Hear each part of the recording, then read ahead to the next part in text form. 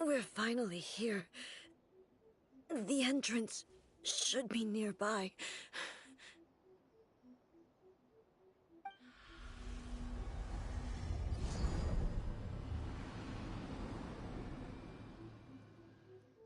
Whoa! Where'd that Torii gate come from? It's getting worse again. But it's fine. I'm about to put an end to it all. This is a place I once sealed off with my own hands. The entrance to Raiden Makoto's realm of consciousness. It looks like she will no longer allow me to do with this body as I please. Huh? What are you talking about? And who is she? Makoto?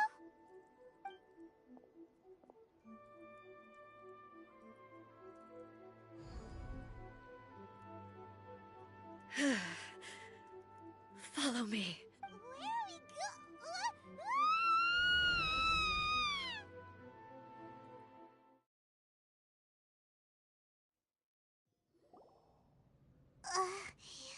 Paimon's dizzy. Where did we get sucked into this time? Whoa. This place... Look over there! It's another A! We meet again, traveler. This body is an assistant to the one within, but it is also the guardian of the rules. Should the one within wish to stray from the rules, this body shall stand in her way. Wait! Paimon knows that voice! Is that... the puppet? You have wandered the realm in my body, and you appear to have grasped the true essence of eternity. You believe your present self has greater certainty than your former self. Thus, you believe your present self is correct, don't you? But have you really been enlightened with new ideas? Or have you been degraded by irreversible erosion? I'm here to show you my answer. We are both warriors, and the dialogue we must now have shall be conducted by the blade alone. Wait! The atmosphere in here just took a turn for the worse! Are you alright now? The discomfort I was experiencing earlier was caused by the Shogun rejecting my continued use of her body. As she indicates, once I started entertaining the idea of change, I became hostile in her eyes. But inside a realm of consciousness, I exist independently of her. She cannot affect me in this way. Though she is a puppet, the Shogun has her own consciousness too. When necessary, she appears here to confront me.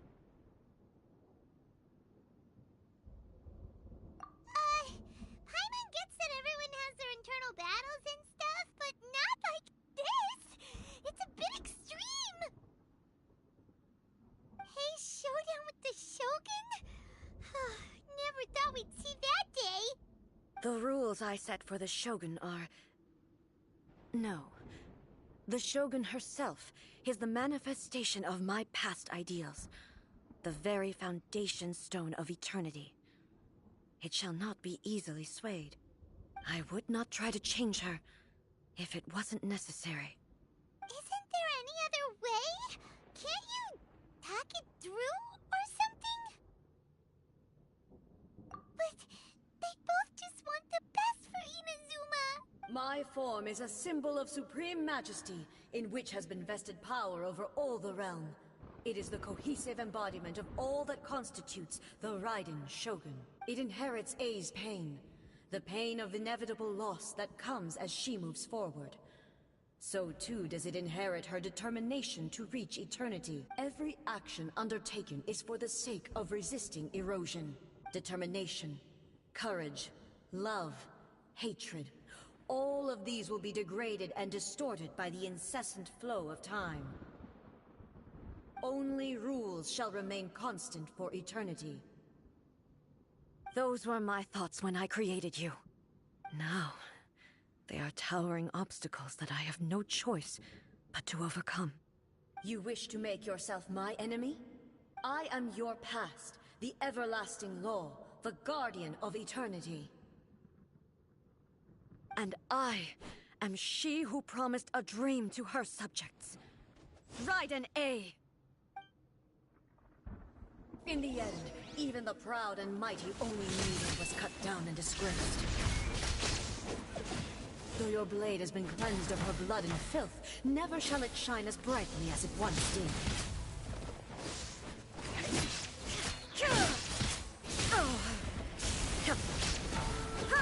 There is no escape! Weak, pathetic.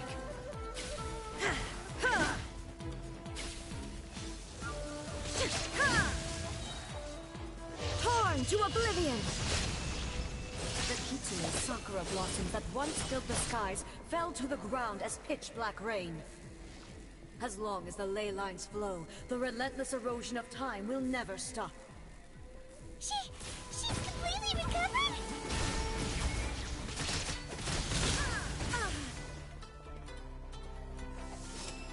Thunder!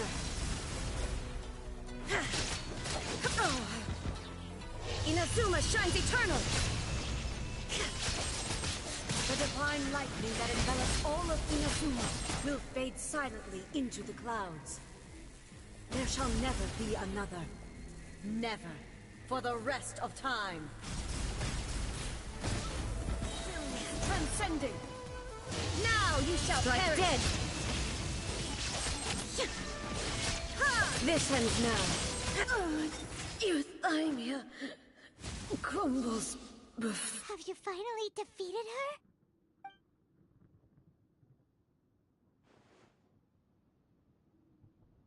It appears your martial prowess has not dulled. But how long can your will remain strong? How the heck? In this realm of consciousness, her existence is tenacious indeed. She was built to resist erosion. Her will is stronger than any other living being's, including you and me. Then, does that mean this is gonna be a never-ending battle? Maybe. But I have to prove to her that my present will is no product of erosion. The future I shall forge will be a grand undertaking. One that will be resistant to erosion. If I don't do this, the Shogun's rules can never change, and Inazuma can never move forward. This is my duty. No matter how long this battle may last, months, years, centuries, and no matter how many times we must fight, I will defeat her. 500 years ago, humanity proved their strength in battle. Here in the present, they rely on their ambition to challenge wayward practices, tear them out like the diseased wood of an old sakura tree, so that new, healthy branches might spring to life in their place. It is about time that I learned to trust them.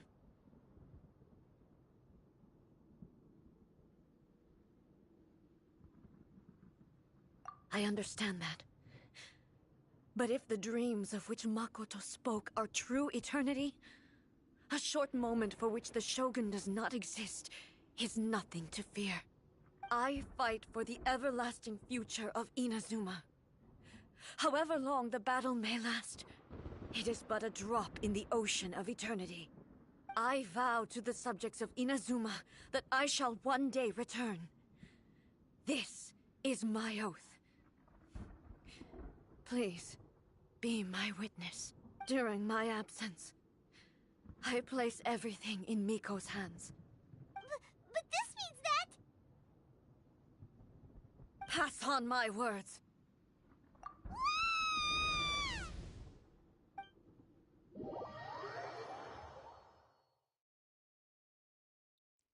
Looks like we got kicked out.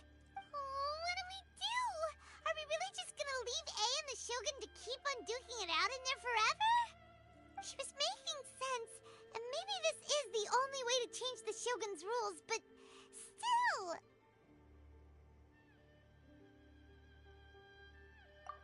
Right? Also, A can be pretty stubborn at times and has a history of rushing into difficult situations.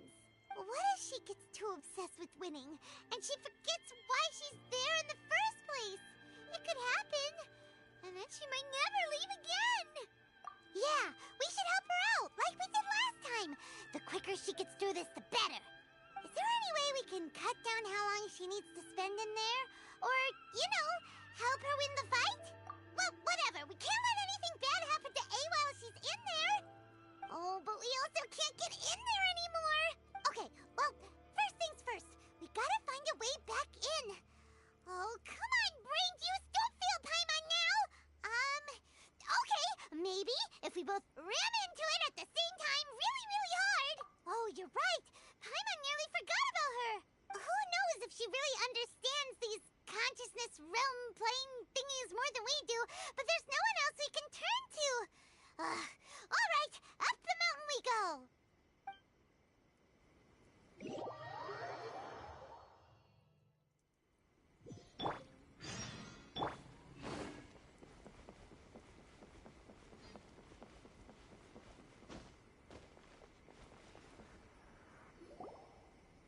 Someone's not in the best of moods.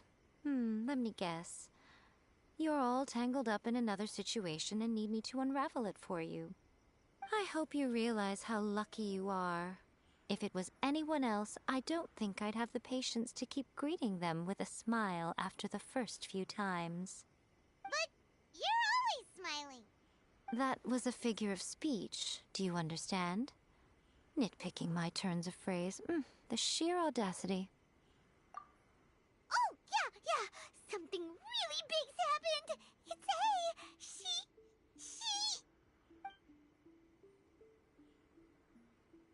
Oh, okay, I see. So, A's decided to palm Inazuma off on the humans, while she goes off on her own to fight a fierce battle that doesn't even have an end date.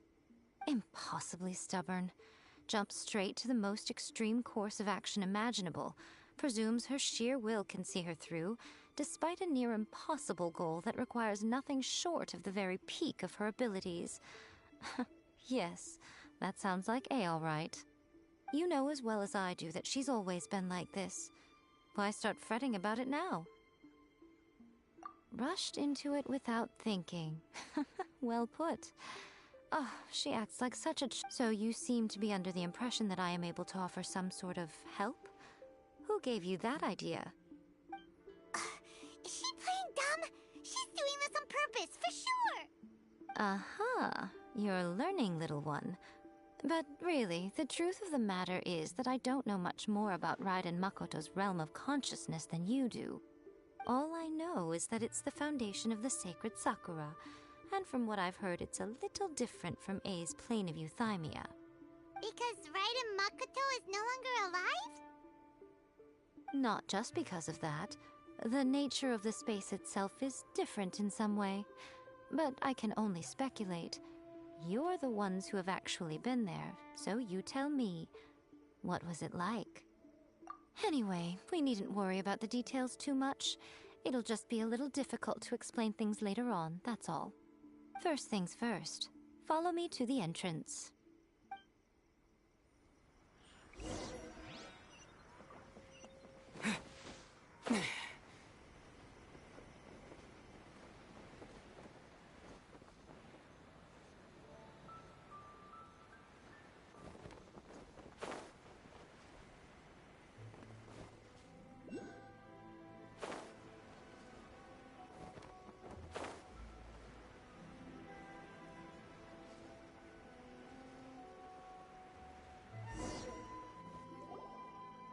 Now then, I always have my ways.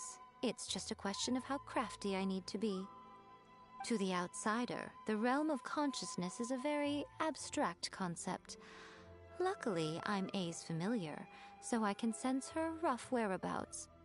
In other words, even though I can't pinpoint the exact spatial location of this realm, I can still send you to where A is. So, it's abstract, but has a location. but you don't know where it is, but you can still send us there. What? Yes, no need to try and understand it. Let me put this simply. Right now, she is surrounded by chaos. Everything is turbulent and disordered. If you try to force your way in, you could be swept away by a giant wave that sets you down in an unknown corner of space-time. This is precisely why when entering the plane of euthymia, it's much safer if you place your consciousness in a physical object first. What? Alright, well, Paimon's staying here then. You two can go in. Suit yourself. Worst case scenario, all we stand to lose is A. So what's the big deal? You... Paimon's had it up to here with both of you! Fine! Paimon's coming too. Oh, well, if you're quite sure, then of course. Now, I shall send you on your way.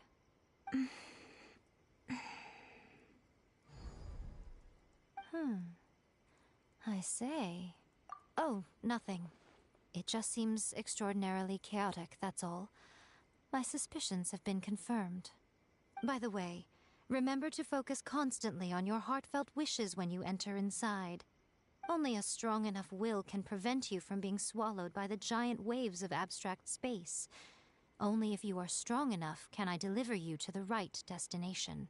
Well then, the door is open. Hop on in. I'll stay outside and provide what stability I can. I'll be ready to respond if anything happens. I'm placing my god in your capable hands. For my sake, and for Inazuma's, please. Bring her back. Rico, you better know what you're doing! That's enough chatter. Get to work.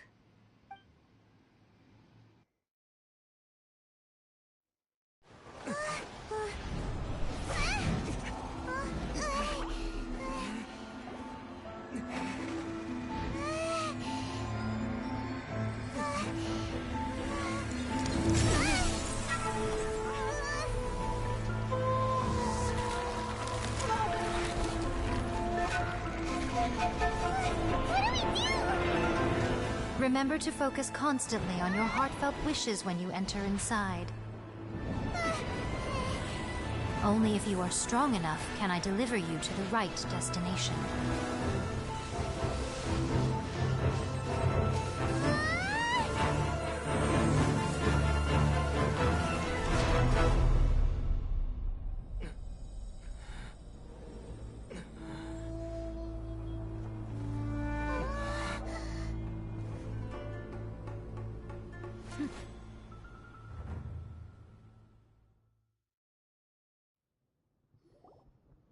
Huh? How can this be? You have returned. But how were you able to get back in? And how come you have not changed at all in all these years? This is a duel to remember. It is as if we have returned to the moment when the laws of eternity were first established. Your will today is as strong as it was back then. Over countless battles, not once have you lost, and never have you shown the slightest hesitation. Had I made all enemies of eternity stand against you, you still would not have wavered. For your firm commitment to enforcing the rules, you have my admiration too. You bring honor to the title of Guardian of Eternity. Now these two return once more to this space. An inevitability of fate, perhaps. Then, let this be our final duel. The conclusion to that which began 500 years ago. Final duel? So you're finally willing to... Stand back, traveler. I'm going to be the start of something new.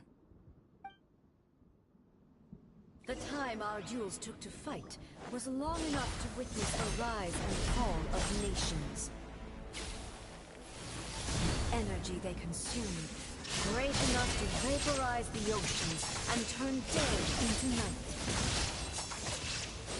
And the will they demanded, sufficient to penetrate minds and crush dreams. Yet, you have endured. I will endure forever. Shine down. Ha! Witness the final calamity!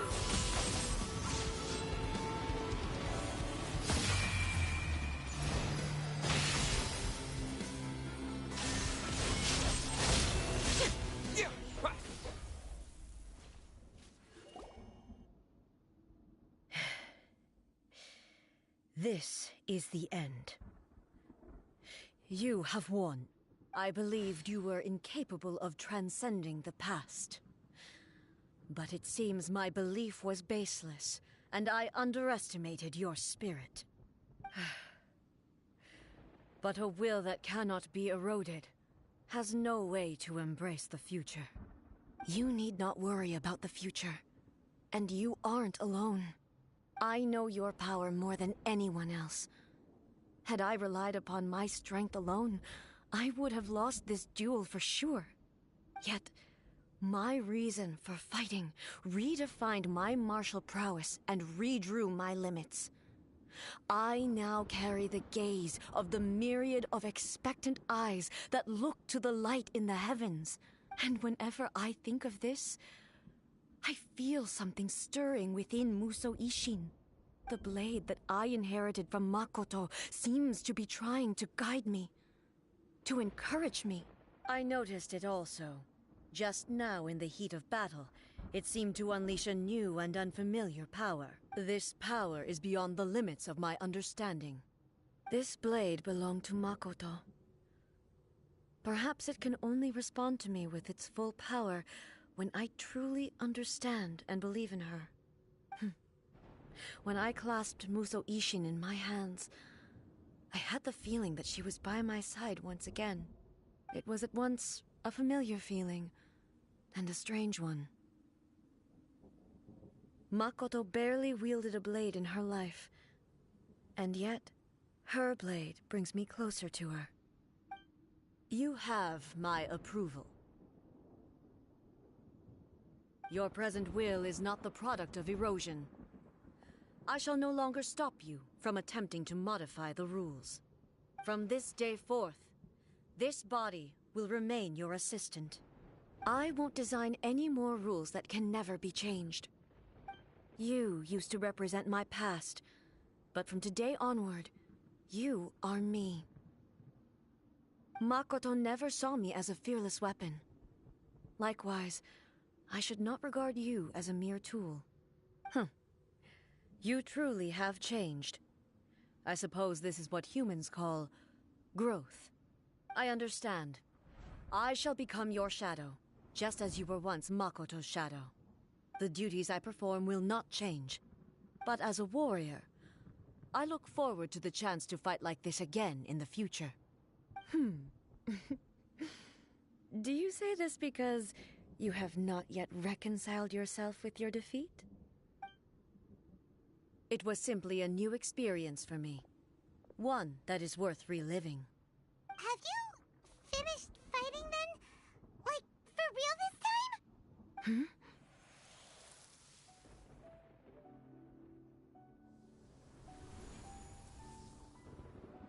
Hello, A. And greetings, those who have come to bear witness. I am Raiden Makoto, the previous Electro Archon, who failed in my duties and left you all to pick up the pieces. Makoto? I'm so happy. You've come so far.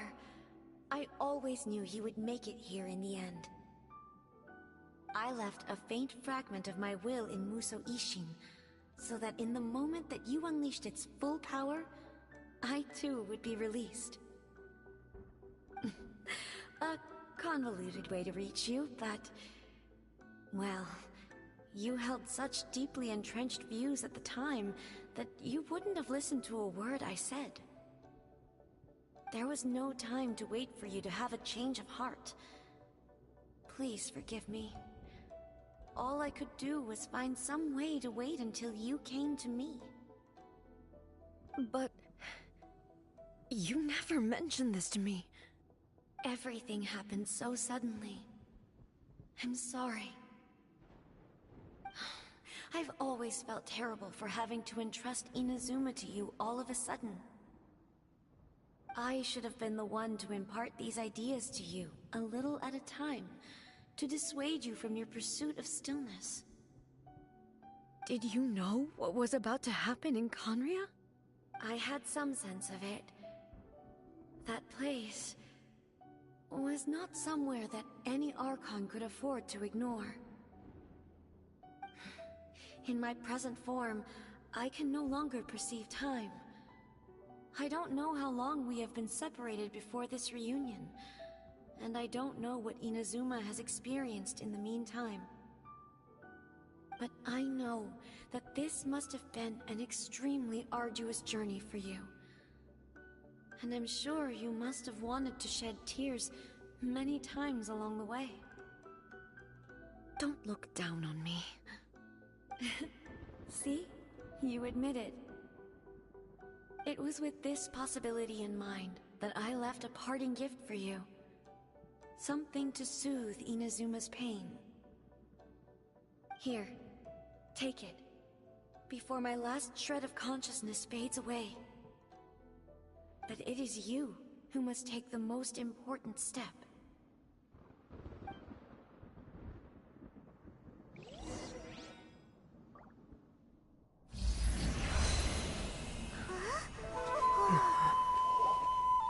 The light turned into a seed?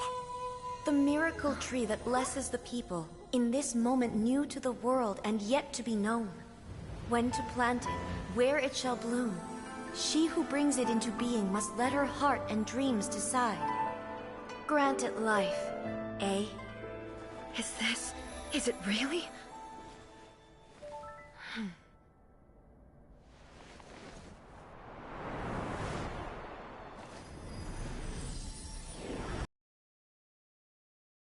Extends time into infinity. Dreams illuminate each moment within. When both shine in unison, the sacred Sakura blooms from the darkness, finally free from the clutches of the heavenly principles. Now the nightmare has dissipated, and reality is made whole. The vision we both yearn for is still further ahead. My only regret is that I cannot witness Inazuma's future, nor can I walk this journey with you.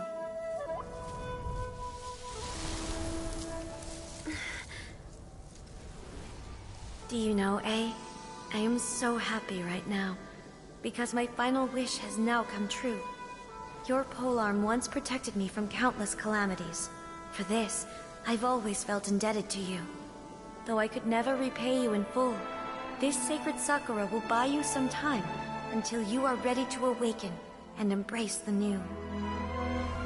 What do you think? Did it do the trick? This time, it really is goodbye, eh?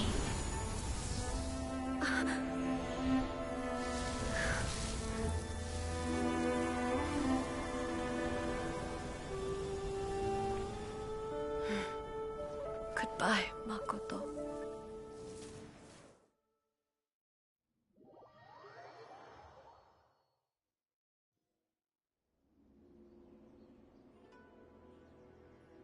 So the A of the present planted the sacred Sakura in the realm of consciousness, and it took root in the Inazuma of the past.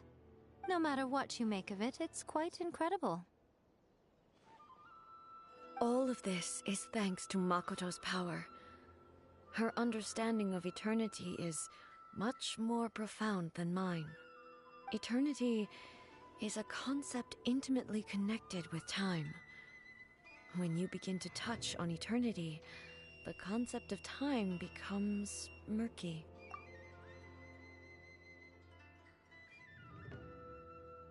A place where time is meaningless and cannot be understood with ordinary logic.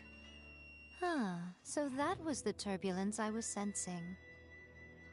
Perhaps that is the reason why you were able to return precisely to this point in time without any problems. And yet, that sense of disorderliness has now completely disappeared. I don't fully understand yet.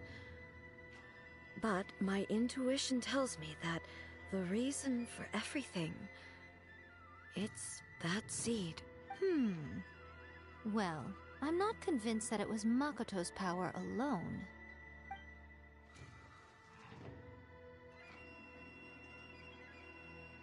Without the sacred Sakura, Inazuma would likely have been completely swallowed up centuries ago by that disaster and the filth.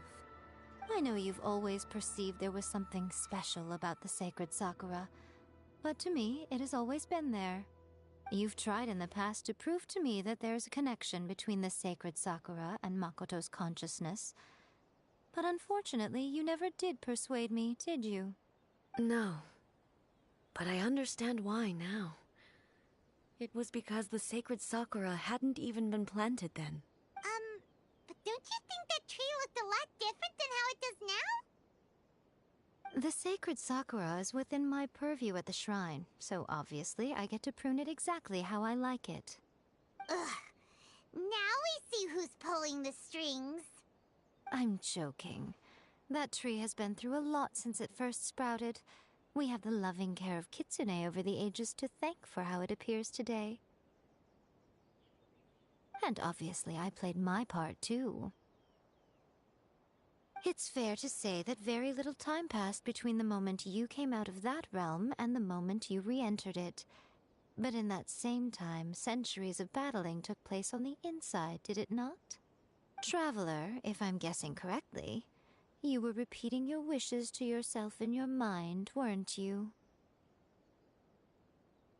At that time, I could sense A's whereabouts, but I also sensed anomalies in the flow of time within that space.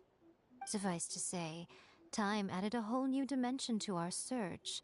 Simply establishing a location was not sufficient. Fortunately, your will was strong enough that the turbulence carried you to the moment in time most likely to be the intersection of all that you were wishing for.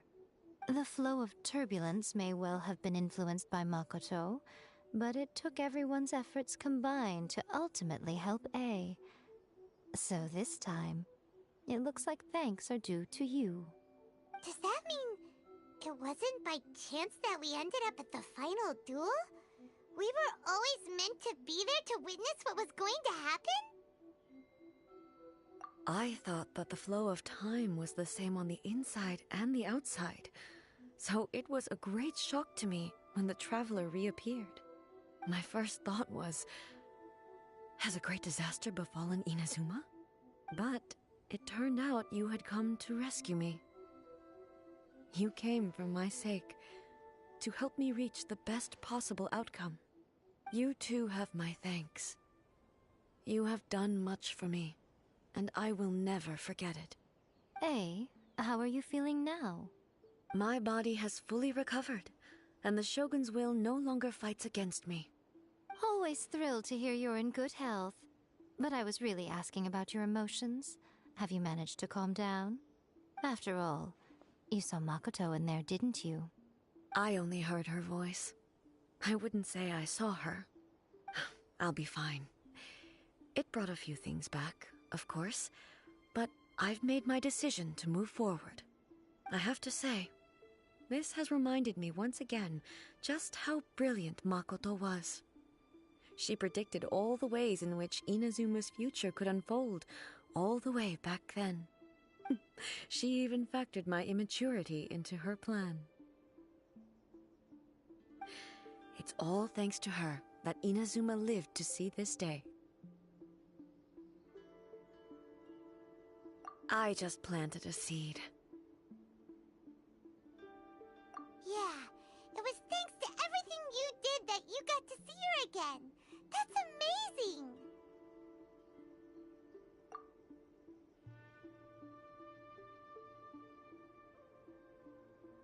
Thank you.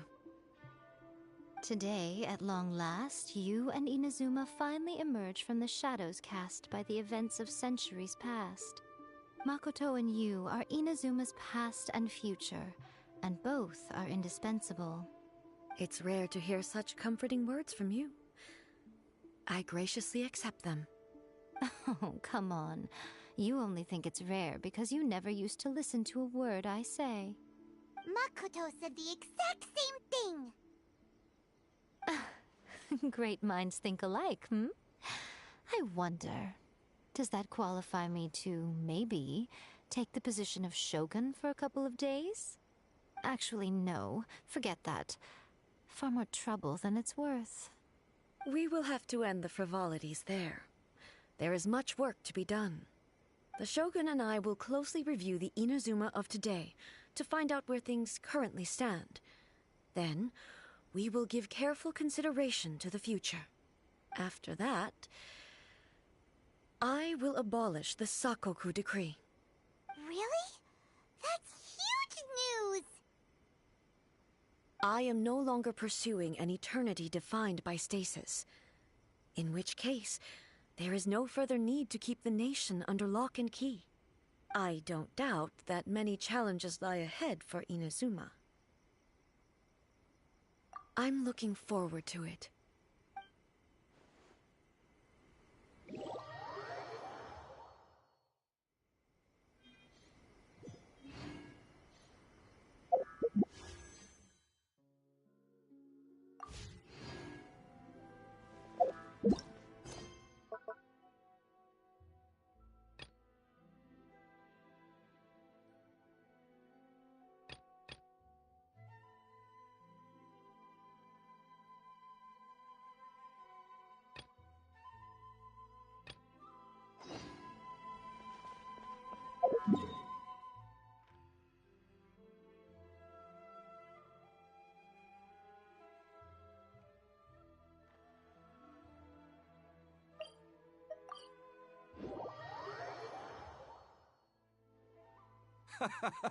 Well, would you look who's here? Looks like it's going to be a day to remember. Guys, look who the sea washed up! Ahoy there, traveler! So Captain really did invite you to join the homecoming celebration. Hey, I heard that you took care of another crisis while you were in Inazuma. Are the rumors true? That's what I heard too. Thanks to you, Inazuma's Vision Hunt decree was finally put to an end. Well done, traveler. Captain's got quite the eye for people. She said she was sure that your trip to Inazuma would stir up some waves. And sure enough... Look at you, being so modest. We all know what you did to protect Liyue Harbor. I've heard that they tell stories about you in Mondstadt, too. The honorary knight. Pretty impressive. I'd say someone of your caliber would be right at home in the cracks. Right, sailors? That's right. Wow, I'm getting excited just thinking of being the Traveler's crewmate. Hey, what do you say we arm wrestle? I was worried you'd be too busy to show up. Oh, Captain on deck! Captain, we were just trying to talk the Traveler into joining the crew. Yeah, come on, Captain Beto. Surely you've got a way to get the Traveler on board. Oh, he's on board right now for the celebration, isn't he? Yeah, but just one celebration together is not enough. You know what we mean, Captain. All right, I get it now. There is something special about you, Traveler. You earned everyone's respect, myself included. So it goes without saying that the Crux would be honored to have a crew member such as yourself. No doubt about that. But then again, a hero like yourself doesn't just set off on a journey without some bigger purpose in mind.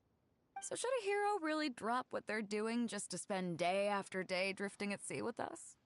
Well, if that were the case, then the Crux, known for always moving forward to the next horizon, would instead be holding someone back. Right. I guess we didn't think that part through. Remember, rather than seeking out strong members to join us, you should be focusing on making yourselves the strongest that you can be. If we are powerful, they will come to us. Isn't that why everyone here chose to come aboard in the first place? Yes, a strong sailor is always looking for a sturdy ship. I guess I almost forgot the first lesson you ever taught me. Thanks for the reminder, Captain. Just be sure you all keep that in mind. Now, there's no more need to hound the Traveler, as you were. The Traveler and I have something to discuss. I'm glad you came. Welcome back aboard.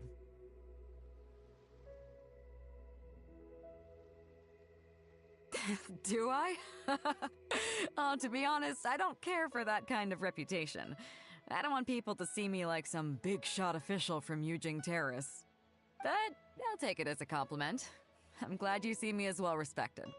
I can't go getting too caught up in my own reputation, though. That's certainly not how the Crux made it to where we are today. As the head of the fleet, my task is to keep us on the right course, no matter how turbulent the seas may become.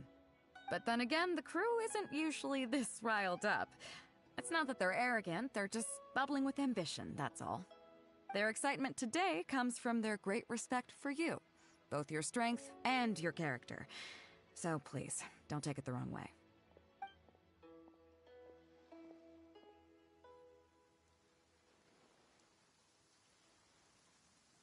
Oh, is that so? Well, it just so happens that we're doing some recruitment and training for new crew members while we're back. It'll be a first-rate chance to learn the life of a sailor. Since you're interested, why don't you come along and experience a sailor's life firsthand? I'm curious to see if you'll take the sea by storm in the same way you have on land. Good. Come with me. I've got something interesting for you to see.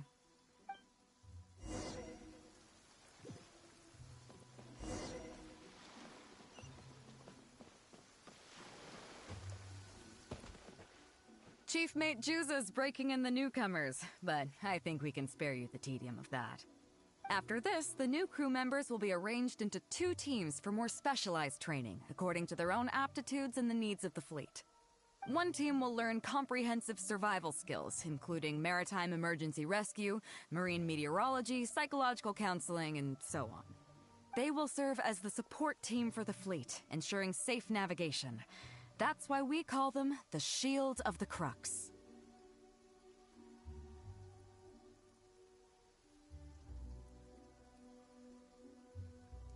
That's right. You catch on quick. As one might expect, we call the other team the Spear of the Crux, because they'll be learning about naval warfare. They'll make up the armed portion of our crew. Also, they're responsible for handling the fleet's cargo deals. So, what do you think? Which team is for you?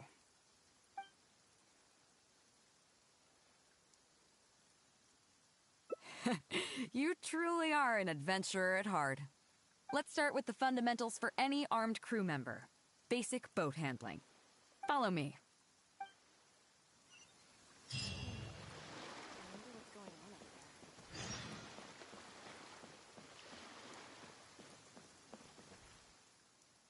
These are some older skirmish boats that we keep on the Alcor as backup. Although they've been made redundant by newer models now, they're still fully kitted out. They're perfect for when we need to do simulated battles as part of crew training.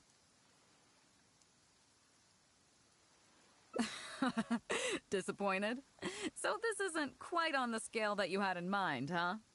To be honest, the Alcor going into battle is the last thing I'd ever want to see. In fact, out of all the confrontations we've ever had, almost all were resolved by negotiation. Only when negotiations fail do we consider deploying our armed fighters and skirmish boats, and they alone are enough to handle most situations. The only reason the Alcor would ever need to open fire would be if it were a fight to the death. The Alcor serves only 2 purposes: to deter or to destroy. We are an armed fleet with a strong sense of justice, not war-hungry lunatics. We're very careful about determining when to use force and exactly what level of force to use. All of this to say that mastering a small attack craft is quite enough for new crew members. Do you have any experience piloting small armed vessels? You mean you can do the jobs of a helmsman and a gunner simultaneously? Wow, that's quite an achievement. Even in the Crux, there are few who can do that. Seems like you're a natural.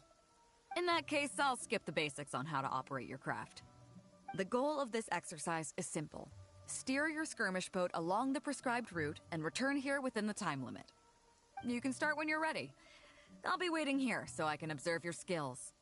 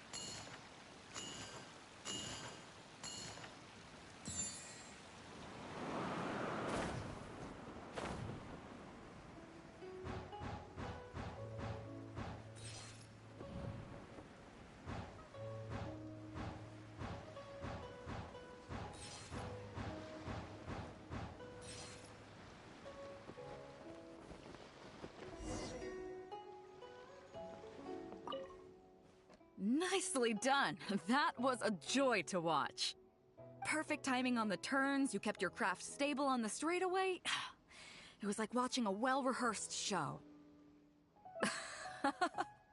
All right. It's high time I introduced you to some of the more serious business that the Crux takes on. Come with me. We're going to Liyue Harbor.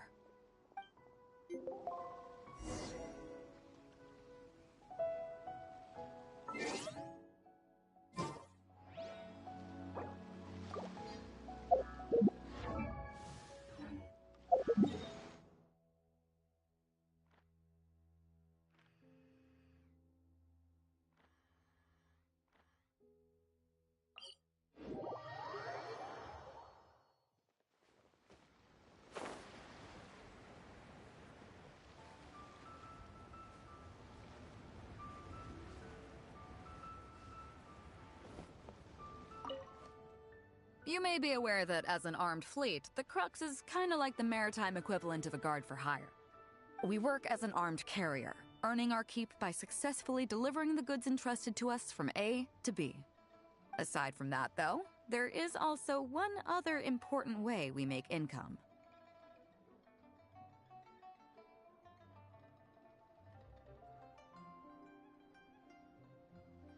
Actually, it's trading. In certain kinds of goods. Hey, my hotshot accountant. Nice of you to join us. Cut it out, boss. Juza sent me here with a message. He says preparations are now underway. If you give me the all clear, I'll head straight over. Okay. Be careful.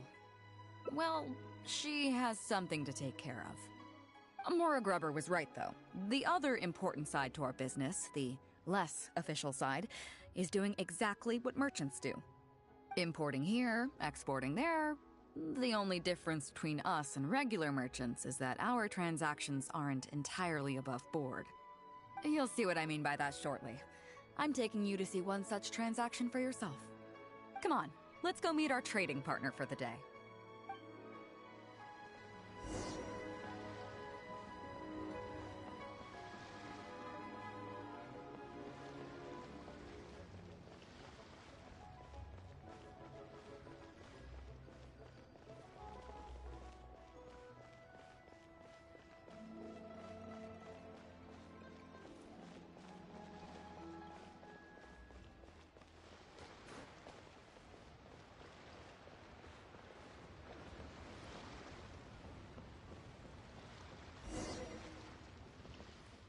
Fresh seafood! Fresh seafood! Catch it while you can! What do you have? Hello there! Here at Nay's Professional Fishmongers, we've got everything you could ask for. So what do you need? I want a bass head with all the teeth removed. If there's a single tooth in there, I don't want it. Huh? You know bass have pharyngeal teeth, right? In the throat? How do you expect me to get all those out? Then I'll have a bass trunk with 2 swim bladders. Again, if it's short by 1 swim bladder, it's not the bass I want. You're not making this easy for me. 1 bass means 1 swim bladder. Afraid that's not up to me. Okay, then I'll take a bass tail with scales that are yellow on the outside, black on the inside. Also, it's gotta have a total of 81 scales. That's 7 times 7, no more, no less. What kind of fish scales are yellow outside and black inside? You sure this is a fish you're talking about? In any case, you can try all you want, but 7 times 7 is never gonna get you 81. Pardon my asking, but you're not a fish expert, are you? Look, I'm a professional. So are most of the people I serve. I can accommodate anything they ask for. Seems you two are amateurs. So I'm sorry, but you'll have to go someplace else. Anywhere you'd recommend? Like I said, Nay's Professional Fishmongers is for professionals. For amateurs, the place to go to would be Wise Amateur Fishmongers. I bet you're wondering why that guy was saying he didn't have what we wanted. That was just the first step in the transaction to confirm our identity. The real deal will come later.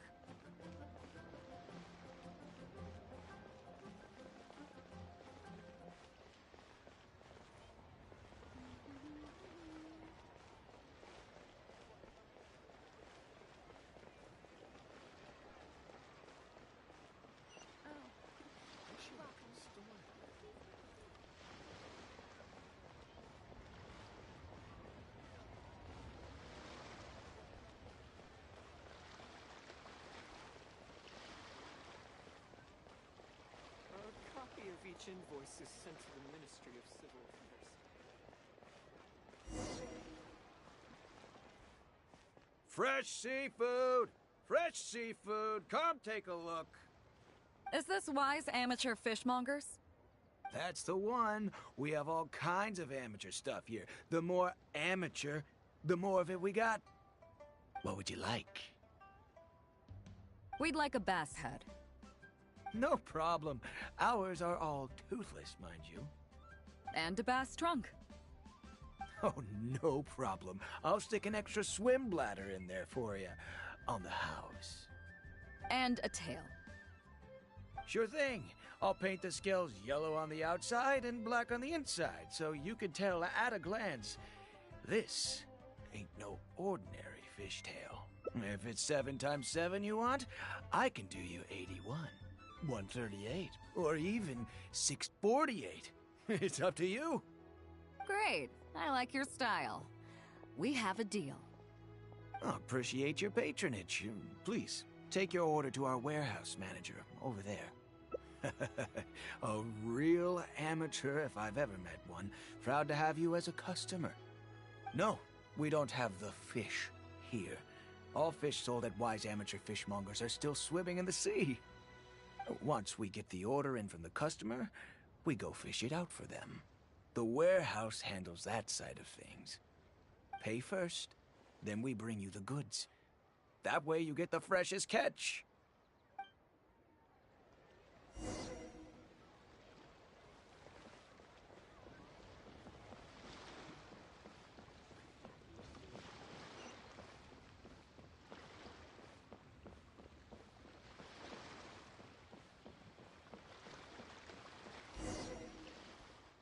Are you two here to collect your order, huh, Bade? Yes, sir. We're here about that bass.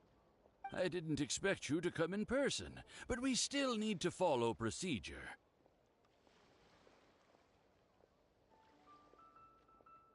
The bass you want is not a standard specimen. Our fishermen need to wait for the right moment to catch it. You know the rules, I take it? Of course. Oh, Well, as you know, timing and location are everything when it comes to fishing. You have to wait till all the conditions are just right. That means the tide, the moon, and the wind. So, let me ask you this. When will the tide come in? The fishing song will sound out at midnight. How drunk will the moon be before the party's over? It won't stop while the Star of Death shines. I see, yes. Which way will the sea breeze be blowing? The breeze should be bound for Guyan. All right, then. Well received. I'll go and make arrangements. Great. I think that wraps up everything we needed to do in Liyue Harbor. Let's head back and wait for the delivery. The three people we just met are our business partners. Nay's professional fishmongers and Y's amateur fishmongers are just cover names.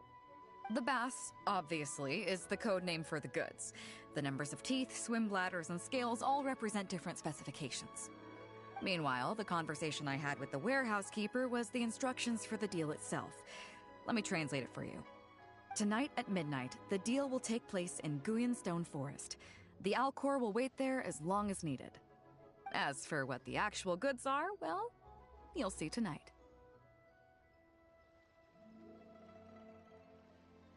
What if I were to say yes? What would you do then?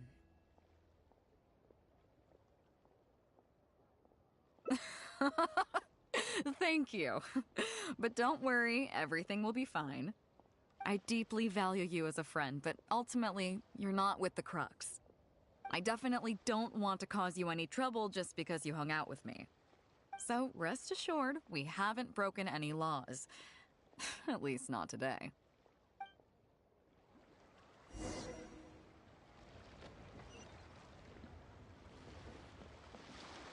Germinate!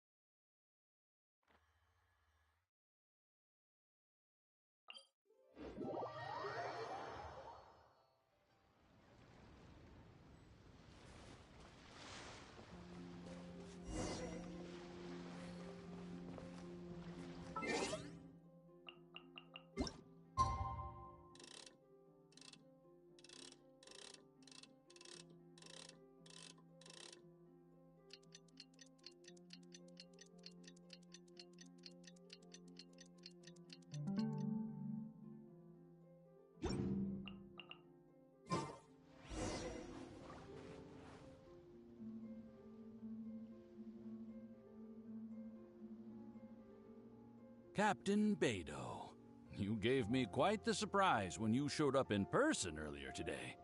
Well, my friend is visiting, so I wanted to show him how the Crux handles some of its important business. I see. You two must be close. You got that right. Now, down to business. Have you brought the goods? Yep, all here. Please, feel free to take stock. Stop! Nobody move! We have received certain information pertaining to a potential illegal business transaction at this location. Apologies, Captain Beidou, but I'm going to need to inspect those goods. Oh? An illegal business transaction, you say? Well, all the goods are here. If you have any suspicions, please inspect them at your leisure. Captain, everything's been checked. It's just a bunch of potatoes, flour, and so on. And all the paperwork checks out too. Huh? Everything's been checked thrice over. There's not a single contraband item here. The paperwork was approved by the Ministry of Civil Affairs and the tax declarations are all in order. Looks like you've managed to clear everything up. I suppose we can put this down as a simple misunderstanding. Yes, apologies. This was a mistake on our end. Come on, let's go. Bravo, Captain Beidou. This was rather ingenious. Seems like your friend still has a little catching up to do. I know you have a lot of questions. Come on, take a walk with me and I'll lay it all out for you. Well, I'll leave you both to it. Captain Beidou, I look forward to doing business with you again. Take care. You probably thought that there was some sort of nefarious business going on behind all the secrecy today. The truth is, that was exactly what I wanted the Ministry of Civil Affairs to believe. What you might not know is that I, as the leader of the Crux Fleet, and you, the great hero of Liyue Harbor, have both been on the Ministry of Civil Affairs watch list for a long time. In other words, whenever you or I crop up in Liyue Harbor, it almost always draws their attention. Not that there's any animosity behind it, mind you. In their words, It's a security precaution to prevent people like us from causing unnecessary trouble. oh, I have no qualms about that. They're just doing their job, keeping the land safe. But how does that saying go again? Ah, yes. Sometimes the closer you are to something, the less you can see. Did you figure it out yet? That's right. Maura Grubber, the accountant. With you, me, and a few sacks of potatoes and flour serving as a front, the deal she's overseeing on her end should go off without a hitch. After all, the Ministry of Civil Affairs sent the Millilith to us.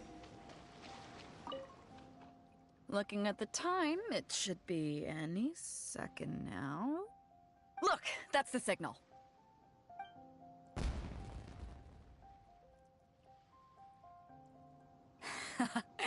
Tonight's real deal is officially done. Do you have any more questions? You're right. Never underestimate her. But as long as we don't take things too far, she won't look into it too closely. She knows that neither you nor I would do anything to harm Liyue. In any case, there's another higher-level watch list at the Ministry of Civil Affairs above the one we're on. It's top secret. Even I don't know whose names are on it. But I do know that the individuals and organizations on that list are the ones the Qixing are really wary of. I've gotten off topic. On some level, Ningguang and I are actually business partners too. Reason being, I'm the only one who can get her some of the more obscure treasures she wants. It's complicated. All you need to know is that what might be easily attainable for some people can often be a lifesaver for others who can't get their hands on it. That's where we come in. It's as simple as that. You still have some important things to take care of, don't you? As long as you don't know what I was referring to, you'll be safe. So, I'm sorry, but I can't tell you for now. Of course, if the day comes when you've traveled to every corner of the world, found your sibling, and neatly tied up all your loose ends along the way, you're welcome to come back here and I'll tell you all about it. You'll always be welcome in the Crux Fleet. I hope I get to see you on board again someday.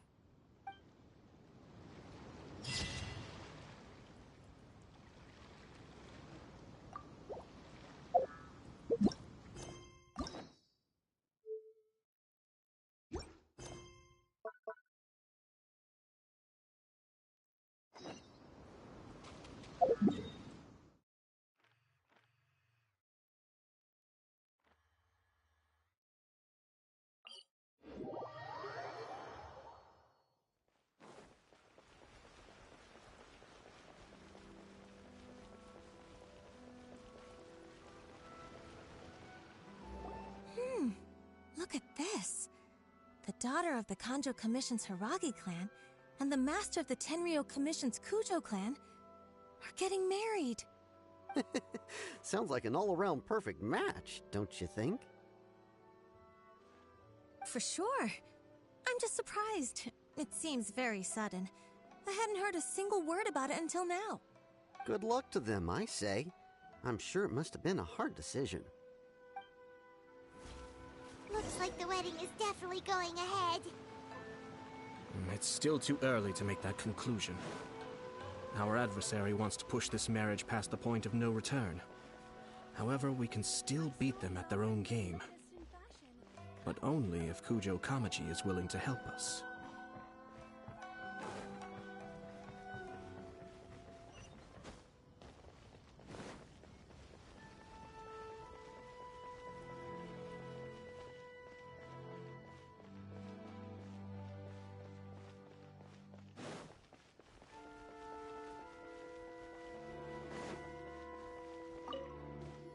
welcome. I just heard that the news of my wedding has been officially announced. It seems so sudden. I wasn't ready yet. Yeah, about that. It's kinda complicated. I see. So someone's trying to take advantage of our marriage. If you proceed with the wedding, the repercussions for you are likely to be minimal. But we must take Lady Hiragi's situation into consideration. I've previously considered this possibility. But in the end, we're getting married for true love. And I've promised her that I'll do everything in my power to protect her. I understand where you're coming from, but to be frank, she should not need your protection. Or, to put it another way, you have tacitly admitted that Lady Hiragi will need your help to get through the hard times ahead, which perhaps suggests that, deep down, you realize all she stands to lose. I don't mean to criticize you. It is natural to want to protect our loved ones. You're an intelligent and gentle person, and I'm sure you would have been able to think about this more objectively were you not so emotionally involved in the situation. I'm sure you admire Lady Hiragi for being the independent, gentle, resilient, and strong-willed person she is. For the sake of marrying you, this wonderful woman will become someone who has to depend on you for the rest of her life. Are you really okay with that? I love her with all my heart, and would do anything to make her happy. That's why I cannot abide to see her suffer or be manipulated by other people. Yashiro, Commissioner, you're right. It was naive and selfish of me to take things this far. But it's too late now, isn't it? There are notices everywhere. I have a plan, but it needs a villain. Sir Kujo, in order for my plan to work, you and I must both play the role of antagonists. But it is not without its risks. Are you willing to help? If there's a way to salvage this, then let's hear it. I've told the people at the Kanjo Commission that the marriage isn't going to unify the Kanjo Commission and the Tenryou Commission. On the contrary, it's a terrible idea that will marginalize the Kanjo Commission. The context for this is that they are planning to use this marriage to bring down the Hiragi clan, and the key to their success is coming up against no resistance to the marriage from the Tenryou Commission. But what if we were to imagine for a moment that since the affairs of the Vision Hunt Decree, the Tenryou Commission has been planning to make a move against the weakened Kanjo Commission? The only reason you have been hesitant to act since taking over the Tenryou Commission is because you care about Lady Hiragi's feelings. And so, your plan is to liaise with the Yashiro Commission, to marry her and bring her out of the Kanjo Commission as soon as possible. Once that is achieved, as the person in charge of the Tenryou Commission, you no longer have any reason to hesitate. I see. This is an ingenious plan. It takes advantage of the situation perfectly. Exactly. Our purpose is to change Lady Hiragi's position from an unnecessary burden to an indispensable asset. By doing so, we can even strengthen her position in the Kanjo Commission. Once our adversaries realize how the network of connections behind the scenes really looks, they'll do their utmost to stop this wedding from happening. Then, we simply leave them to clear up the mess they've created. Got it. So the network of connections? This is all way too complicated for Paimon. Can you just tell us what you need us to do? We have to make sure that the behind-the-scenes story comes to the attention of our dear friends in the Kanjo Commission. Matsura, with whom I spoke earlier, will now be fearing the worst. No doubt he'll be on the lookout for the first sign of a crisis. In that case, he will almost certainly have placed informants throughout Inazuma City. What we need to do is to use these informants as a breeding ground for our fake intel.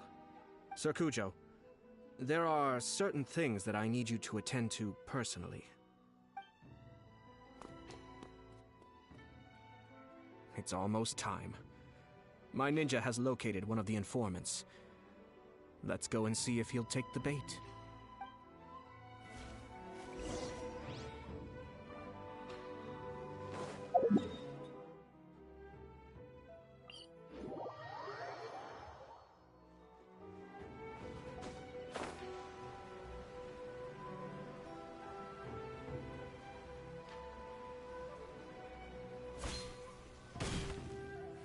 That person is one of Matsura's informants. Let's follow him. Be careful not to get seen.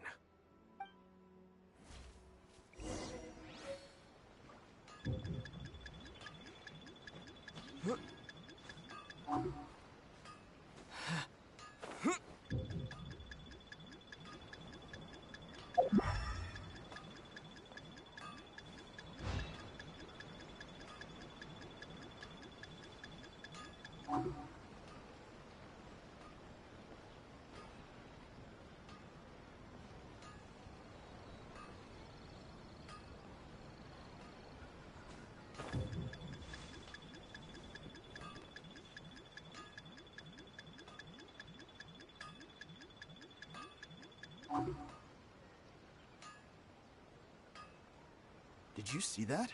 Sir Kujo Kamaji just came past here with a huge group of people. Could it be related to the wedding announcement? Maybe, but from the look on his face, it seems like something much more serious. He and his men seem pretty intense at the moment. Isn't it all a bit excessive for a wedding?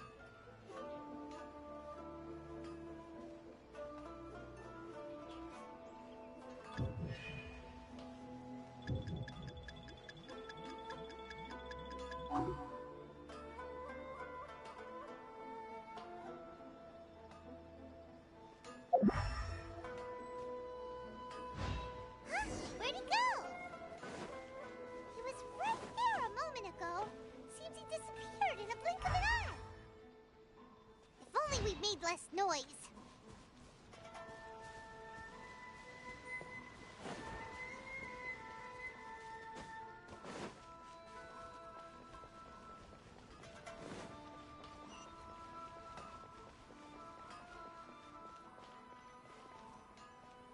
That person is one of Matsura's Let's follow him.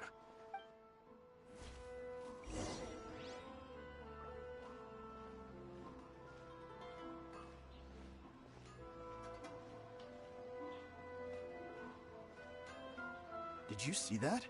Sir Kujo Kamaji just came past here with a huge group of people. Could it be related to the wedding announcement?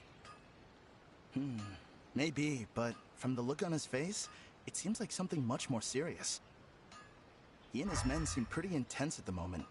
Isn't it all a bit excessive for a wedding?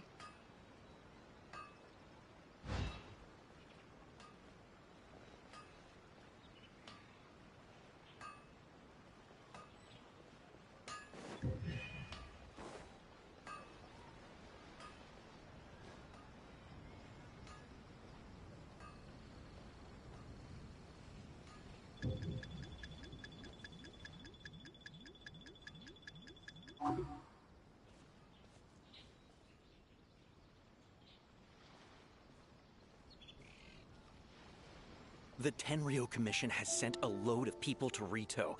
I guess it must have something to do with the wedding. I think in all there must have been about 100 people so far. That doesn't sound good. What could be going on? I hope it's just Sir Kujo Kamaji being overcautious.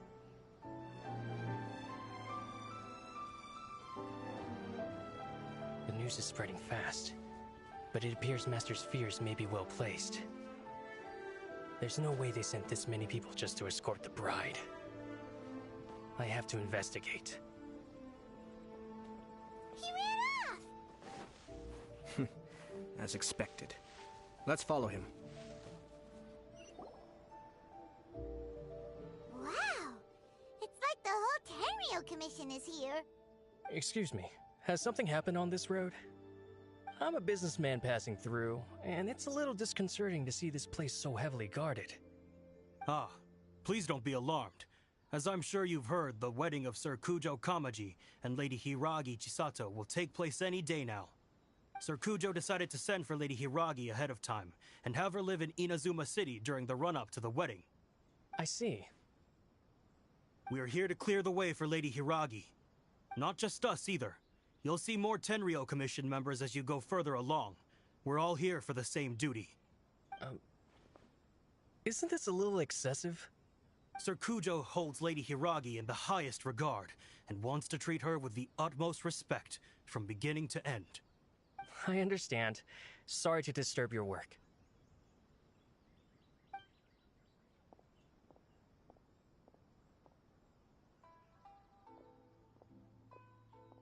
Drat. It's exactly as Master feared. They say they're here to guard the road, but really they're poised to attack if Master doesn't allow Lady Hiragi to leave Rito. Wait, no. If Lady Hiragi does leave, they'll have all the more reason to strike. But we're in no state to defend against a Tenryou Commission attack. I must tell Master right away. He ran off again! That should do it. The seeds have been sown. In this atmosphere, mounting suspicion will nurture fear among the Kangjo Commission. Now, we wait patiently for it to grow and ferment. The calm before the storm is always the part that unsettles people the most. Are they really gonna own up and apologize, just like that? If you're curious to find out, you can visit the Hiragi clan in Rito in a couple of days. I have some other business to attend to, so I won't be spending any more time on this situation. In any case, we've made our move. This is not my first time. Well then, goodbye for now. I truly hope that things will work out in Hiragi Chisato's best interests. He left kind of abruptly. Are things really gonna turn out like he predicted? Paimon too! Well, let's go to Rito again in 2 days. I wonder what's on the other side of the ocean.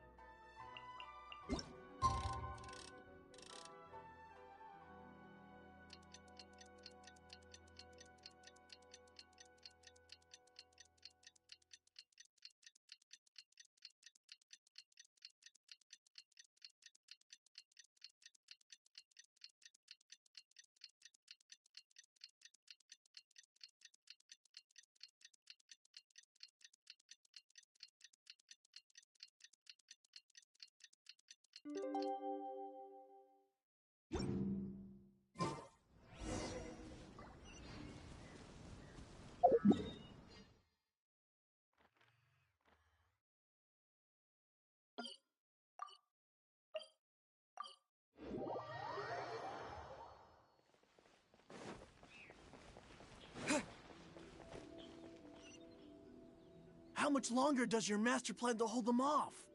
I have no idea. We're stuck in limbo here. Master's been very on edge these past few days. He gets irate over the smallest things, and is suspicious of everything. He's been yelling at me a lot.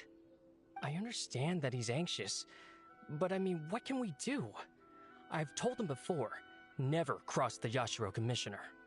Yeah, good advice. With him, you just know that whatever he's doing, a lot of preparation has gone into it.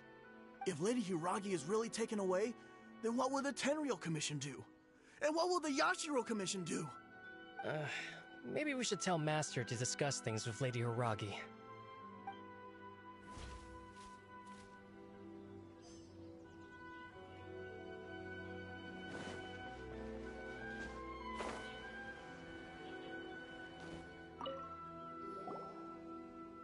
Hello. How may I help?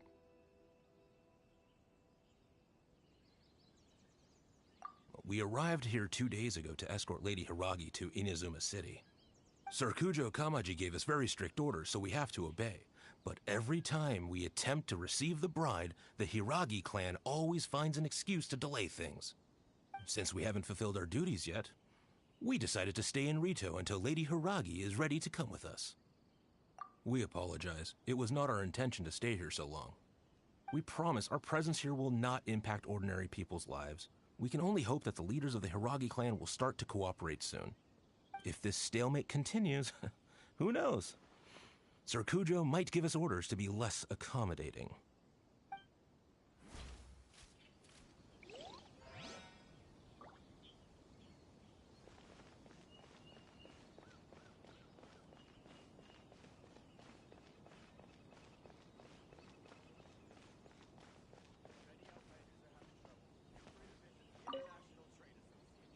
These people from the Tenryou Commission have been here for days now. I guess they're here to pick up Lady Hiragi. Why would it be taking so long? I heard that the Kanjo Commission suddenly said they don't want Lady Hiragi to leave. To be honest, I'd be hesitant if I were her. A crowd this size comes to Rito? Who knows what they could be planning? Shh, stay quiet. Someone might hear you.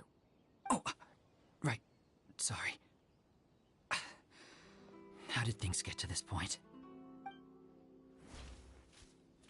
Hiragi Chisato is now at the center of every conversation in Rito. By now, the Kanjo Commission probably knows how important she is. But what about what she thinks? Let's go and see.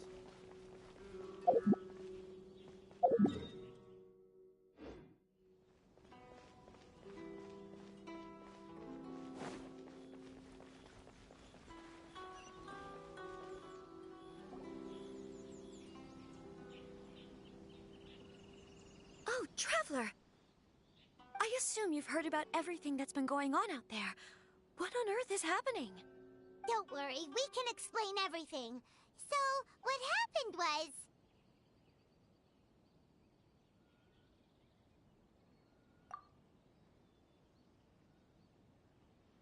After the Tenryou Commission arrived, they suddenly to have any direct contact with the Tenryou Commission. I never would have thought that this was Sir Kamisato's plan. Now it all makes sense.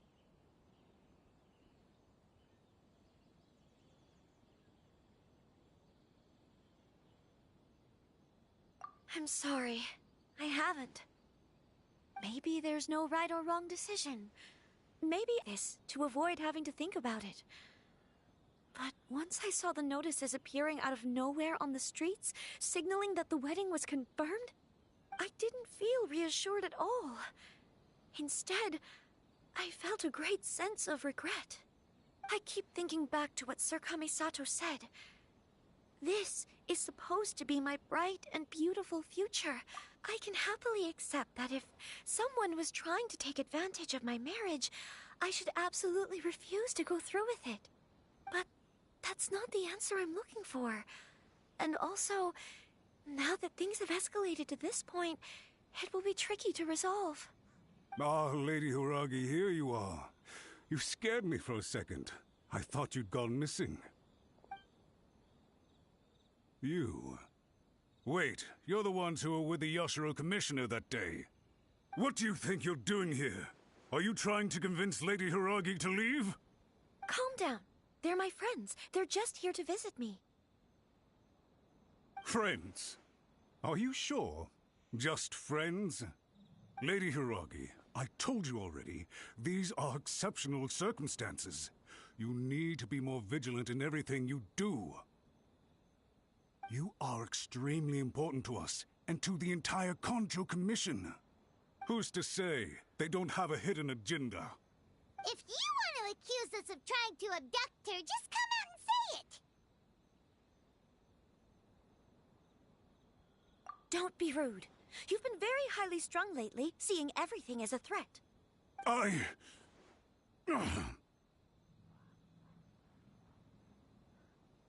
Listen to me. I know all the ins and outs of everything that's happened so far. His arrival might well be your very last chance to fix this. The present state of affairs in Rito shows me that the situation has This is not an order. Understood, my lady. I shall discuss with the others right away.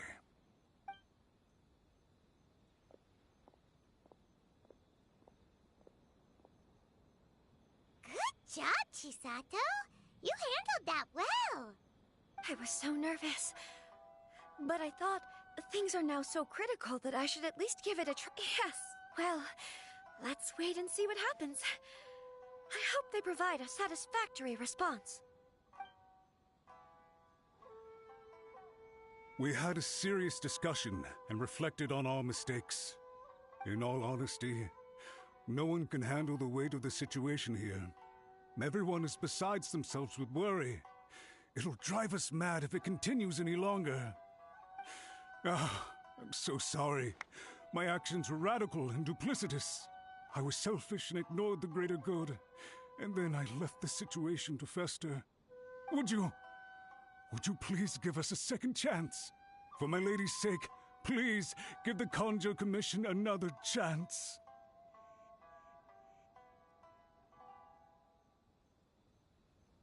I suppose you're right.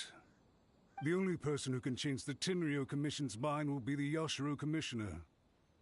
We'll head off to the Kamisato estate shortly and beseech him to help us with the utmost sincerity. Lady Hiragi, might I ask you to join us? You are the most important person. Without you, we have no other way.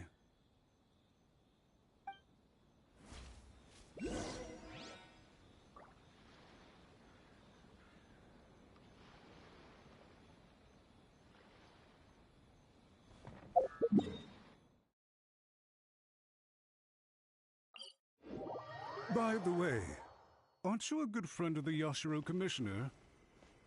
Please put in some good words for me.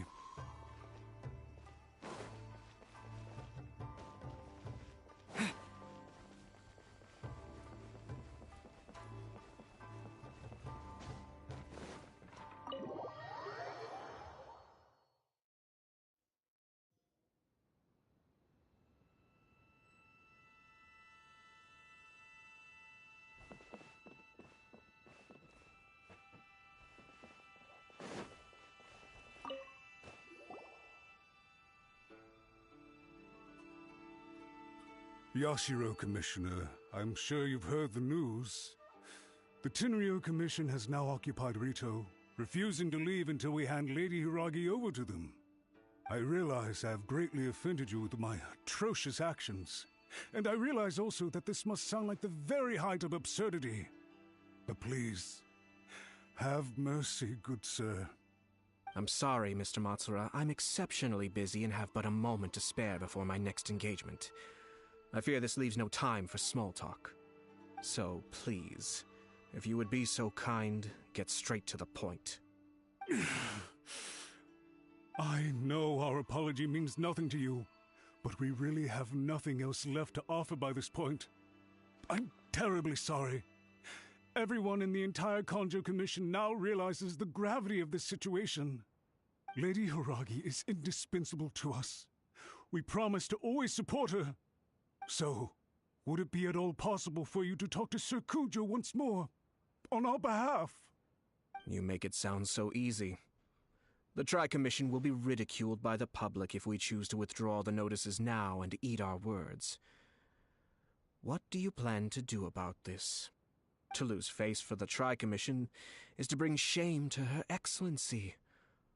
Are you and your associates ready to face the thunderous wrath of the almighty Shogun?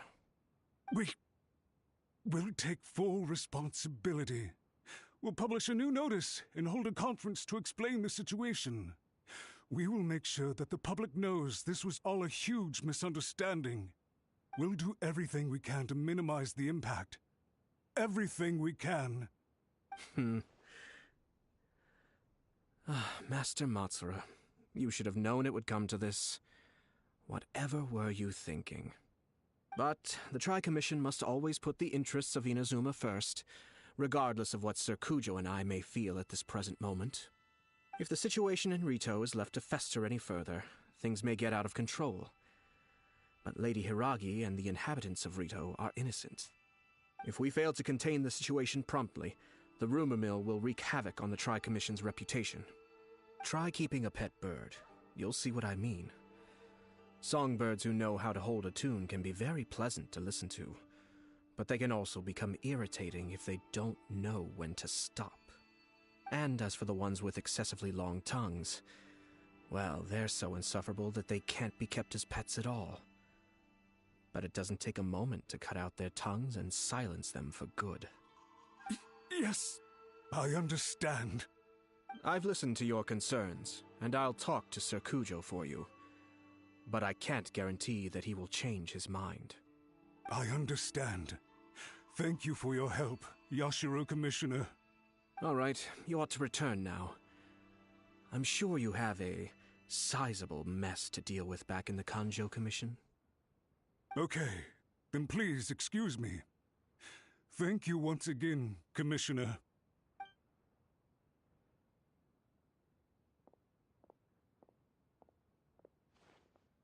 Ah, yes, Lady Hiragi. I have something to tell you. Would you mind? Oh? Why, of course. Sir Kamisato, you became a completely different person just now. It felt so intense. Unruly servants like him need to be severely reprimanded. As a commissioner, the Almighty Shogun trusts me to do her will. I did as I should. But now, I'd like to take off my commissioner hat and share a personal story with you. Oh, please. I'd love to hear it. You must have heard that the Kamisato clan once went through an extremely difficult period. My father worked incredibly hard to compensate for the grave errors made by the Kamisato clan long ago and restore our reputation. The work took a toll on his health and ultimately led to his untimely demise. My mother loved him dearly. She passed soon after. This sudden turn of events dealt a heavy blow to the Yashiro Commission. Behind the scenes, things became very unstable. Everyone thought that the Kamisato clan had lost power. That made my sister and me nothing but burdens, hindering the ambitions of others. It may sound preposterous now, but I assure you that is the truth of what the Yashiro Commission has been through. Huh. Pretty similar to how the Kanjo Commission is now. Back then, I had no choice but to accept the position I was in. While I desperately looked around for powerful supporters, I endured smear campaigns and attempts to exploit me. I had no other choice. I had to honor my parents' dying wishes, and I also had a young sister to take care of. I didn't mind what became of me, but my family. No one can ever be allowed to trample over my precious family. Fortunately, I persisted, and the Kamisato clan was able to survive this storm. I think I now know where my sense of loss and confusion was coming from. Shinojo once told me that he saw what was in me in a way that no one else did. That's why he couldn't bear to see me live the rest of my life depending on someone else. I thought the reason I felt unsettled was because of uncertainty over getting married. But the fact is, it's because I felt too young and inexperienced to handle the situation facing me. The reason why Sir Kujo was able to face the prospect of marriage so confidently is because he's prepared for anything. That's it. The situation I'm facing now is the same one he faced back then. When his clan was in crisis, he bravely drew his blade and challenged the Almighty Shogun. And now, it is time for me to make a stand and become my own person. Well said. I'm sure once you have grown and gained confidence, your father will be able to let go and allow you to decide how you want to live the rest of your life. It might not sound exciting, but this kind of personal growth is a necessary step in the pursuit of true happiness. And I'm sure I can get there. I will use this as an opportunity to take over the responsibilities of the Hiragi clan. I'll think about marriage again after everything is more settled. This puts less pressure on Kamaji, and means I can support and protect myself without having to worry about becoming a burden or dependent on someone else. My best wishes to both of you were and remain heartfelt. When the time comes for the wedding to go ahead, I will come to congratulate you once more. Thank you, Sir Kamisato. I am grateful for everything you have shared with me. Now, if you'll excuse me, I have a lot to deal with back home. Take care, Lady Hiragi. I'm confident that on your return, you will find your Kanjo Commission associates most receptive to your instruction. Yes, in fact, my recent experience suggests the same. Thank you once again.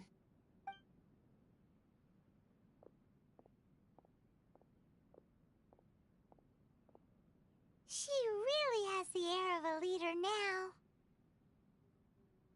Hats off to you too, sir. Everyone thought there was no way out until you pulled that super smart strategy out of nowhere.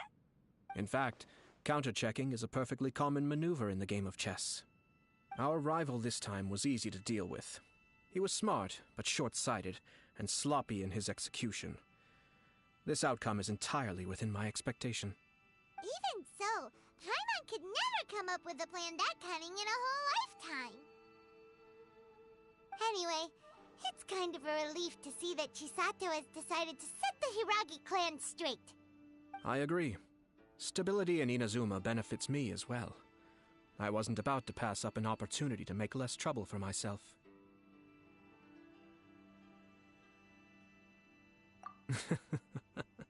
Well, the fact is that I am first and foremost the Yashiro Commissioner.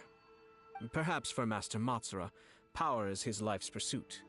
But for me, nothing matters more than the stability of Inazuma. A stable nation is the prerequisite for a stable Yashiro Commission. Only then can the Kamisato clan and the other Yashiro Commission clans have a peaceful existence. But human desire will always be a factor in the equation. This is not the first situation of its kind, nor will it be the last. All I have tried to do is make sure the three parties to the Tri-Commission serve to restrain each other. Stasis is not the only form of stability. A balance of power leaving no room for maneuver achieves the same end. Another positive outcome is that everyone recognizes how important Lady Hiragi is now. I think I did her a sizable favor in that regard. Dealing with the Hiragi clan will be much easier for her than navigating a new and unfamiliar one. There were so many things at play over this one wedding! Wait a second! You weren't trying to stop the wedding from the very beginning, were you? I thought straight away it was bad timing. Nevertheless, everything I said to Hiragi Chisato was entirely sincere. If you choose to give up your stance on something once, you'll be having to compromise for the rest of your life. I didn't want to see her suffer because she didn't realize what she was getting into. Now, she has the chance to become her own person. Let's see who she becomes. Okay then, guess we'll have to wait and see. All right. Farewell, and profuse thanks to you both. I shall have to host you at the Kamisato estate when my sister is next available.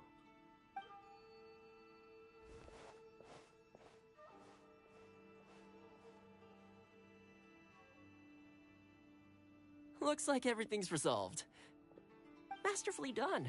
Everything was perfect. Well, except for one minor detail.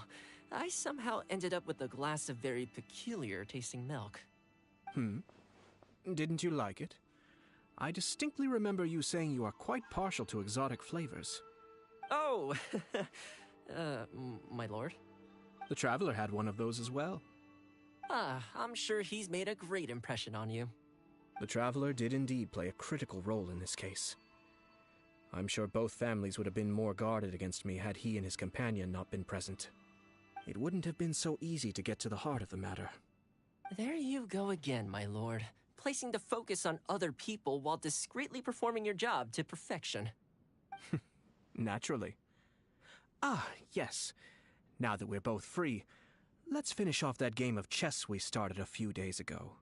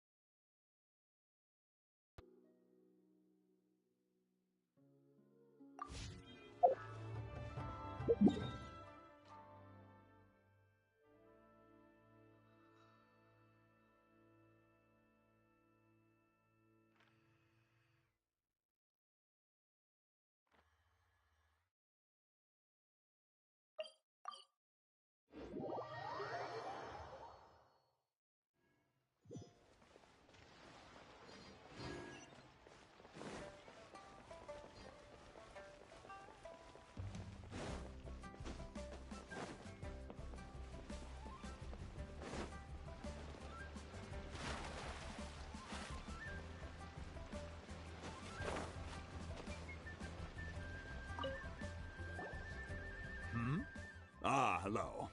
Are you here for something off the shelf, or do you need something forged? Excuse me, Master Zhang. We were wondering if you'd heard of something called a Wonder Core. Of course I have. Sorry, who's asking? My name is Yunjin. Perhaps you don't know me, but I believe that you forged some weaponry for my father in the past, for stage use. Yunjin? Stage use? Oh, so you must be Miss Yoon. Sorry, my brain's finally caught up. It's not used to doing much beyond bashing a hammer all day. Everyone's heard of you, Miss Yoon. Even folks who don't make it to the opera all that often. Like myself. So, you're here to ask about Wonder Cores, huh? As it happens, I do know how to make them. Matter of fact, I made some for Lady Ningguang back when she was building the original Jade Chamber. The types of ore needed to make Wonder Cores are a little hard to come by. Lady Ningguang supplied them herself last time. I don't suppose you've brought any yourselves? No, we were gonna ask you what kinds of ore we need. Sure. Well, you'll need two kinds. Star Splinter Iron and Subrosium. If I remember correctly, Lady Ningguang sourced her Star Splinter Iron from the Mount Tianheng area. They say it resonates with visions. It could take some work, but if you stick with it, you'll find some eventually. As for the Subrosium, though, that's trickier. It's all but unheard of on the market. I'm really not sure. Sorry. What I've heard is that the people around Mount Tianheng have some sort of magic trick that can pinpoint the location of the stuff. Of course, it's probably just hearsay. If you want my advice, start by looking for Star Splinter Iron around Mount Tianheng. And if you run into any locals, ask them a few questions about Subrosium. Mount Tianheng. Interestingly enough, the story of the divine damsel of devastation also takes place on that mountain. I hear the view there is quite spectacular. A favorite destination of the Adepti, in fact. Perhaps it can give me some inspiration. Let's not delay. We should head straight there.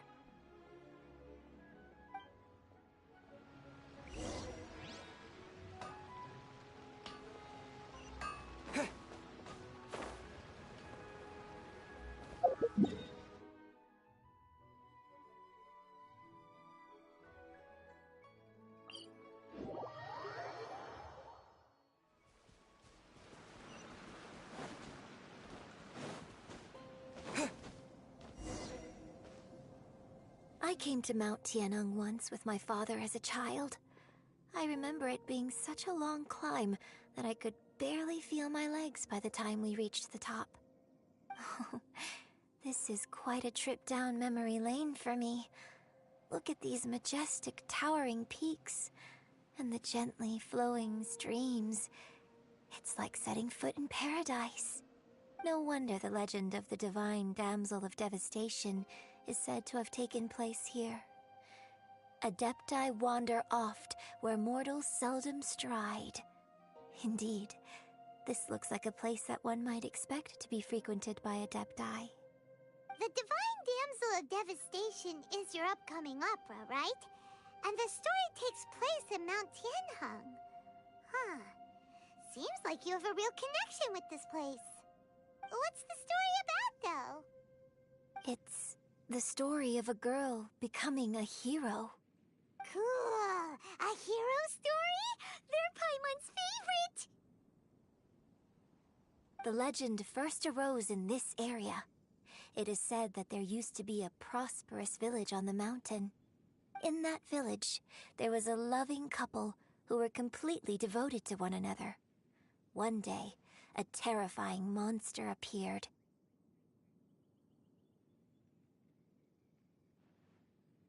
The wife was out collecting herbs and was captured by the monster. Her husband was so distraught at the news that it broke his spirit and drove him to madness. The vile and vicious monster told the villagers, "If you want to live, you must sacrifice a child to me." What a nasty nasty piece of work. Paimon sure hopes this monster gets put in its place. But the monster was so terrible and so strong that all within the village were terrified of it. They had no choice but to give in to the monster's demand. Just while they were discussing whose child would be given over to the monster, a little girl suddenly stood up and came forward. No! Don't do it, little girl! Unbeknownst to anybody else, she was concealing an exorcist's blade. She approached the monster's lair, feigning fear and trepidation. When she finally arrived, she courageously drew her sword and entered into a fierce struggle with the monster, from which she eventually emerged as the victor. Her extraordinary abilities drew the attention of the Adepti, and they took her as one of their own. Her story became the stuff of legends. But alas, the paths of mortals and Adepti seldom cross, and she would never again re-enter the mortal world. And so, destined to grace the mortal realm for but a brief moment, she vanished like a wisp of smoke into thin air. That's how the opera ends. I really like this story. But I personally think that perhaps the little girl was not as brave as the opera makes her out to be. I'm not sure she deserves all the praise she is given. I've never considered that before. Opera is always an interpretation of the events it purports to portray. A certain degree of deviation from the truth is always inevitable. When my father wrote the script for this play, I suppose his intention was to inspire his audience with the character of the divine damsel. I think it's a great story. The ideal story. Well, it sure inspired Paimon! Let's go get ourselves some Star Splinter Iron! Yeah!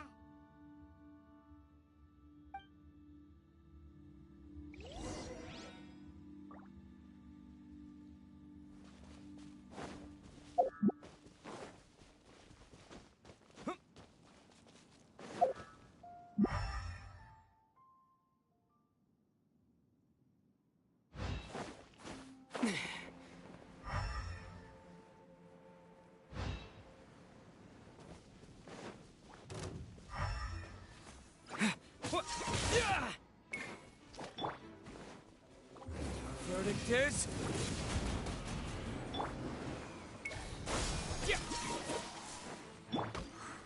stabilize!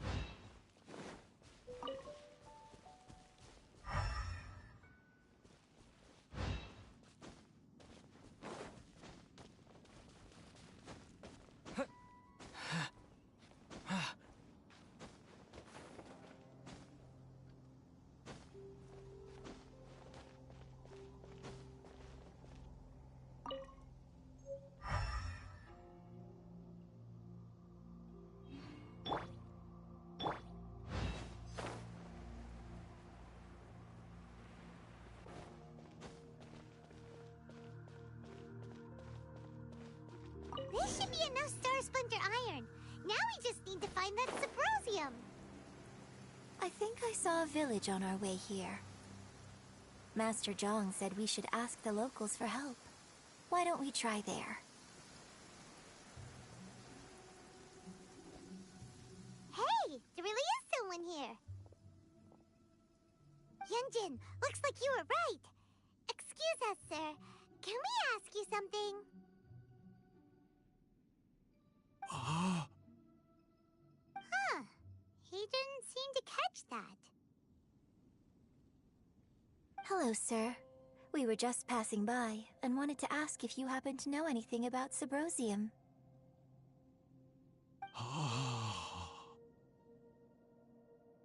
Is he trying to tell us to look for clues in the village? Well, whatever. Guess we're on our own here. Shenhua, Yunjin, let's have a look around.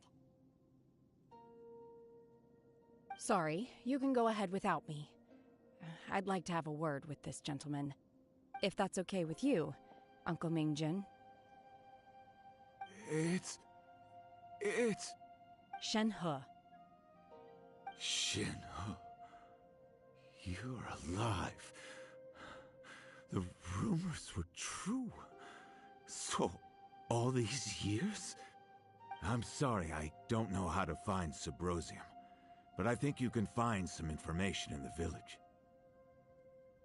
This place is deserted now. No one ever comes here. So you can rummage around all you want. Huh? You know this guy, Shenhua? Thank you, kind sir. We'll go and take a look around. Don't worry. Mingjin has no ill intention towards Miss Shenhe. She'll be quite safe. Okay, then let's see what we can find in this village.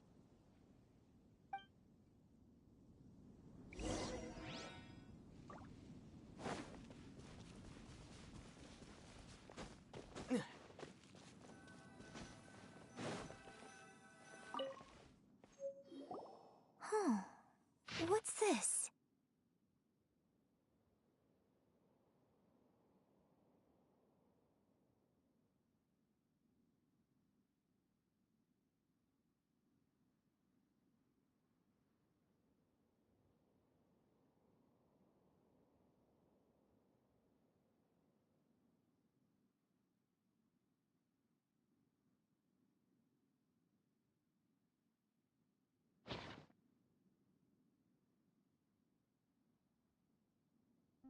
So, Shenhe is the divine damsel? Now that I think about it, she does behave rather like an adeptus, and she is about the right age. So that's why I've been getting this strangest feeling whenever I chat with her. I should have noticed it earlier. According to this text, the divine damsel from the opera was actually the daughter of the loving couple. And she didn't volunteer. She was sacrificed to the monster by her own father. Oh, the truth is even more lamentable than the opera. Now I understand why Shenhe said the girl was not as brave as people think. It wasn't her choice to enter that ghastly situation. She was forced into it. Oh, it looks like my father may need to make a few revisions to his beloved opera.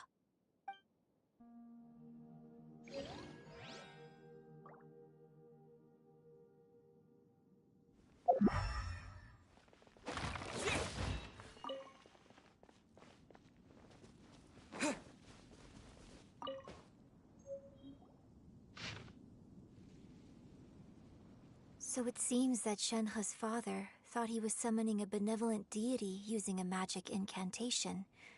But in fact, he summoned an evil god's remains, which took the form of a monster. His obsessive yearning for his deceased wife led to a terrible tragedy. The villagers moved away in fear, without ever learning the truth. And now, this place is deserted. Still, I do wonder what the connection is between Shenhe and Mingjin. We've looked everywhere, but still no mention of Symposium. Let's have a look over there. This close.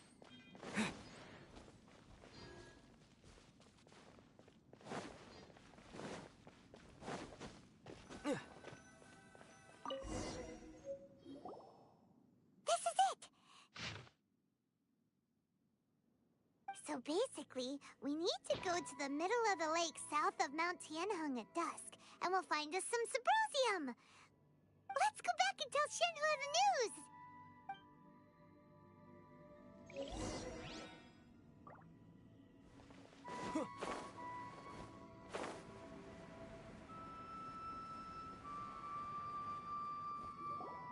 One year when I was back visiting, I heard a story about a white-haired adeptus from a merchant passing by.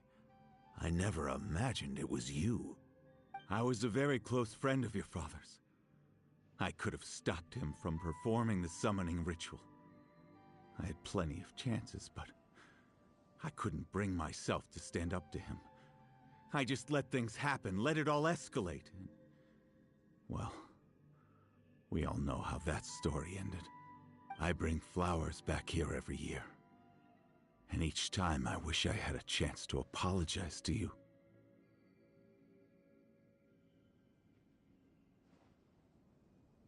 Apologize for what? If you'd stopped him, he'd only have found another way.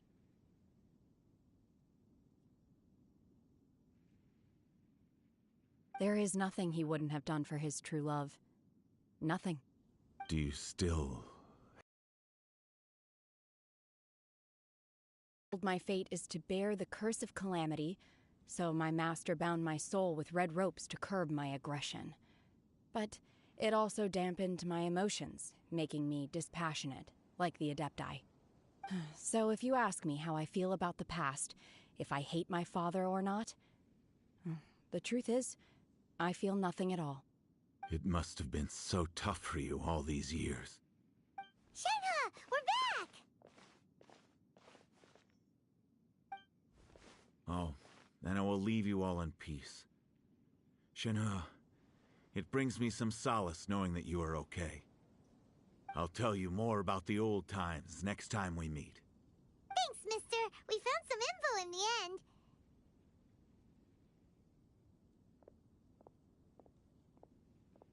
Shenhua, look! This tells us how to find Subrosium. All we gotta do is go to the middle of that lake! Let's go then.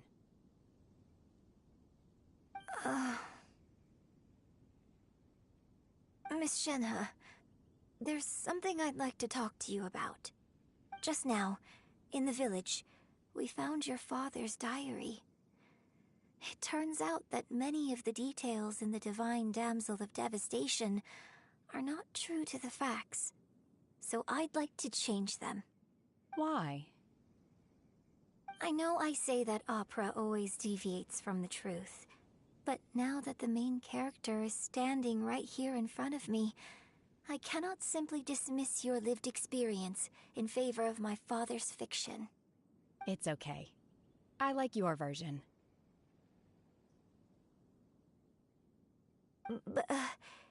Huh? My master once said that the day I learn how to use my strength for the good of others is the day that I can truly become part of human society. So, I hope that one day I might be brave enough to stand up and protect others, just like the girl in the opera. But I've never thought this way before, and I wonder whether I will continue to think in this way. Don't worry. I believe you will. In fact, I think maybe you've already started to become the person you aspire to be. You just haven't had the opportunity to see it for yourself yet. Shenhua! Yunjin! Cut the chit-chat! Let's go!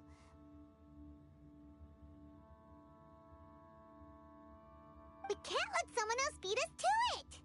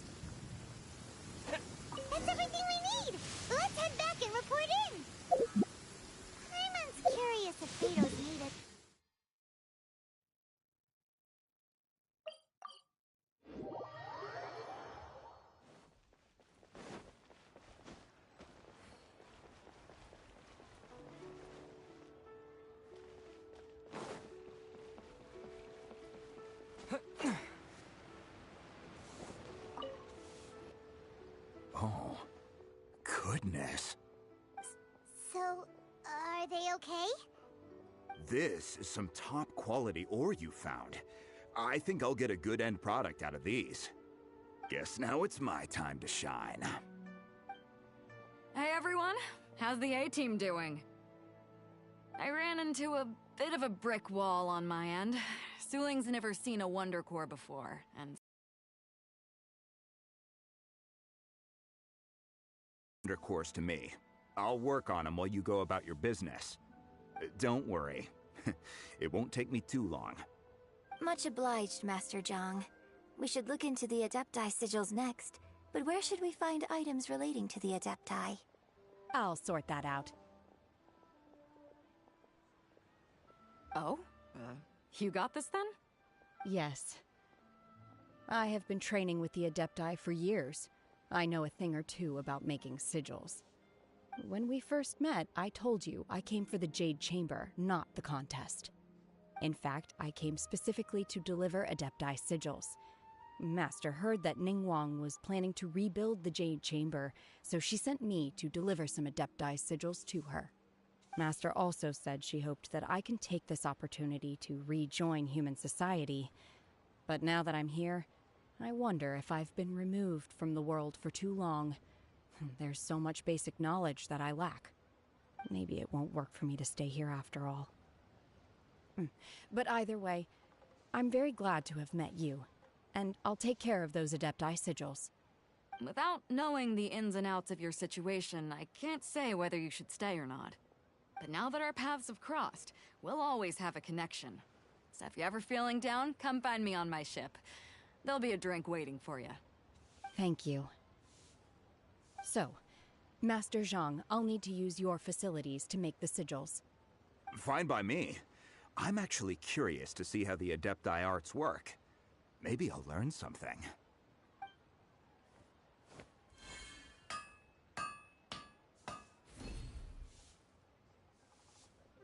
Whew. The sigils are ready. Though they are in some respects inferior to my master's, I can assure you there will be no quality issues. I've finished forging the things you asked for, too. Great! Let's go submit them before someone else gets there ahead of us.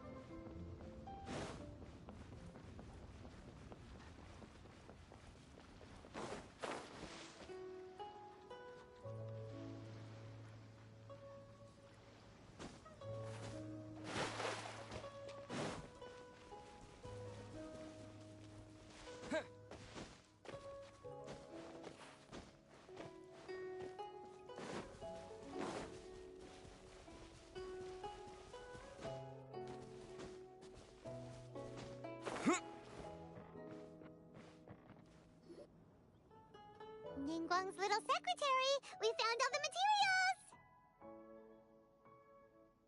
Oh, already? All three of you found them together. Okay, I see.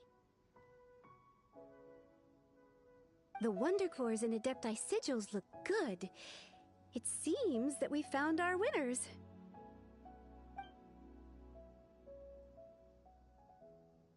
I hereby announce that the winners of this material procurement contest are the Traveler, Yunjin, and Beidou. What? It's over already? I haven't even found the prostrate yet! I can't believe it. So close, but so far. I'd like to invite our three winners to please proceed to the Jade Chamber, where Lady Ningguang is waiting for you. Huh? Where's Beidou? She was right here! Captain Beidou has some business to attend to. She will join later. Please come with me for now. Alright then, guess we'll head on up to the Jade Chamber first. This has been a long time coming. The last time we went up to the Jade Chamber was ages ago.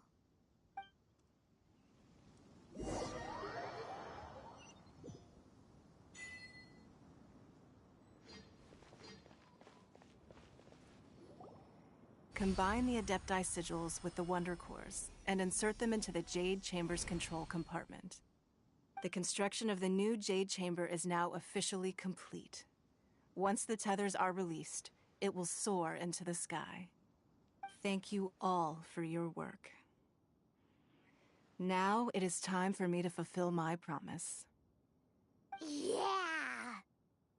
Miss Yun, I've already heard something about the reason for your involvement. You are looking for a venue for your new opera, aren't you? That's right. Lady Ningguang, I would like to hear your opinion.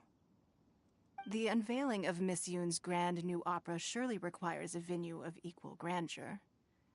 So what would you say if I proposed that we stage your first performance right here, in the newly built Jade Chamber?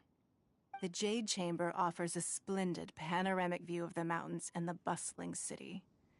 It is fitting for the finest performance to be hosted in the heavens. I can think of no better stage for you than here, Miss Yun. Thank you, Lady Ningguang. Then I will prepare my props and other articles shortly. Please allow me to bring all these aboard the Jade Chamber. You're quite welcome. It's truly what a good opera deserves. Oh, a traveler, Shenhe, Paimon, I'll be leaving now. Do come and see my play when the time comes.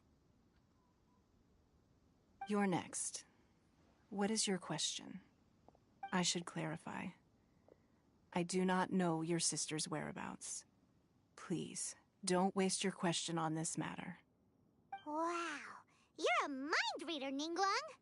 Oh well, guess Paimon will ask a question then. Managing a successful business is not as simple as you might think. Capital, connections, sensitivity to the trends, and instinct for what is a good opportunity. All of these traits are crucial. If you want to know how to make money, I will honor our agreement and give you an answer. But that is not to say that it will work for you. Wow, Paimon hadn't even asked the question yet. Your question was written all over your face. Now look, you helped me rebuild the Jade Chamber, and I intend to repay you handsomely for it. So I promise you that should you one day require financial assistance, you may seek employment here. I will pay you at the highest rate of remuneration. Oh, great! So next time we run out of Mora, we just need to come to Ningguang? No more questions from us.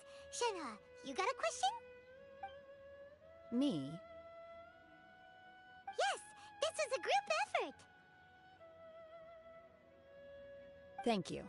But I don't have anything to ask. Are you sure? This is a once-in-a-lifetime opportunity. I'd urge you not to squander it. Yeah, just don't waste it. Hold on a second. Paimon can probably think of another one. Lady Ningguang, do you think I can ever fit in Liyue Harbor? Now that is an interesting question. Liyue Harbor is very inclusive. As long as you respect the rules here, you will not be turned away. So, the key is whether or not you yourself can develop a sense of belonging in Liyue Harbor. Oh, a sense of belonging? Yes. To become fond of a place, to feel part of it, it always requires a reason. Perhaps someone you've met, or something you've experienced here. Or perhaps you enjoy the atmosphere of Liyue, and you will become accustomed to it. In short, everyone needs a reason to stay. I hope you can find yours soon. I see. Hey, what's going on? I just went to see the fleet a little later than expected. Come on, Beidou, it's your turn. Do you have a question for Ningguang? Me? Nah, I ain't got any questions. She forced me to help out, so I figured I may as well get involved with the contest. Ningguang, don't forget what we talked about. It's not gonna be easy to deal with. I don't think my fleet can take it on their own. Don't worry. I have made preparations. The wound dressings are ready, and the Millelith have set up an ambush. Glad to hear it. Watch your back. Stay alert. Beidou? Ningguang? What are you talking about? You'll see when the Jade Chamber ascends. However, it's not the most pleasant topic of conversation. Maybe it's better that you don't know.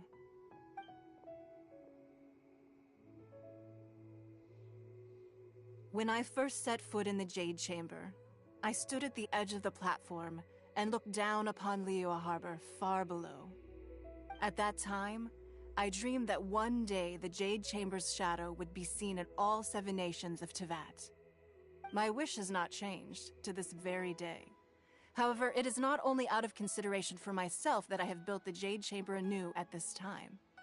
I hope the Jade Chamber will always float in the skies above Liyue Harbor, bearing witness to the prosperity and peace of the human world. And I hope that you can all witness it with me. Let the Ascension ceremony commence!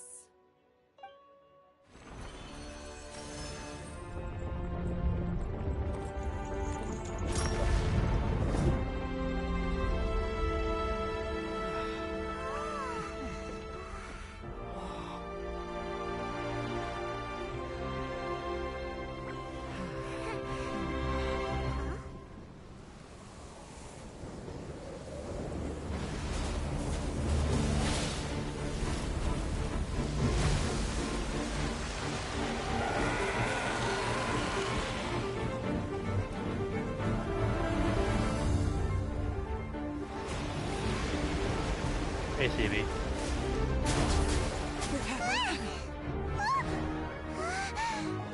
Right on cue. The Avenger of the Vortex, Beisht. Who is that? Osial's wife. Final follower of the Overlord of the Vortex. Sounds like you knew this was coming! Beidou sensed something was stirring in the deep. She warned me months ago.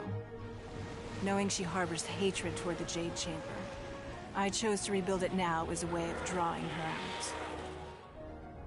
Got it. Well, let's go fetch the Adepti. No. Huh?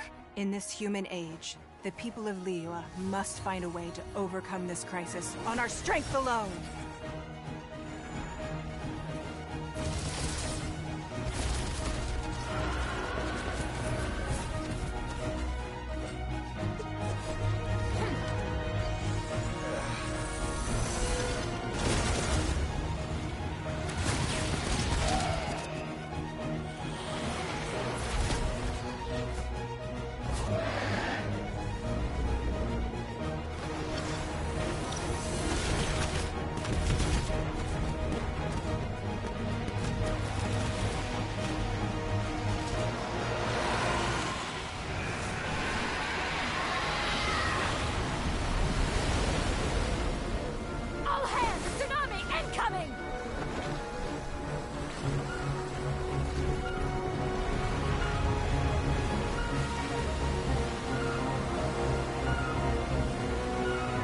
What's that? Wait! A giant wave!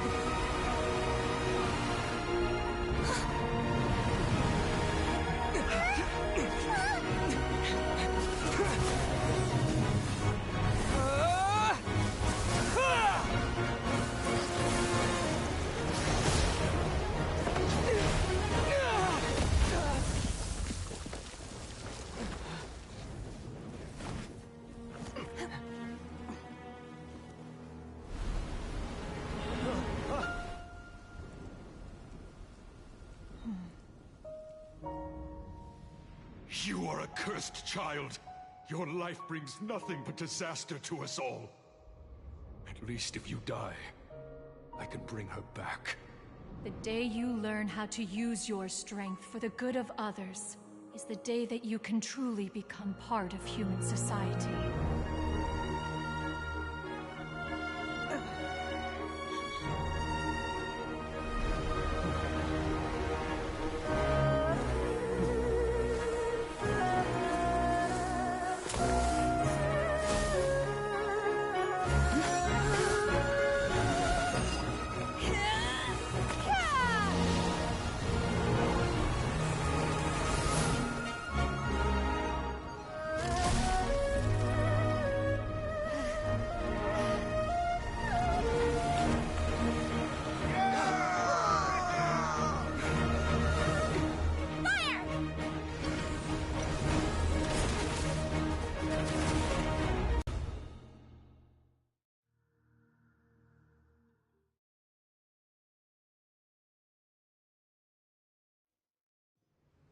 What are you doing here?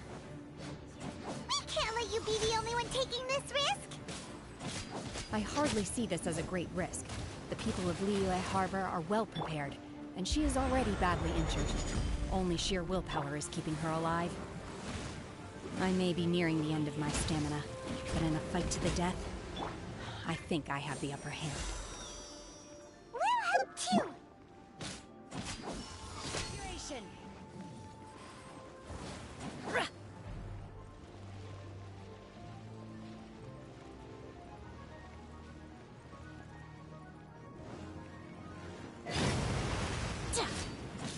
Manifest!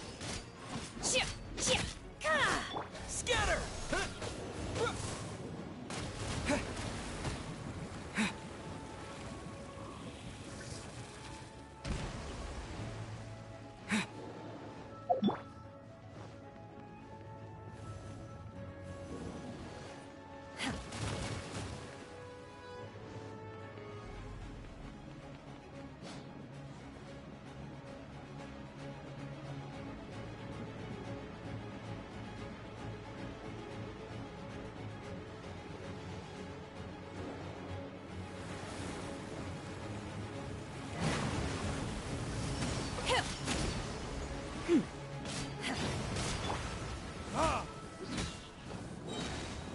Time for retribution!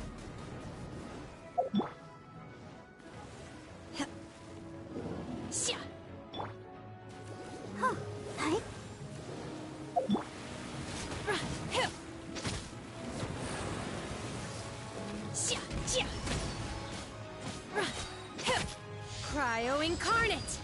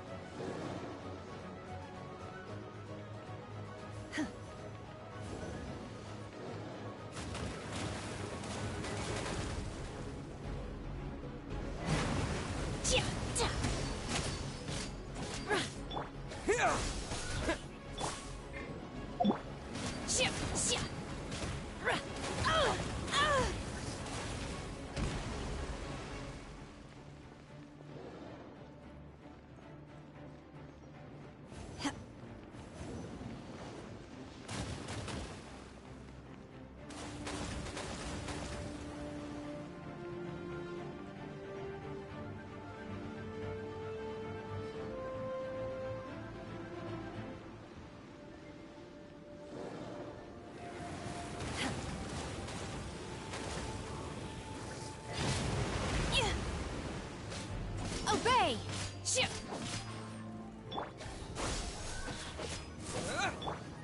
I shall not yield! Let the show begin.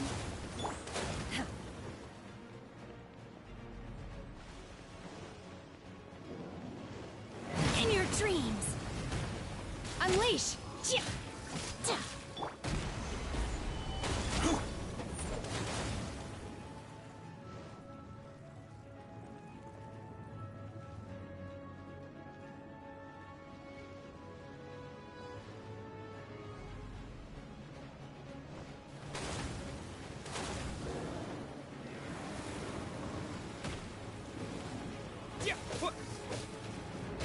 Propagate!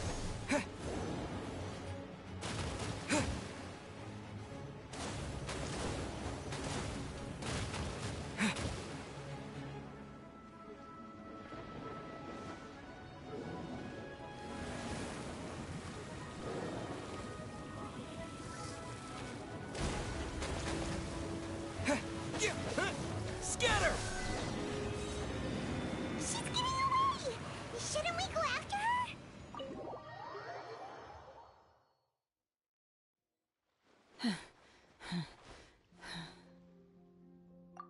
I'm just a little exhausted. Otherwise, fine. I wanted to deal with it myself. I didn't expect you to follow me. Don't worry. She's not coming back anytime soon. After an injury like that, she'll likely seek refuge somewhere else. How did things go underwater? It's been dealt with. She was injured before entering the water. It didn't take too much effort to finish the job. Good. So the crisis has been safely averted.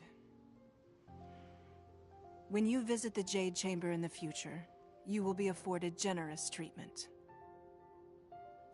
Lady Ningguang, the fleet reports that the sea monster has left Guyan Stone Forest and the surrounding waters have returned to normal. Thank you. How are the Millilith? Thanks to the medical supplies you prepared and Lady Keqing's command, our losses were minimal. Of course, we owe huge thanks to this young lady for her help. On behalf of the entire Millilith, thank you for your service.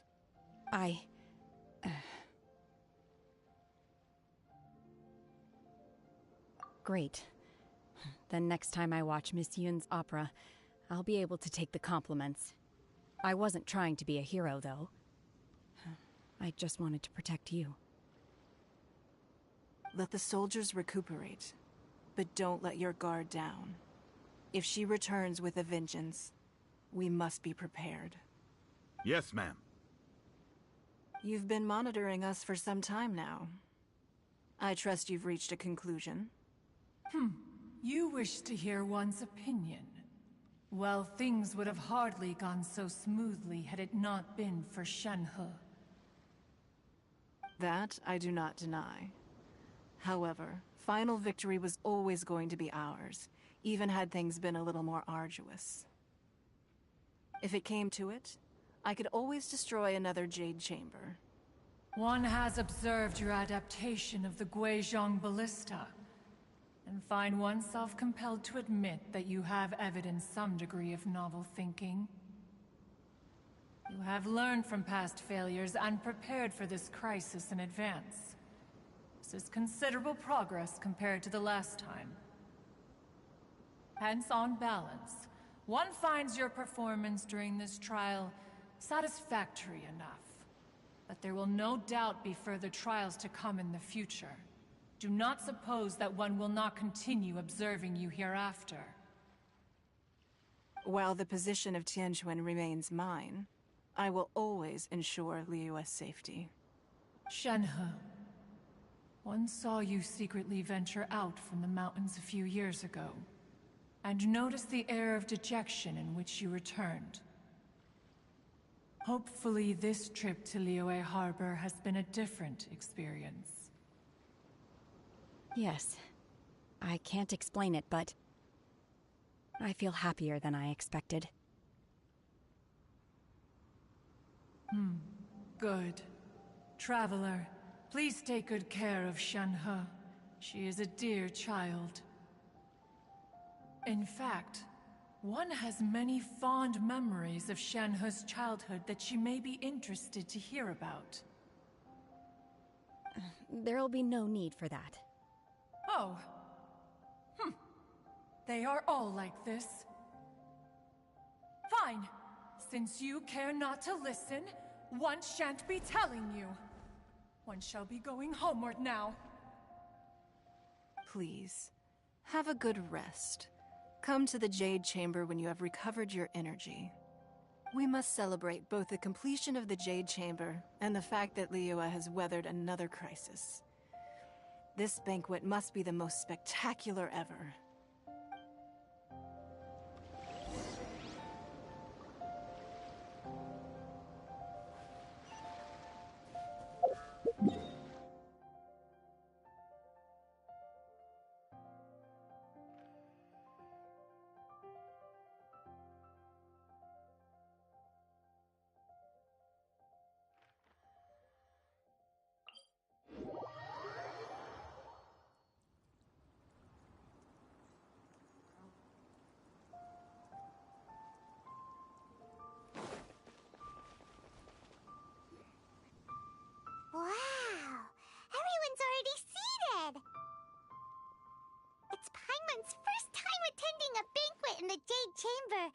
The food here looks amazing. All of you here are my distinguished guests. I am determined that each of you thoroughly enjoys yourself. Those who don't drink alcohol, please, help yourself to other beverages. Fine wine is a delight to the senses, but it is far from the only one. I trust you will find the marvelous view from the Jade Chamber to be an equally gratifying indulgence.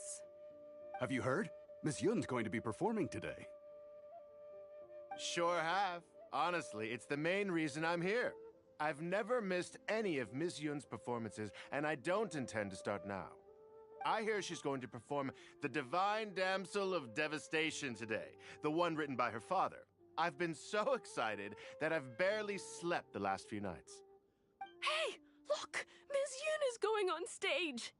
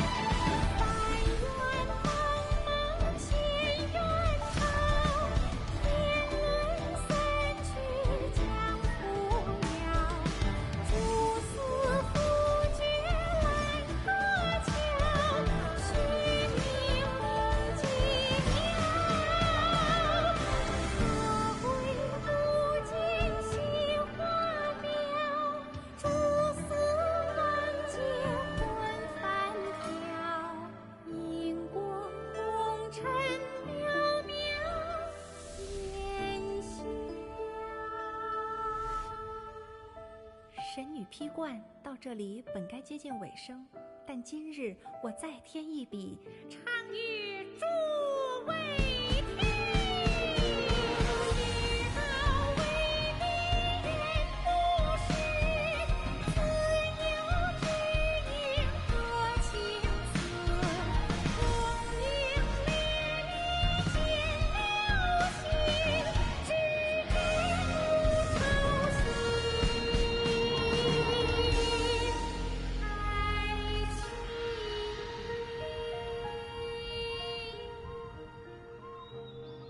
彼时鹤归，茫茫天地无依靠，孤身离去。今日再会，新朋旧友坐满堂，共聚此时。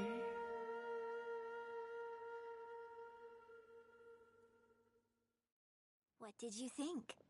Personally, I thought I sang rather well. It was beautiful. Paimon wants to learn too.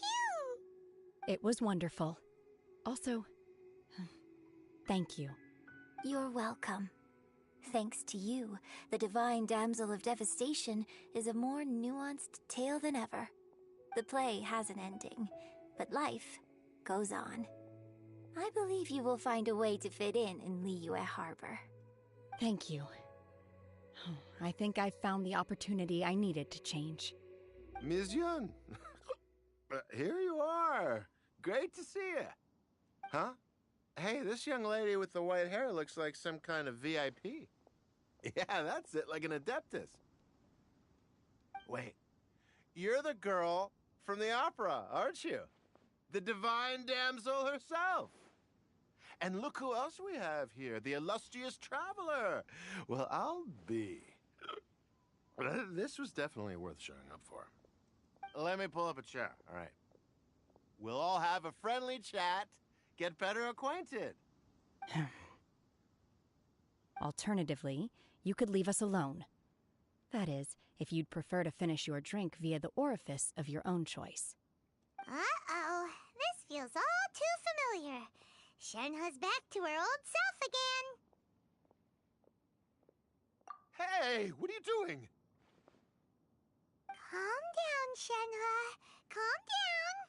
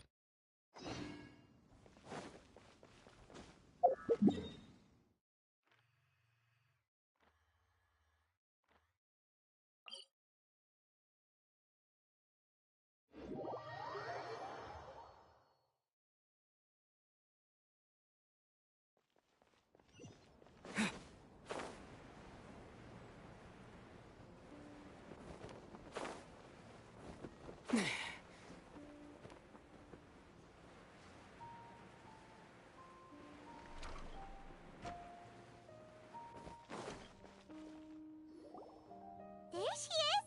Dunyarzad, we're back! Just as promised, Traveler and Paimon. I'm so glad that you two came back to celebrate Lesser Lord Kusanali's birthday.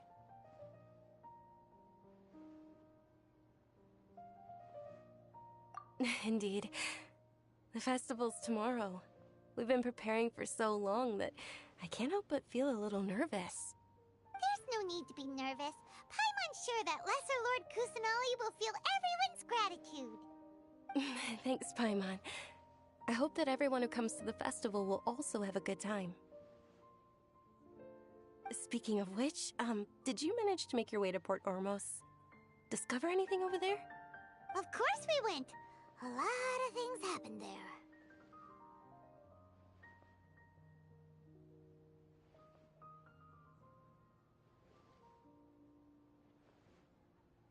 I see. Sounds like you two had another exciting adventure. If there is another chance, I would love to join. My lady, if you went to Port Ormos in your current state, we'd both be in for a lifetime of trouble. Dia! You were eavesdropping! It's called covert protection. Keeping an ear out for what's going on around my employer is part of the job. It's all right, Dia. I merely said I would like to go. I know better than to think my body could handle it. The festival's tomorrow. I've been doing nothing but causing trouble for you. So Dia, please take some time to relax. I'll be fine. Even when you put it that way, it still doesn't feel right. Don't worry, my guardian knight. Okay, fine, but only tonight. Tomorrow's a big day, and many no-good scumbags are gonna try to take advantage of that. Oh, you two must be exhausted from your long journey back to the city. My apologies for not realizing this sooner. I've already prepared a room for you to rest. Please follow me. Whoa, you're so thoughtful. Paimon's so ready.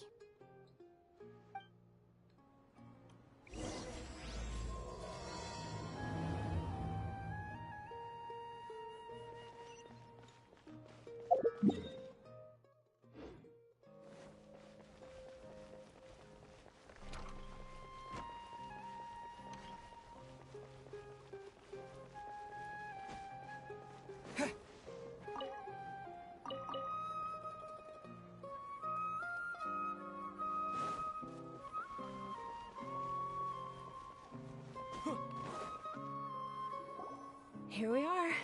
It's also fairly close to where I've been staying. It looks really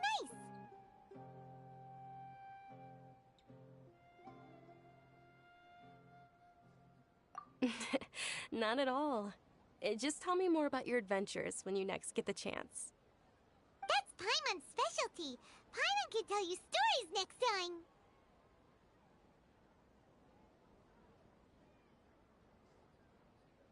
Oh, if you don't mind, how about we all walk around together tomorrow? All of my friends will be working the festival, and Dia's still insisting on her covert protection. Yeah.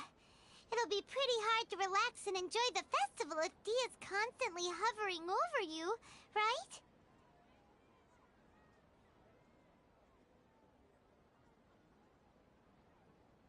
Then let's meet at the nearby bazaar first thing tomorrow morning. Have a great night. It's a deal. Good night, Dunyarzad. I may be too excited to fall asleep tonight. See you tomorrow. Paimon started to really look forward to the Sub-Zero festival too. Will there be lots of yummy food? Oh, no. Thinking about food is just gonna keep Paimon up all night. The earlier we sleep, the better. Let's go inside, Traveler.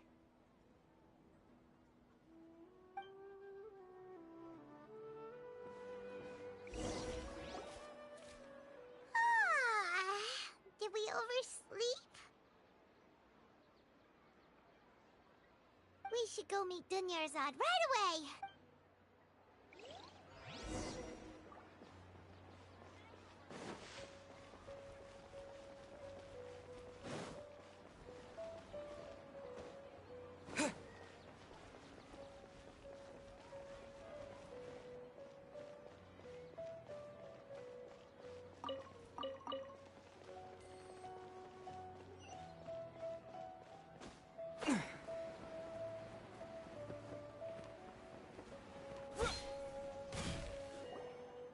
Traveler, Paimon, I've been waiting for you two. Good morning, Dunyarzad.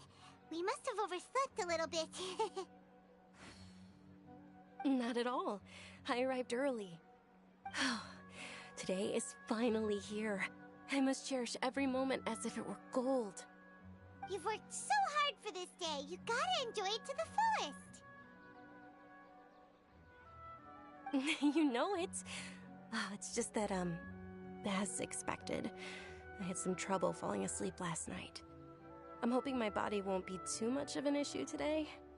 Well, shall we? Let's start with the stalls over there. Many vendors came out of the blue to support the event, and they insisted on covering costs themselves. Let's go give them some business. They paid for everything out of pocket? Oh, sounds like they're not in this just for the Mora. They all said that contributing to a lively festival atmosphere is more important than money. Especially since we don't often get to celebrate Lesser Lord Kusuke.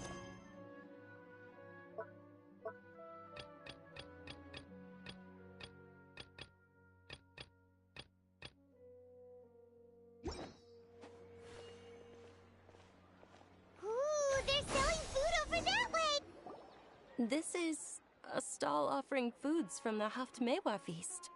Oh, you could tell straight away. I thought most people nowadays wouldn't know. Mushrooms, flowers, and all kind of fruit? It's all vegetarian stuff. Oh, Paimon's a little disappointed.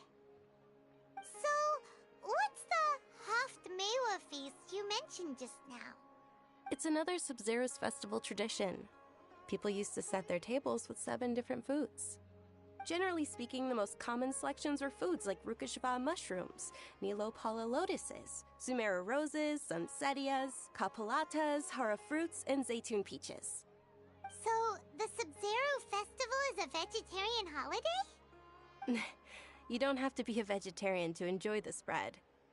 We just use the 7 foods to symbolize the 7 virtues of the Dendro Archon. Wait, but if that's the case, if Sumero uses vegetarian food to represent the Dendro Archon, then wouldn't the Pyro Archon's festival be full of food like roasted fowl, juicy meatballs, grilled steak? Oh, Traveler, we have to go to Natlan as soon as possible! I hope your wish comes true one day, Paimon. Thanks! Alright, how about we also check out some of these other stalls?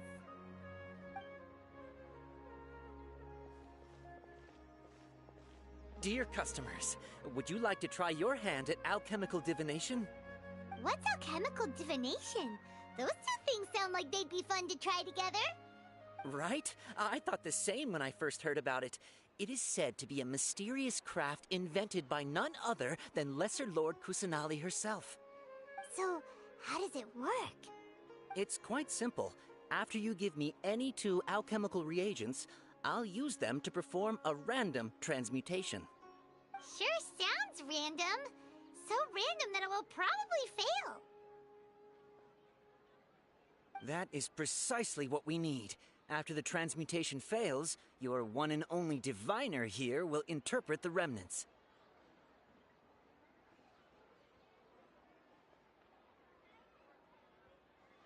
Well, according to Lesser Lord Kusanali, everything is interconnected, and all that occurs can be traced back to fate. You could say this is a pearl of old wisdom. Why does everything sound so much more credible when Dunyarzad says it?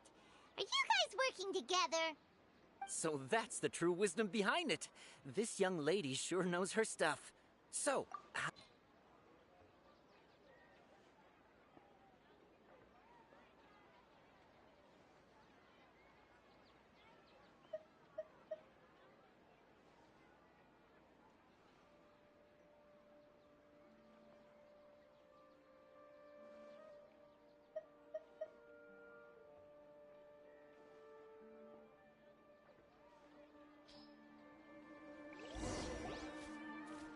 okay, one moment. It's the moon. Paimon wants to take a look too. Is it? It looks more like a pie that Paimon bit into. Generally speaking, the moon signifies... It means... Wait a moment. Is he really looking it up in a book? Oh, I remember now. It means illusions and lies. Illusions and lies? That sounds rather ominous. Yes, but this book says that if you trust your intuition and overcome your fears, the sun will surely rise. He's not even trying to hide his book anymore. Naturally, fate will only ever show you the beginning of a journey. It is up to you to forge your own ending. Oh, thank you so much. I'll keep that in mind. Oh, it's nothing. I'm just learning as I go. Guess that was still pretty interesting. Okay, on to the next stall. They say the Sub-Zerus festival was very lively a long, long time ago. Large flower carriages used to parade through the city. As they headed towards Port Ormos, people would throw flowers, candy, and liquor all along the way. Dunyarzad's eyes are sparkling right now. I wish I could have seen that spectacle. But if you ask me, I'm sure Nilou's Dance of Sub-Zerus will be just as impressive.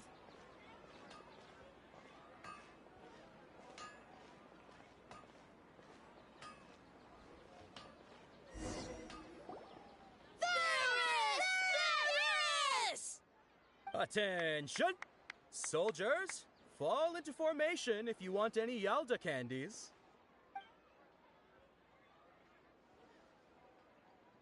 It's a weird guy with a weird hat. Hey, it's Dunyarzad! Wow! Miss Dunyarzad, the children love you even more than the Yalda candies. In the few short days it took to prepare for the Sub-Zerus festival, the children have all grown very fond of you. The Hallowed Knight of Flowers. It's an honor that you know my name. Attention! In the name of Ferris, the Knight of Flowers, I commend you on your contributions to the glorious Sub-Zerus festival. All right, little soldiers. Take your Yalda candies and don't forget your loyalty to Lesser Lord Kusanali. Dismissed! Yes, Knight Ferris! Just what is going on here? Ferris, the Knight of Flowers, is another Sub-Zerus festival icon, and one immensely popular with children. In the past, the actor portraying Ferris would also sit on a flower carriage. It's all thanks to Miss Dunyarzad's sponsorship that the children can make such wonderful memories today. As are we to you, Vihar. Oh, not at all. Oh, speaking of tradition, do you want some Yalda candies? They're a festival staple, and I happen to have some boxes readied here. Take a look and pick whichever one you want. Whichever one? Don't these boxes all look the same? That is the fun part. Each box contains a random flavor. It's up to the luck of the draw.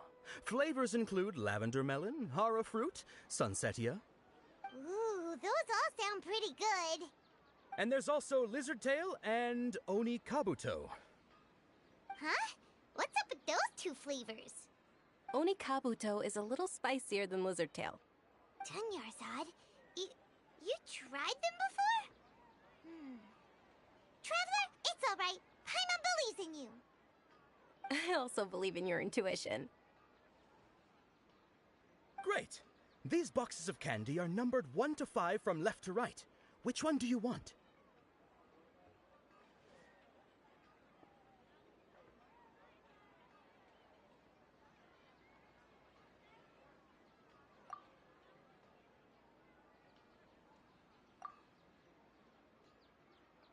Attention! That's unfortunately lavender melon.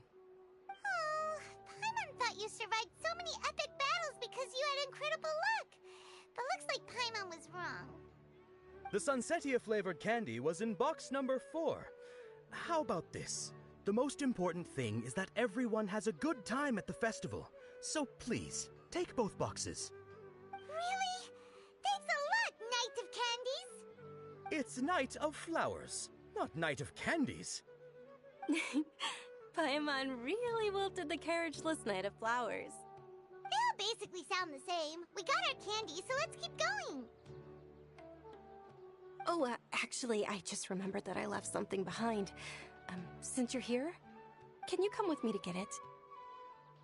Dunyarzad, you probably forgot because you're so excited about the Sub-Zero's festival. How embarrassing.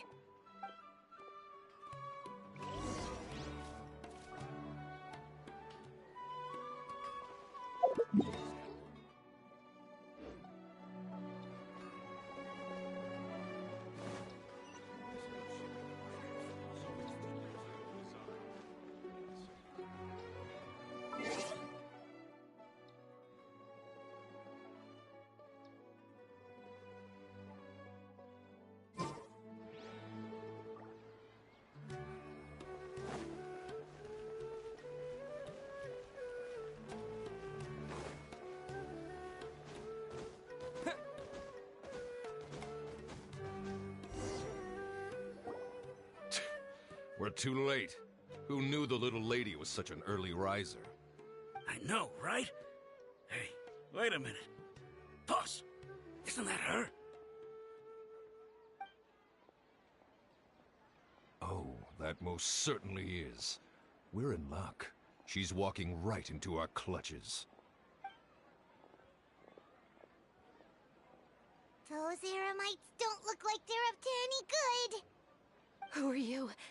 I don't believe the Homayanis hired you. That's right. We haven't received any of their mora, but I wonder how much the Homayanis would shell out to get you back. They're a gang of kidnappers! Traveler, hurry and protect Dunyarzad! Hey, did you scumbags even consider that the Homayanis might have hired a merc that outclasses you? You're Dia! Dia the Flame Mane! No wonder we mercs haven't heard anything about you for so long. You sold your unruly mane to the highest bidder. Don't speak so disrespectfully. My family started working with her as gratitude for her past kindness to us.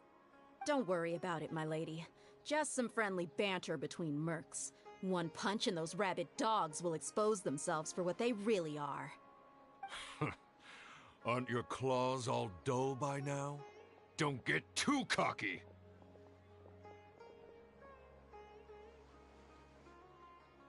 Traveler, take Miss Dunyarzad to a safe location. No, we're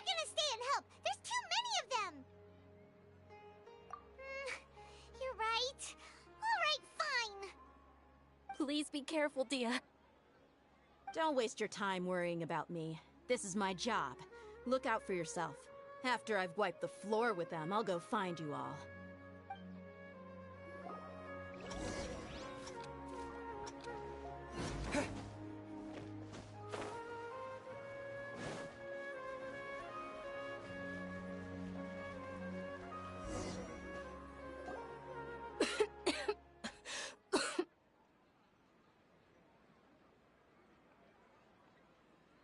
Dunyarzad, are you okay? You look a little pale. Are you in shock? I'm fine. My body always reacts like this whenever I exert myself too much. You sure you're okay? I'll be fine after some rest. I'm more worried about Dia. After all, none of this would have happened if I hadn't insisted on coming out today. Yeah, don't worry.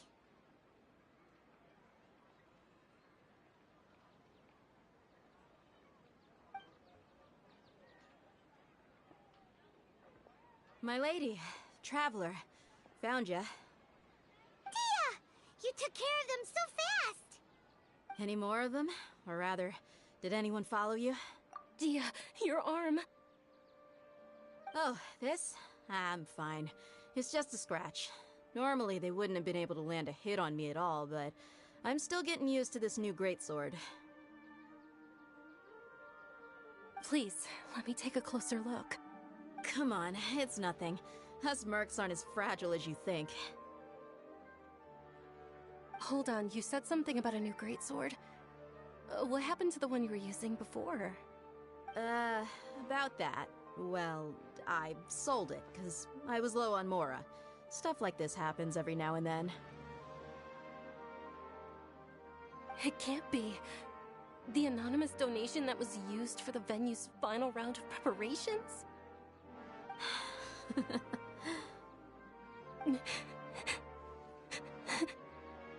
Hey, Miss Dunyarzad, I wasn't trying to make you cry, and I'm not gonna lose my commission because I made my employer cry, am I?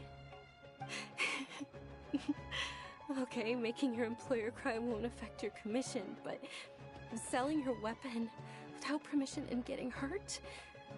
I'll have to reevaluate your performance. You're so unreasonable, my lady. Thank you very much, Dia. Don't be like that. I get embarrassed really easily.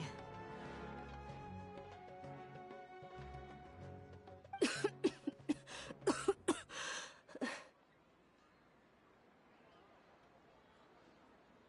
you feeling unwell again, Dunyarzad?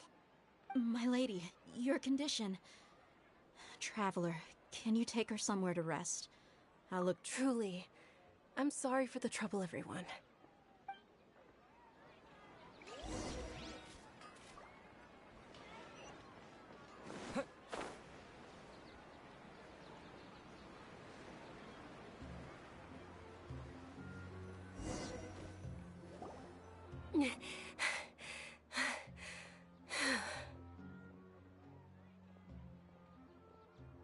Are you feeling better, Dunyarzad? Yes, much better. Just give me a few moments and I'll be good to go. I didn't realize you were concerned about it. I guess I shouldn't continue to keep it a secret. I was actually born with Elazar. It's terminal now. Can't believe it's Elazar! Oh, you've already heard of Elazar. In that case, you probably know about its severity. Sumeru's current medical advancements still haven't been able to find a cure. The disease's progression can only be delayed through environmental therapy. Dunyarzad. There's no need to be sad. I've always lived with Elazar and I came to terms with it a long time ago. Compared to the simple fact that I'm afflicted with this, its effects on my life have been much more painful. I know that my family loves me dearly.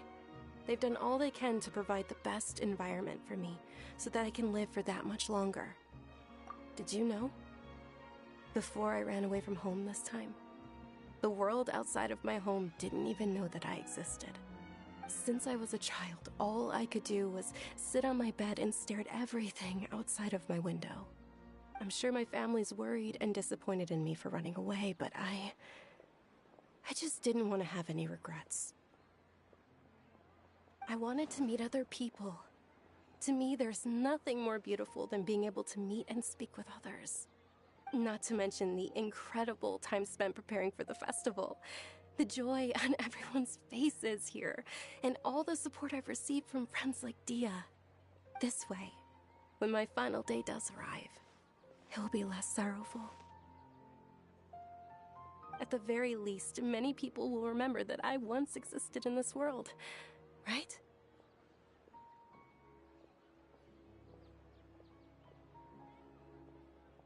As long as you don't forget Paimon, Paimon also won't forget about you. No, even if you forget Paimon, Paimon will still remember you. Thank you two so much. I apologize for the depressing conversation. This is out of character for me. To be honest, Lesser Lord Kusanali gave me the courage to do all of this. If it weren't for her encouragement, I wouldn't have taken that first step. Thanks. There will always be frustrations in life, but I know that the point of living is not to leave behind any regrets. All right. Isn't it almost time? Huh? Almost time for what? Isn't the Dance of Sub-Zeros about to begin? It's the part of the festival that I've been looking forward to the most. Nilou will recreate that legendary scene with her most splendid dancing. And the Sub-Zeros festival will conclude amid everyone's applause and blessings. And with that, my wish will also... Then what are we waiting for? Let's go to the stage! Yeah, we should still make it in time.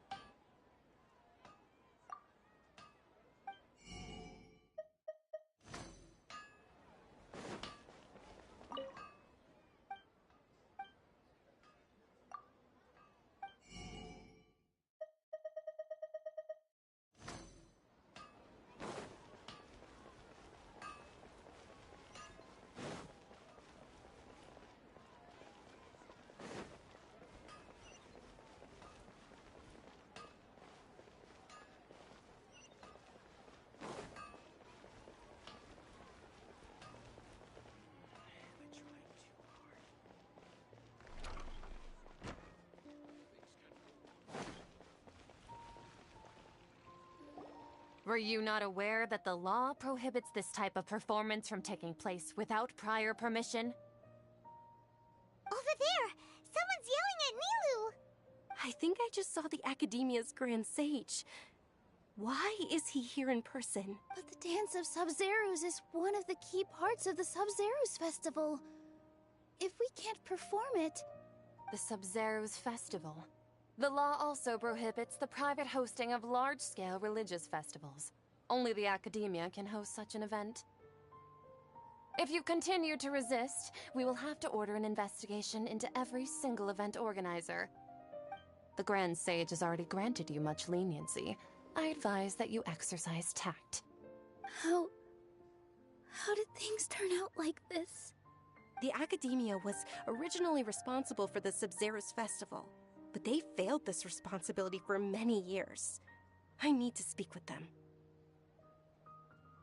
This is a hard pill to swallow, but you're right. Things would only get worse. Art, dance. Aren't you ashamed of pursuing such frivolous and meaningless activities in this land of knowledge and reason? Our Archon created the utopia that is Sumeru City for all scholars who sought validity, verity, and truth, while people like you wish to defile it. No. I believe that our Archon never rejected the arts. Even the goddess of flowers dedicated a dance to her. With your lack of intellectual credentials, I do not believe you are qualified to debate with me. What you should be doing is finding workers to tear down this ridiculous eyesore.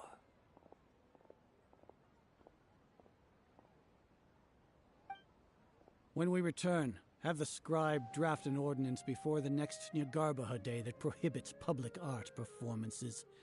We will announce it to the public later via the Akasha. Understood. I will inform him when I return.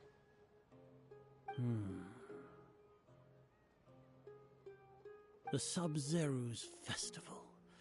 Go celebrate the birth of that god to your heart's content. Nilu, are you okay? Oh, Dunyarzad. You all saw that just now? The Grand Sage ordered us to stop the performance. Yeah. Let's go somewhere the Academia can't find us and perform there. But how do we let everyone know? And what about the atmosphere on the stage? Or we could get people to block them off so they can't interrupt the performance. No. They just threatened to investigate the organizers. If we were caught... Nilu, it's alright. Don't worry about it. But you've been looking forward to the Dance of Sub-Zero so much. And I know how important this festival is to you. I don't want you to have any regrets. It's okay. Seeing you care this much about my feelings is more than enough. It would be too risky to continue the Sub-Zero's festival at this point. I don't want to get everyone in trouble. If you say so. But you can sneak out for the next Sub-Zero's festival, right? We'll make sure the next one is a smashing success. The next one. Yes. Okay. It's a promise. It will be a smashing success. I can't believe this is how things turned out. Those heartless geezers. It really is okay. There's nothing we can do about it. Still, I'd be lying if I said I had no regrets. I would have loved to see Milu's dance.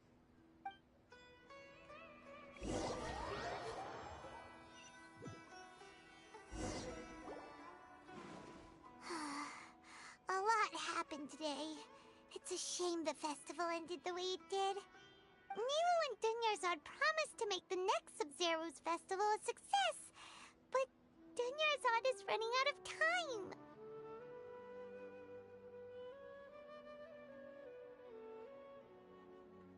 Yeah.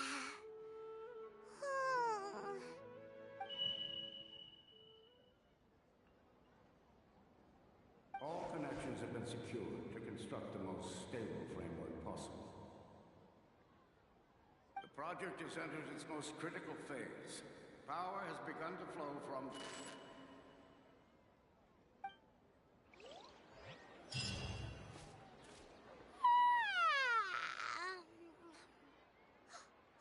We're gonna be late! It's all because you wouldn't get out of bed! We should go meet Dunyarzad right away!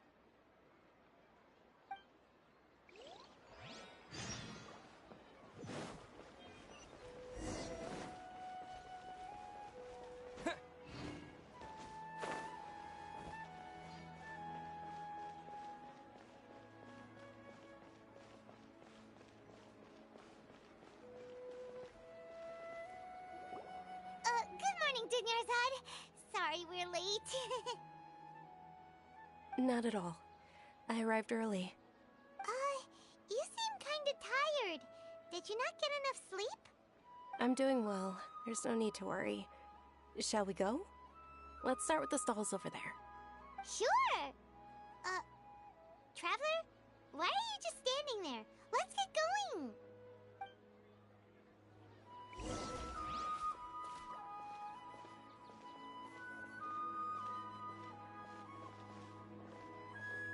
Ooh, they're selling food over that way! Let's go take a look!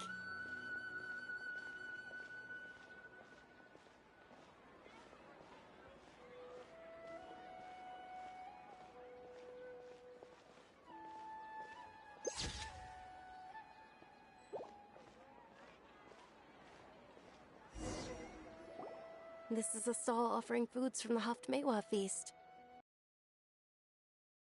Yes. I thought most people nowadays wouldn't know. They're all plants! Oh, Paimon's a little disappointed. Actually, what is the Haftmewa feast you mentioned just now? It's one of the Sabzeruz festival's traditions. People used to set their tables with 7 different foods to symbolize the 7 virtues of the Dendroarchon. Remnants appear to be in the form of the moon. Really? Paimon thought it looked like some kind of food. The moon signifies... It's escaping me for now. Wait a moment. Is he really looking it up in a book? Oh, right. It means illusions and lies. But if you trust your intuition and overcome your fears, the sun will surely rise. Understood. I'll keep that in mind. Oh, it's nothing. I'm just learning as I go. Guess that was still pretty interesting. Okay, on to the next stall. So, where to next?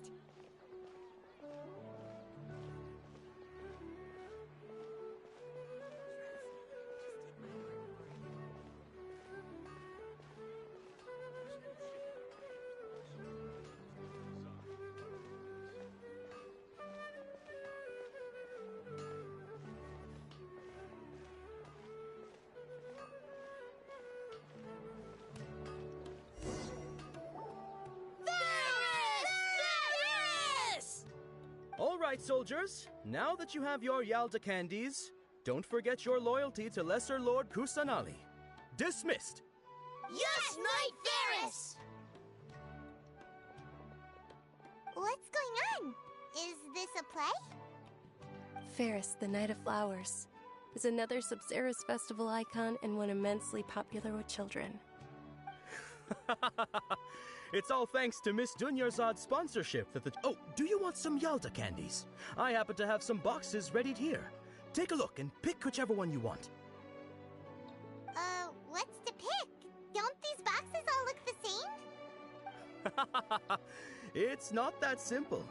Each box contains a random flavor. It's up to the luck of the draw. Flavors include lavender melon, hara fruit, sunsetia. Ooh, how interesting. And there's also lizard tail and oni kabuto. Ugh, why do those flavors even exist? Traveler, help Paimon pick one. Paimon wants to eat the sunsetia flavor. Great! These boxes of candy are numbered 1 to 5 from left to right.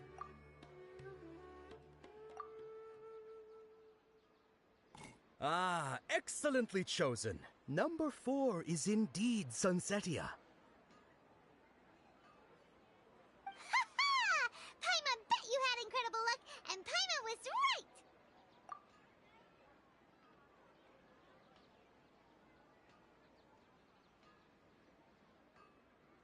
Huh? How's that possible? It's obviously random. Maybe we didn't sleep very well last night. Or maybe we slept too much.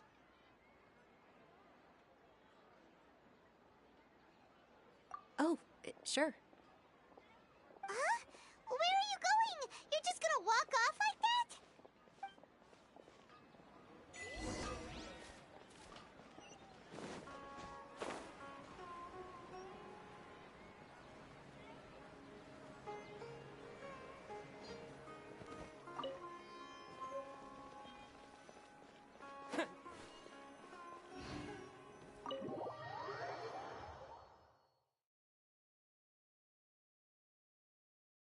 A feeling of deja vu? Oh, Paimon knows what that is. It's when you feel like you've already experienced whatever is going on. In that case, Paimon also felt something like that today. But that's just our brains playing tricks on us, isn't it? So why'd you run here in such a hurry?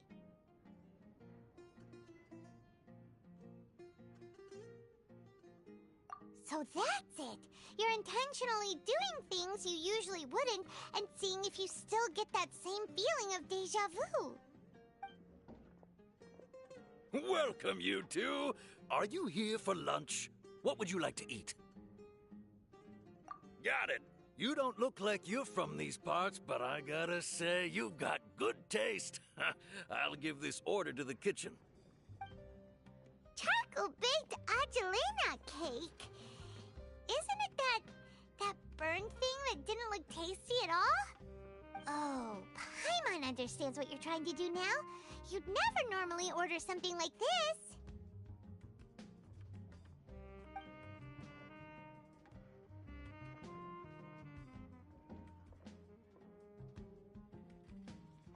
That thing? Are you really gonna eat it? Isn't this going a bit too far?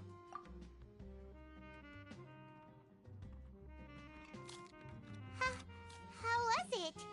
The look on your face is telling Paimon that it tasted awful. Then, you mean...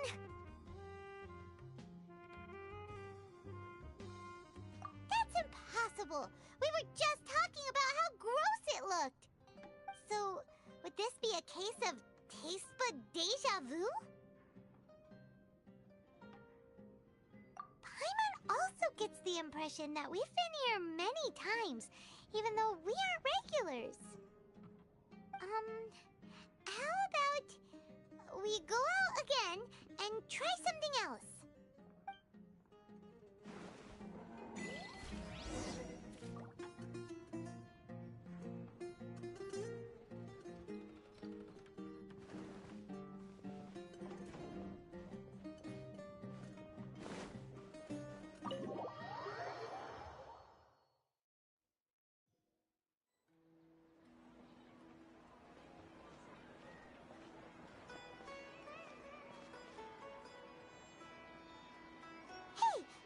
Is sitting by yourself on that bench over there.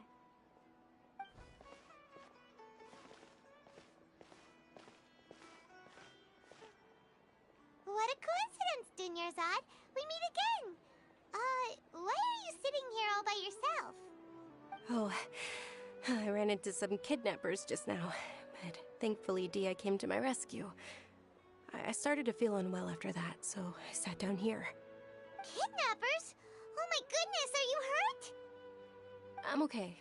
Dia's arm got scratched, but it isn't serious. Whew. That's a big relief. But, Dunyarzad, you seem a little down today. It's the Sub-Zero's festival, and you've been looking forward to it so much. Not at all. I've always been like this. Excessive physical exertion or strong emotions tend to aggravate my illness. Besides, no matter how amazing today may be, it is but a single day. After however many more days, my time will come to an end. Paimon doesn't quite follow you, and Paimon feels like something's really got you down right now. It really is fine. I don't mind.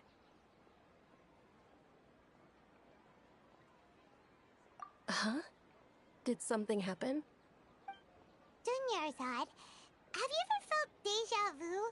You know, like when you've already experienced something that's happening right now? Deja vu? No. But my days have been the same for years now. Even if I were feeling deja vu, I suppose I would already be used to it. Oh, Paimon sees. Then, is it only the two of us? It's almost time. Huh? Time for what? Nilou's Dance of Sub-Zeros is about to begin. Let's go.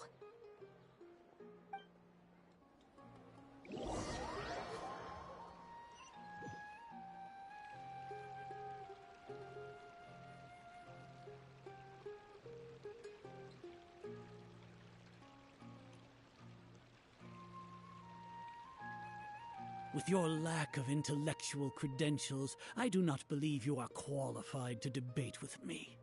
What you should be doing is finding workers to tear down this ridiculous eyesore. When we return, have the scribe draft an ordinance before the next Nyagarbaha Day that prohibits public art performances. We will publicly announce it later through the Akasha. Understood. I will inform him when I return. The Sub-Zeru's festival. Go celebrate the birth of that god to your heart's content.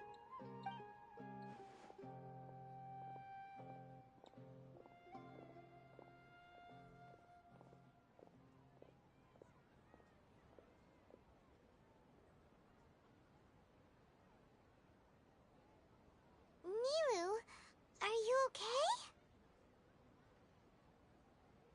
Oh, Dunyarzad.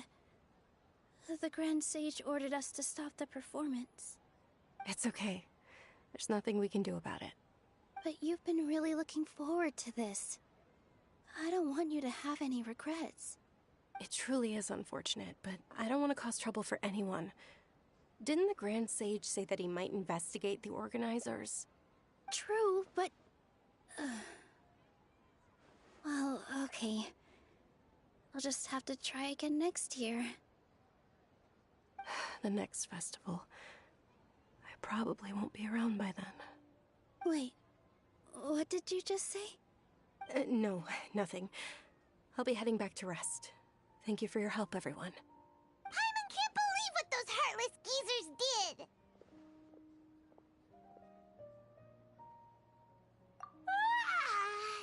Did Dunyarzad already go back? We should also return and get some sleep.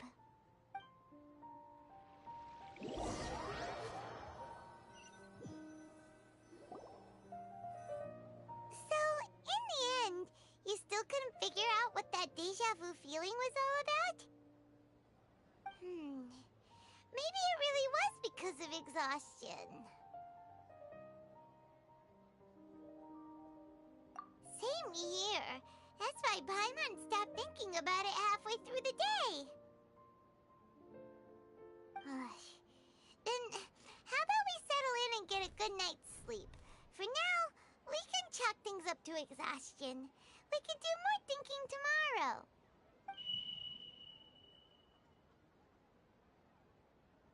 Observing a modest drop in the output of Jnana energy, but values still remain within normal parameters.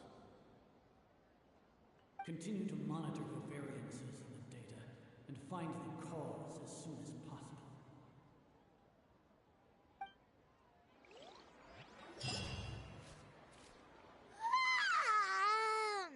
Why does Paimon feel so tired after so much sleep?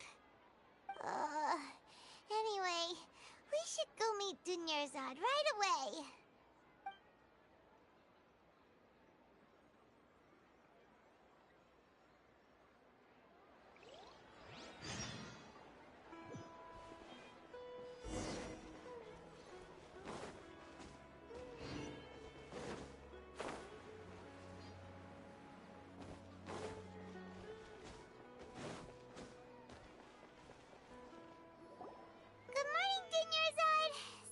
Keep you waiting.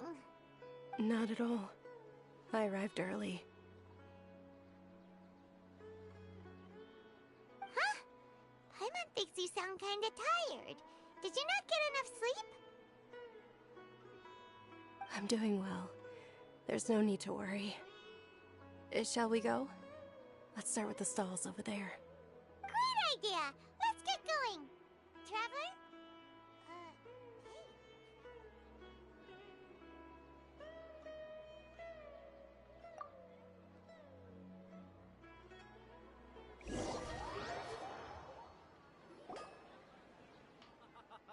It's all thanks to Miss Dunyarzad's sponsorship that the children can enjoy the Sub-Zeru's festival.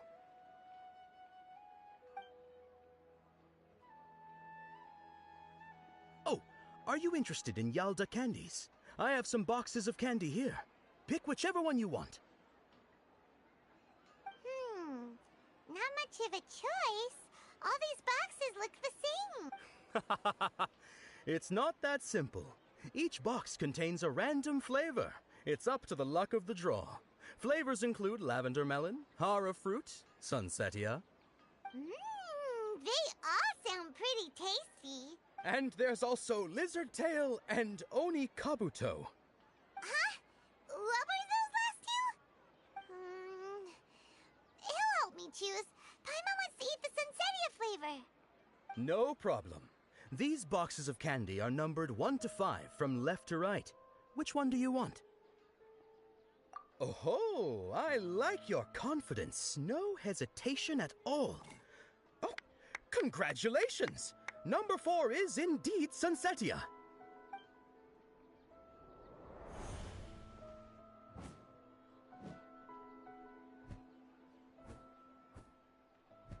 Ha! Paimon knew he always had incredible luck.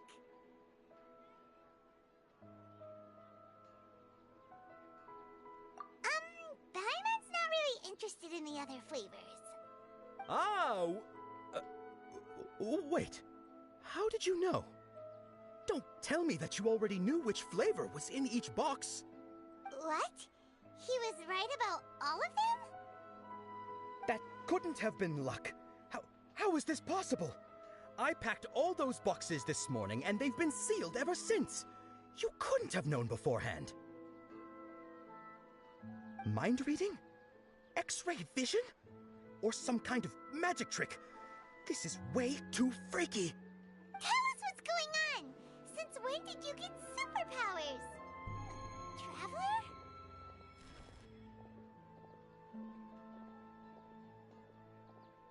Hey, where are you going?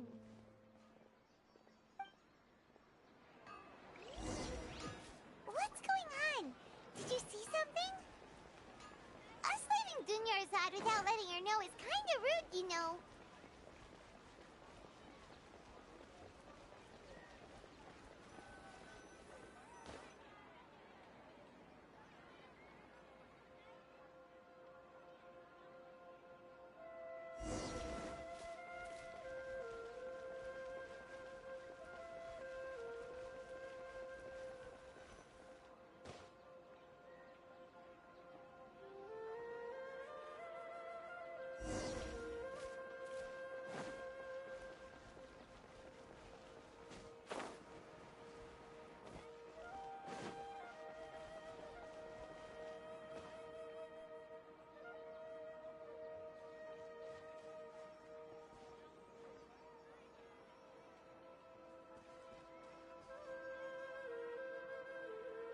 What are you looking for?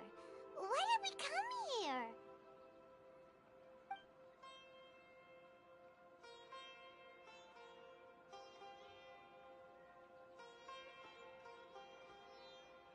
Traveler?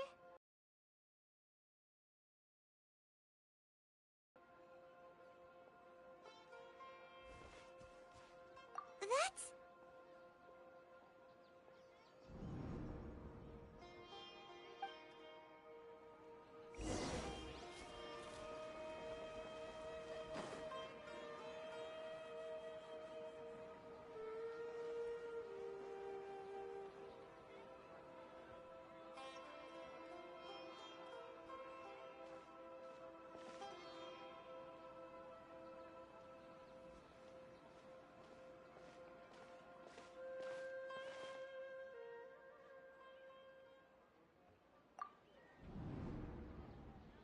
Look!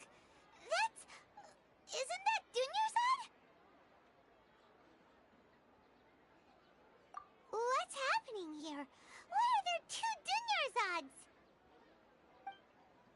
You already know that this isn't your first Sub-Zero's festival, don't you?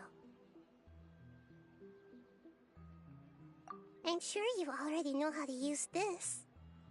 A knowledge capsule? Where did you get it? What's inside? You should use it too, Paimon. You know Paimon?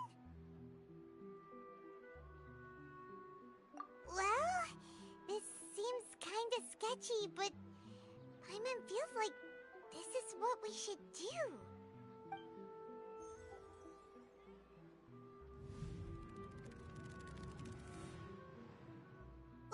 What the?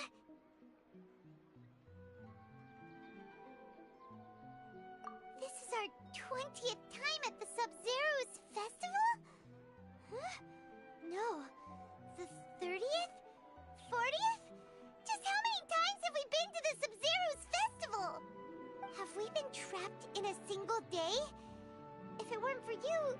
we wouldn't have even realized. What the heck was inside that knowledge capsule? Your memories are still scrambled? Try your best to remember. This isn't the first time we've met, and I answered that question a long time ago. Let Paimon think. Oh, it's coming back. Meeting you was the real catalyst for restoring our memories, and the knowledge capsule was just your means of showing our minds the way. What about everyone else? Why are you only helping the two of us? Your sense of deja vu is stronger than everyone else's, yes? As for an explanation, you two received the blessing of Dendro, and you also have special, sensitive constitutions. It was as if a single sheet of paper was separating those memories from your consciousness. A familiar question. I think this is the 7th time you asked that. As you can see, she isn't doing well. You probably sensed it too. The Dunyarzad you were just with is different from the first Dunyarzad you met. That first Dunyarzad is in front of you right now, and she doesn't have a lot of time left.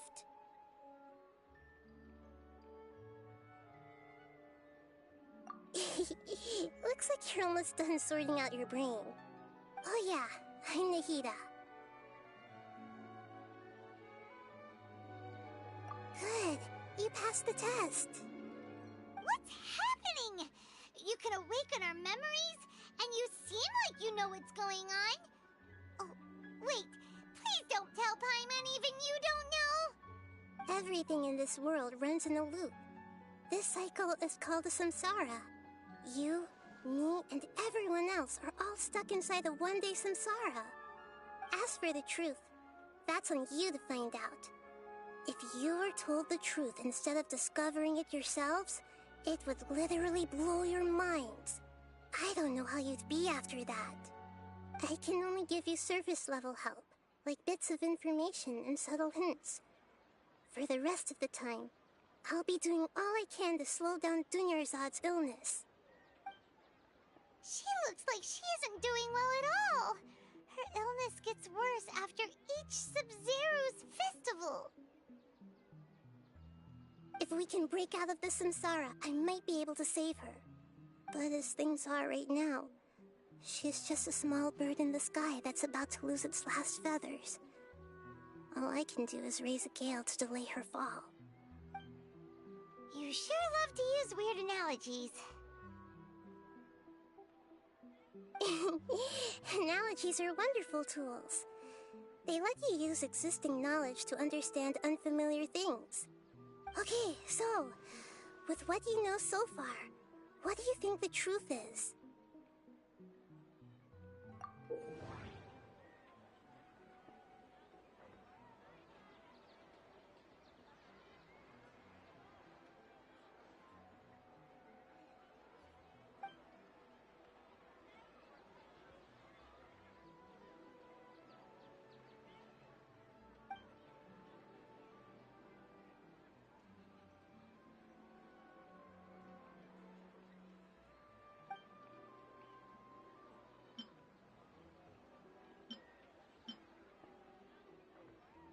The Grand Sage said, "Go celebrate the birth of that god to your heart's content." Did he mean something more?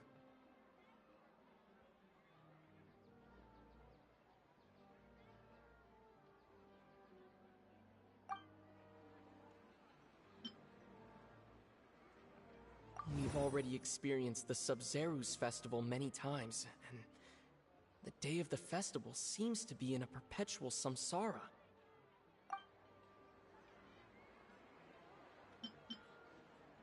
The moon, illusions, and what's happening right now seems to have happened before. This feeling has been getting stronger and stronger. My mind feels exhausted, even though I haven't done too much thinking. What is going on?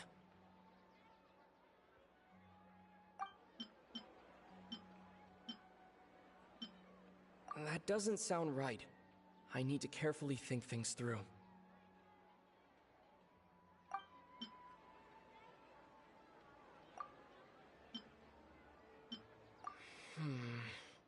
I can't seem to cohesively piece everything together.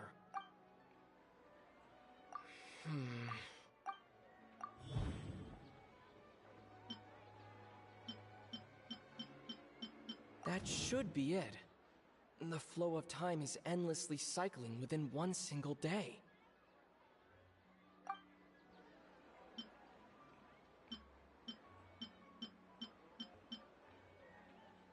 That doesn't sound right. That doesn't sound right. A time loop. You've given similarly wrong answers in the past. A pity. Still the wrong answer? Paimon thought that made a lot of sense. It feels like time's just repeating itself. A simple time loop can't explain some of the phenomena. You two are still missing a lot of information. Unfortunately, I can't give you any more hints.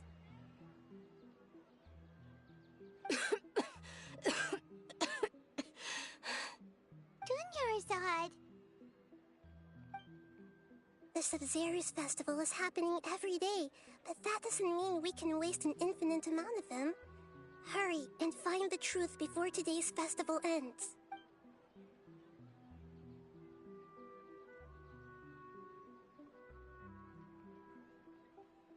Let's think about our current situation. To save Dunyarzad, we have to escape the samsara of the Sub-Zero's festival. And to do that, we need to figure out what's happening. The truth. Nahida rejected the idea of a time loop, so we must have missed something, right? Paimon's memories say that we've already done this many times, but let's go talk to people again.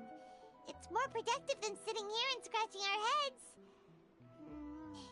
Why don't we start with those stall owners?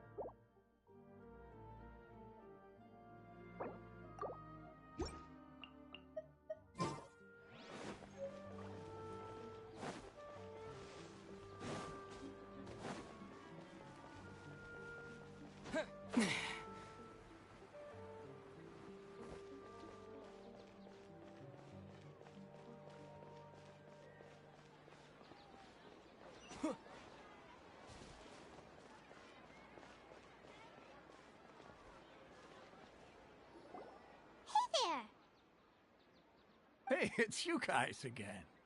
Where's your cultured friend? She's feeling a little unwell. I see. Did you come back to buy something? I guarantee the freshness of my products. Huh? What brought this about? I hurried back from the forest yesterday, and I'm selling produce here today. I haven't felt anything strange. To put it another way, if you really think about it, was yesterday truly yesterday? Did you actually come back from the forest yesterday? What kind of philosophical nonsense is this? Are you two daydreaming? Didn't you know that no one dreams in Sumeru? Go somewhere else if you want to find someone to daydream with.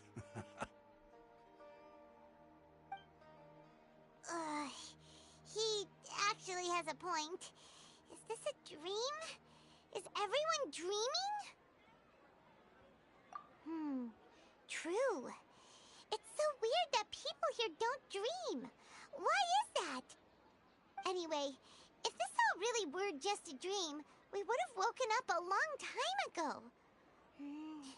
Let's keep asking around.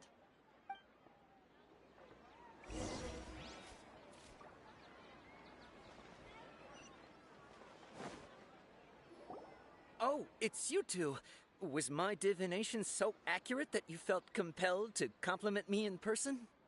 Ooh, I knew it! I told you, the god's divination is highly accurate. You just hadn't fully understood its significance yet. You're really excited about this, huh? That's exactly why we came back. Help us better understand it. Help you better understand it? Well, that isn't exactly what I excel at. So, you're admitting that you don't have a clue? Anyway, what kind of situation did you get into? Huh? Hold on a second. I thought you guys just lost your wallet or fell for a scam. What you just said, are you serious? Does that kind of thing actually happen in real life? Paimon knew you weren't going to believe it. Marvelous. Truly marvelous. I believe you. Recall the interpretation of your divination. The moon, illusions, and lies. It really felt like an omen. When you say it like that, the divination does sound like it's related to what's going on. Can you read any more into it? I believe that the Archon's revelations are never more than vague hints. Anything more specific is beyond the reach of mere mortals. The book only says, if you trust your instincts and overcome your fears, the sun will surely rise. So that's how it is.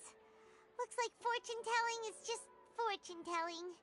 It's no good for practical problems. We haven't made any progress. Who else can we talk to? Paimon remembers that we tried talking to her a couple of times, but she always thinks we're playing pranks on her. You think she'll brush us off again?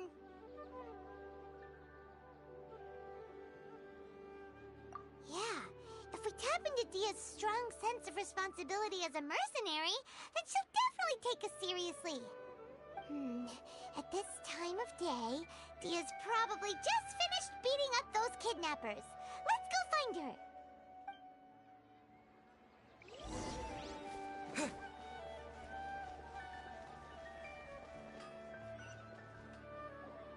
I'm fine, my lady. It's just a scratch.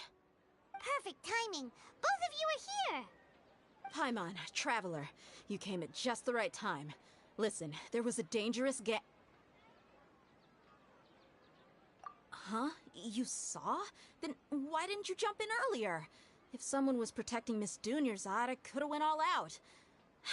Anyway, can you do something for me? You want the Traveler to take Dunyarzad somewhere to rest up while you check to see if there's still any kidnappers around. Did Paimon get that right? How did you know what I was going to say? We need to say something convincing.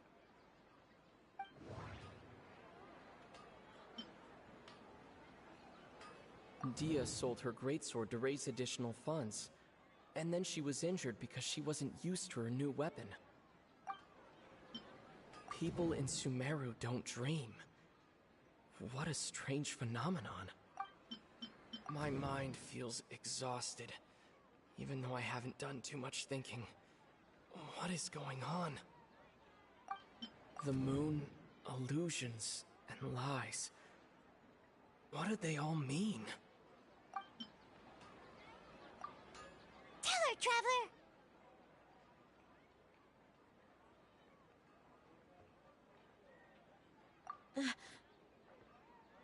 I didn't tell anyone about that. Including Miss Dunyarzad. You couldn't have known. And just now, you literally took the words right out of my mouth. What's going on? All right, so this is the situation.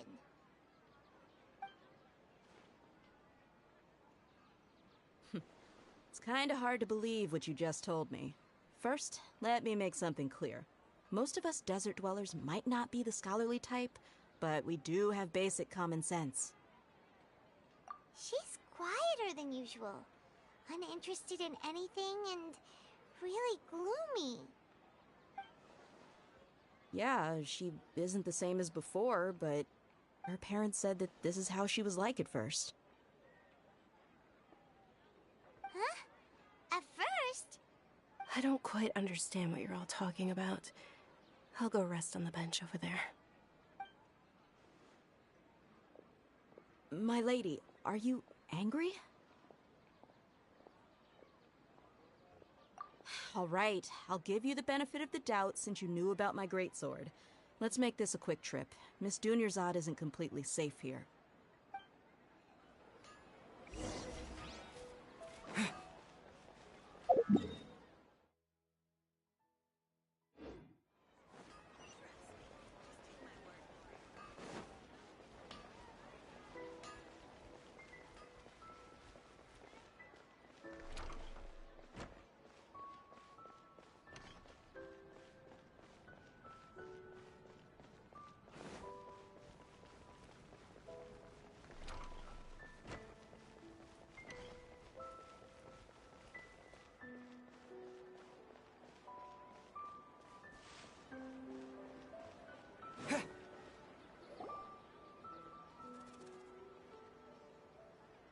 Nahida, we brought a friend.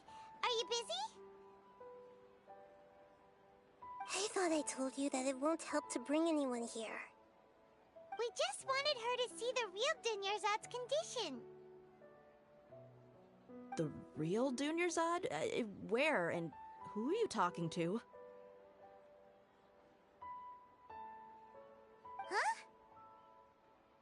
I told you that you two are special. Other people can't see me or Miss Dunyarzad here.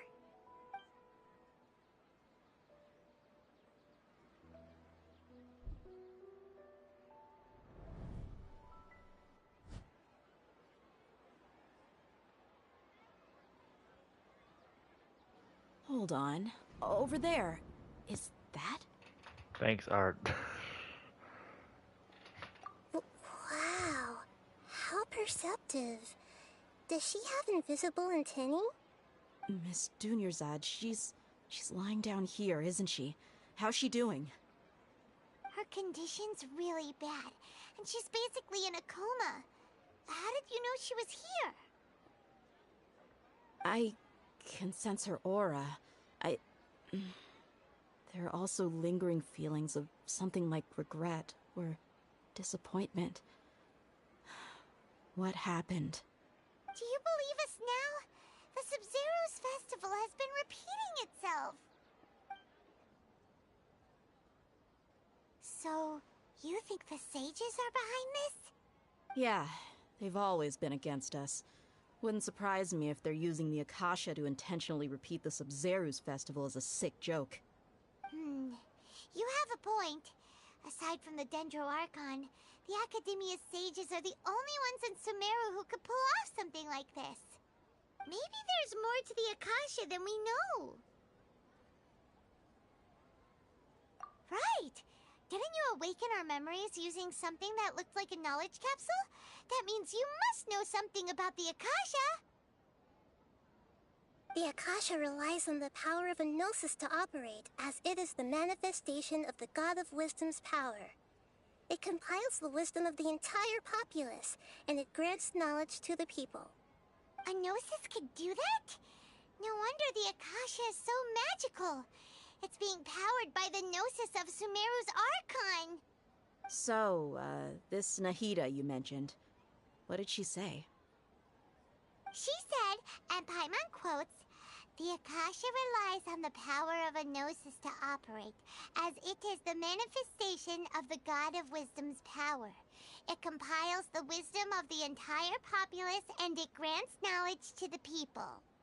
Compiles the wisdom of the entire populace and grants knowledge to the people. Wait. I get the grants knowledge part. That's what people have always used the Akasha for. But compiling the entire populace's wisdom? How does that work? Did she mean that the sages enter new knowledge into the Akasha? Oh yeah, that sounds about right. What do you think?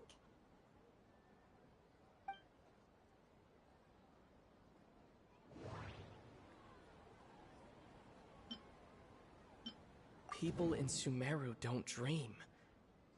What a strange phenomenon. That doesn't sound right.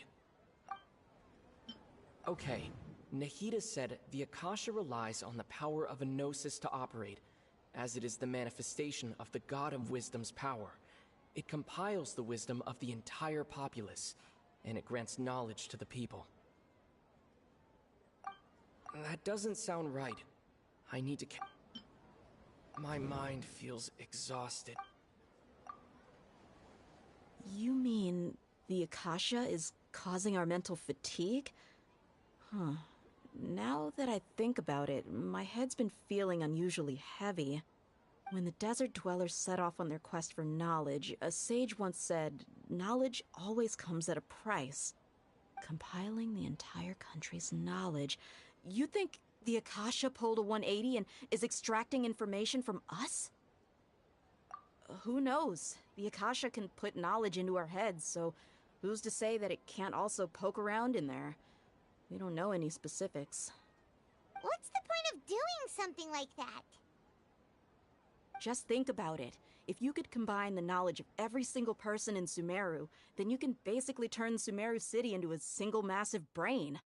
This hive mind could make breakthroughs in problems that even the smartest geniuses can't crack. An excellent deduction. And the analogy comparing Sumeru City to a massive brain? I love it. In that case, we should take off our Akasha terminals right away. Maybe that'll solve this problem. Yeah, I was only wearing this for show in the first place. Didn't expect the sages to cook up such a conspiracy. Mark my words, when this is over, I'm getting evidence and exposing this whole thing to the public. How does everyone feel?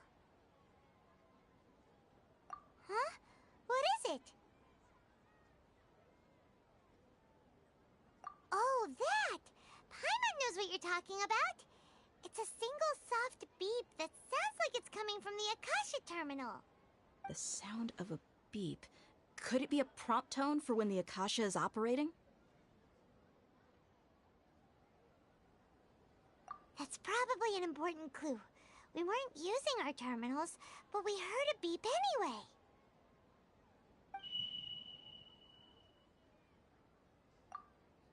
Traveler, did you hear that? I heard it too.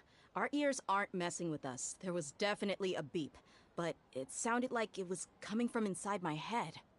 We took off our Akasha terminals.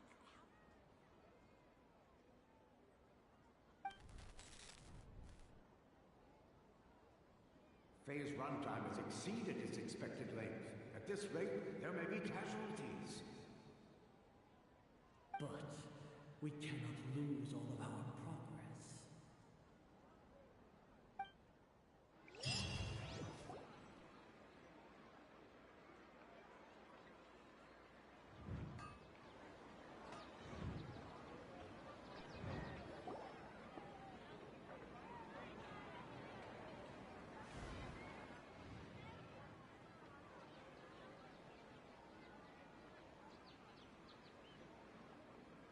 Paimon remembers everything! Good. You adapted quickly this time. We definitely took off our Akasha terminals last night, but we still heard that beep. Why is that?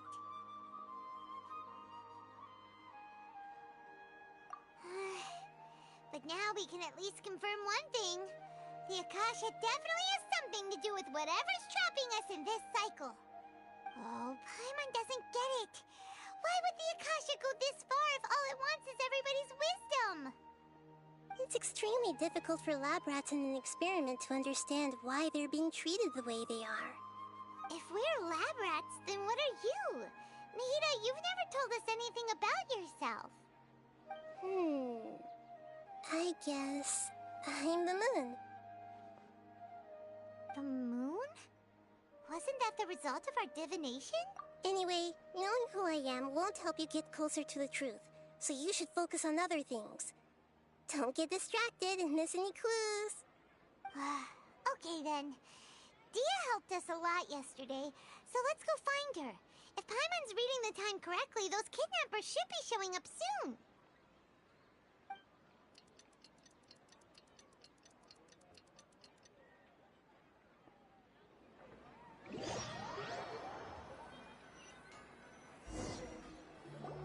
Ah, there you are. I've already taken care of those kidnappers. My lady, did you get hurt? Dia? What's wrong? Why are you both gawking at me like that? You didn't get hurt this time. Huh? What do you mean this time? Why are you so surprised that I managed to get out unscathed? Those kids were amateurs.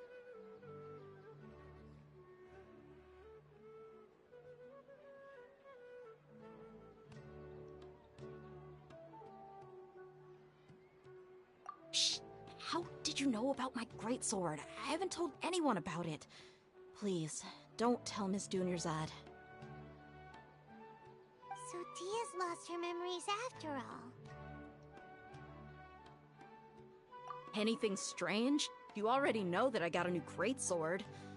If I had to say something, it's weird how such a new weapon could feel so familiar.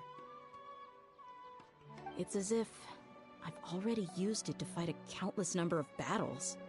You're saying that although you don't remember using it, your body feels like it does? That's right. Both mercenaries and warriors heavily rely on muscle memory. Only knowing the theory of battle won't get you anywhere. Traveler, what do you think?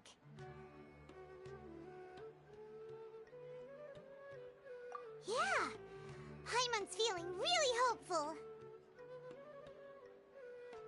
Oh, you're right! Earlier in the Samsara, something like this would have never happened. I have no clue what you two are talking about, but it's still dangerous here, so... So you want us to take Dunyarzad somewhere else to rest while you check if there are still more kidnappers around, right? How did you know what I was gonna say? Can you read minds? Forget it. Go and do your thing.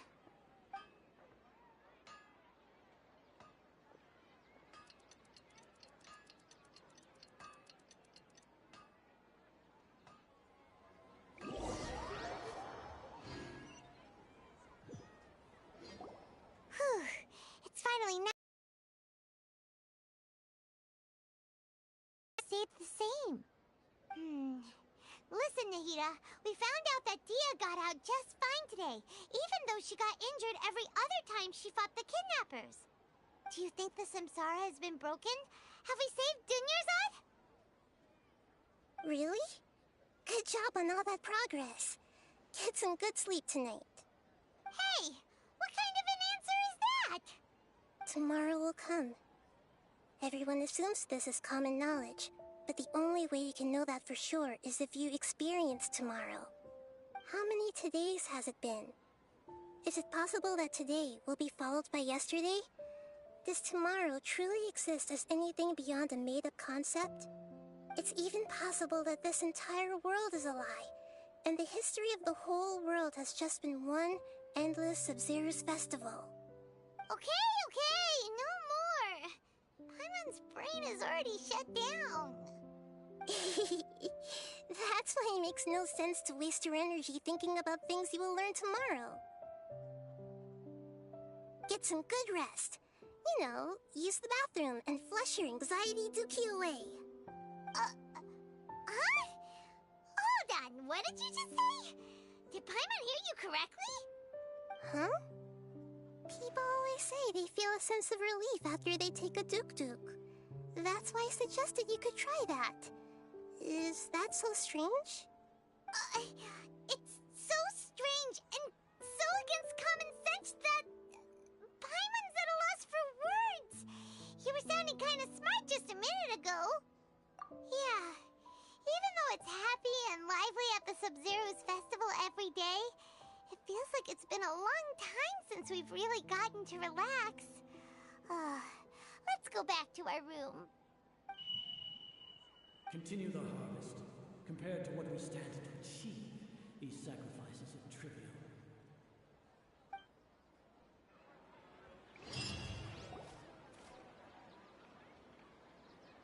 We're still in the same day. Nahida, you already knew last night that we didn't break out of the samsara? Why did you tell us? Would there have been a point? You would have spent the night with new worries, with tomorrow still out of reach. In that case, you might as well rest within that brief moment of hope. An opportunity like that doesn't come by often, and I thought it might help you clear your minds. Paimon thought the Duke did that! Whatever. Guess you were looking out for us after all. Of course. In the time we've been together, you two have been everything to me. Paimon's flattered and everything, but maybe you're taking things a little fast. What I mean is, even though I had asked you to solve this puzzle, you two are still the only ones who can see me and sense my presence. In other words, if you weren't here, I may as well not exist. That's why you two have been everything to me. Get it? Nahida's talking about confusing stuff again. Anyway, that's enough chit-chat. So, Traveler, did the new clues yesterday help you gain a new understanding of the situation? Huh? Why are you scrapping your previous theory? Oh, yeah! You're right! Gosh, how did we not notice that? In a simple time loop, people's physical conditions should also reset. So, what's your new hypothesis?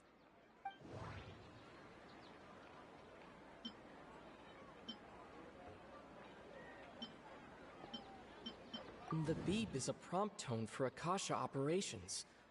We still hear it every night, even though we removed our Akasha terminals. That doesn't sound right. Mercenaries rely heavily on muscle memory, and Dia was able to use her experiences to avoid injury in later samsara cycles.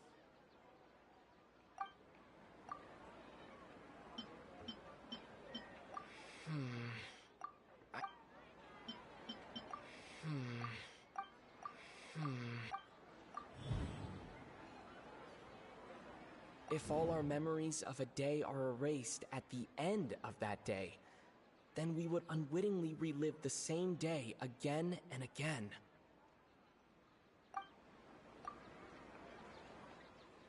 Oh!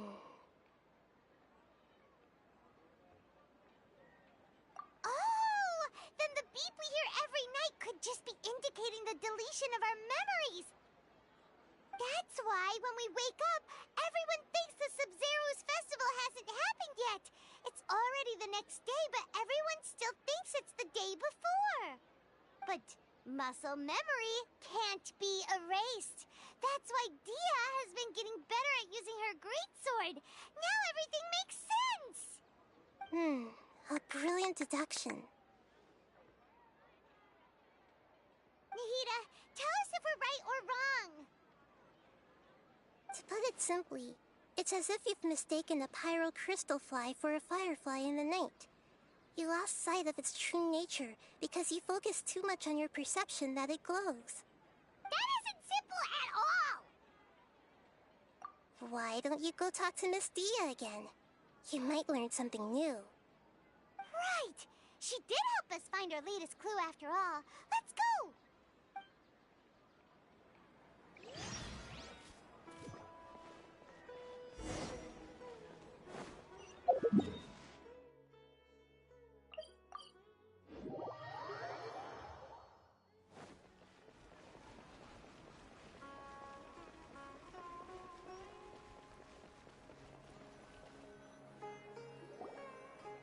There you are. Really took me a while to find you. As expected, Dia also didn't get hurt today. Get hurt? Why would I? Don't underestimate me. Well, you're still getting used to your new greatsword. Huh. Truth be told, I also think it's pretty strange. It just suddenly felt so familiar in my hands and... wait a second! How did you know I got a new greatsword to begin with? I didn't tell anyone about it. Traveler, could you explain the situation to her today? Paimon's gotten a little sick of doing it. Oh, that works.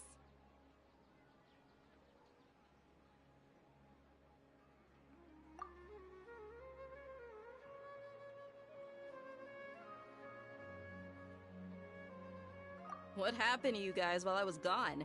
Did you get brainwashed by some cult? Don't think too hard about it. Just take what we're saying at face value. Alright then, let me get this straight. You're telling me that my body's already gotten used to this great sword, but my brain just doesn't remember it? Yes, your memory's being erased every day. Then I'd have to disagree. That's impossible. Oh? Why do you think that? If we've actually been reliving the Sub-Zeru's festival day after day, then what happened to the things we used, the money we spent, the food we ate? Common sense says my wallet should have emptied itself a long time ago. There's no way I wouldn't have noticed. Right! They could use the Akasha to record what everyone did that day, and then use the city's resources to replenish everything! It's not very likely, but it's also not impossible. No, it is impossible. I've got proof. You have proof? Where? You two are surprisingly serious about this nonsensical discussion. Fine, I'll play along for a little longer. Come with me, Miss Dunyarzad. Please come along as well. I still can't guarantee that this area is safe.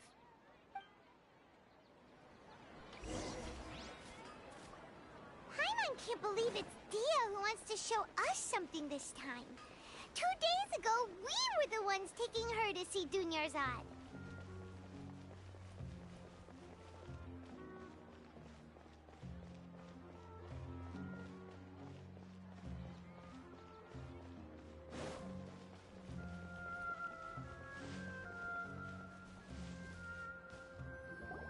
This is it.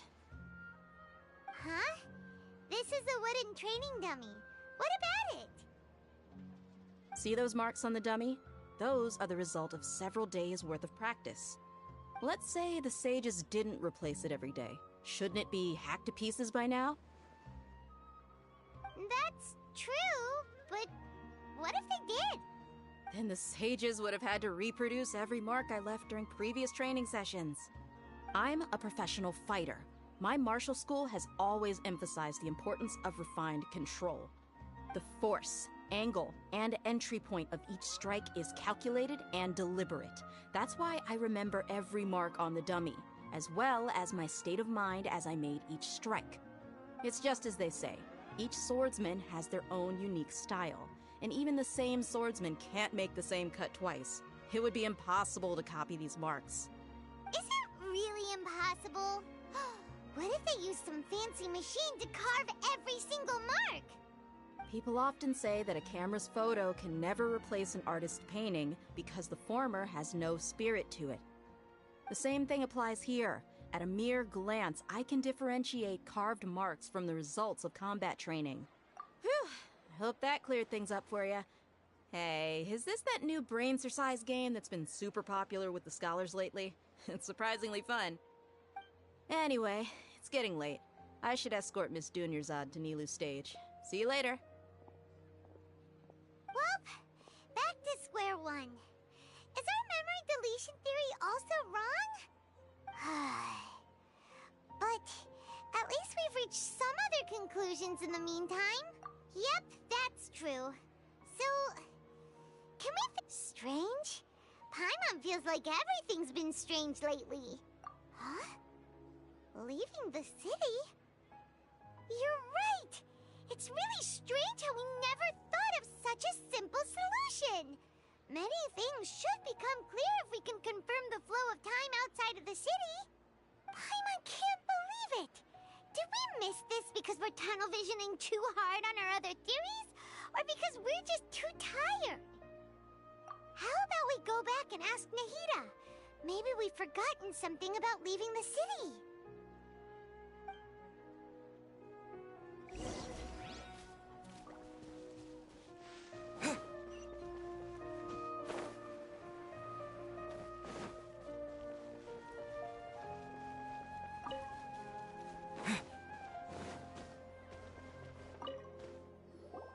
Nahida, we're back! Your early today. Did you find something new? Sort of. We're mostly sure now that we're not in a time loop. And we also aren't in the real world. But at the same time, we have a new question. Leaving the city. As far as I remember, you've mentioned your plans to do that twice before. We did? But we don't remember anything. What happened after we talked about those plans? What did we say when we got back? Let me think. I don't think you ever actually told me what the outcome was. Oh, it's probably more accurate to say that both times you never came back the whole night. But you two sometimes stay out the entire night anyway, so at the time, I didn't think too much about it. It is true that sometimes we lose track of time during our investigations. Before we know it, it'll already be the next day. But still, neither of us remember anything about leaving town. Really? That's kinda strange. In theory, I should have already awakened all your memories. Yep, something here's definitely fishy. Let's get to the bottom of this tomorrow.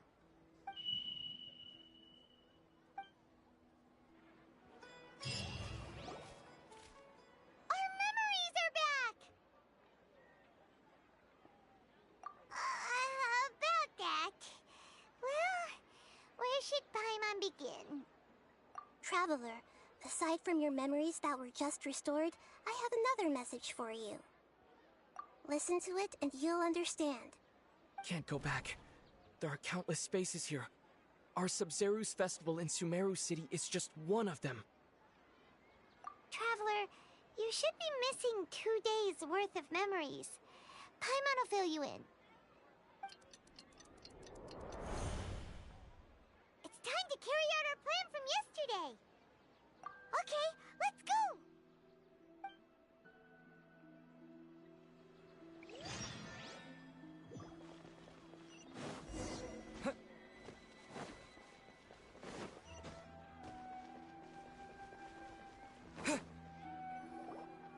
Why can't we leave the city? What is the Academia up to now? Don't ask me. It's not like I can tell you anything. This is a direct order from the Grand Sage. Just wait until tomorrow. I have a real emergency. My goods have already arrived at Port Ormos. If I don't hurry, they'll be stolen. That's your problem. Make sure you make a request in advance next time. But it's not like you can just predict business matters in advance. It looks like the Academia already announced a lockdown for Sumeru City today. How completely unsurprising. Let's go and question them. Hello, sir. Why can't we leave the city today? Here we go again. Don't ask me. I don't know either. We just received an order that no one is allowed to enter or exit Sumeru today. They didn't tell us anything else. Angering me won't get you anywhere. If I had that kind of insider info, I would have left this stupid post long ago. It looks like he really doesn't know. If we can't get anything out of him, let's take matters into our own hands. Why don't we climb over the walls? Those guards can't be everywhere at once. This is a good spot, and the guard hasn't noticed us at all. Let's hurry! Huh? Why? Are you going to leave Paimon behind? But what if things get really weird out there and you get into some trouble? Then Paimon won't be able to help you.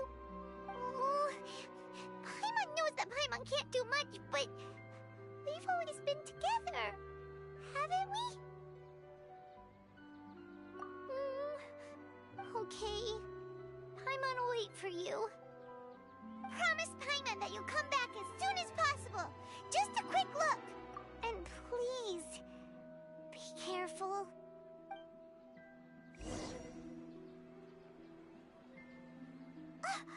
Memories!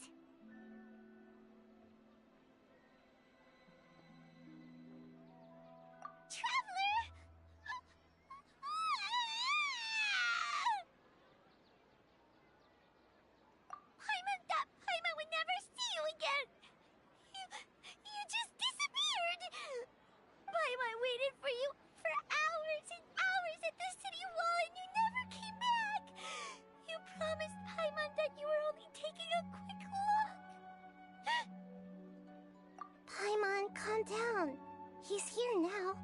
I don't think he understood what you were saying.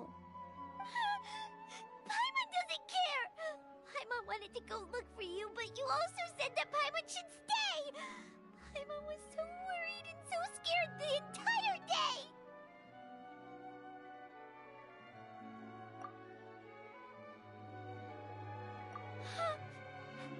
Okay. Paimon will forgive you. The most important thing is that you didn't actually disappear. Oh, Paimon was so scared that you had gone into another world. Okay, Paimon, can you tell us your perspective of what really happened yesterday? I see. Using two people's different perspectives. After that, you left the city. Paimon kept her eyes on you the whole time, but then you disappeared in an instant.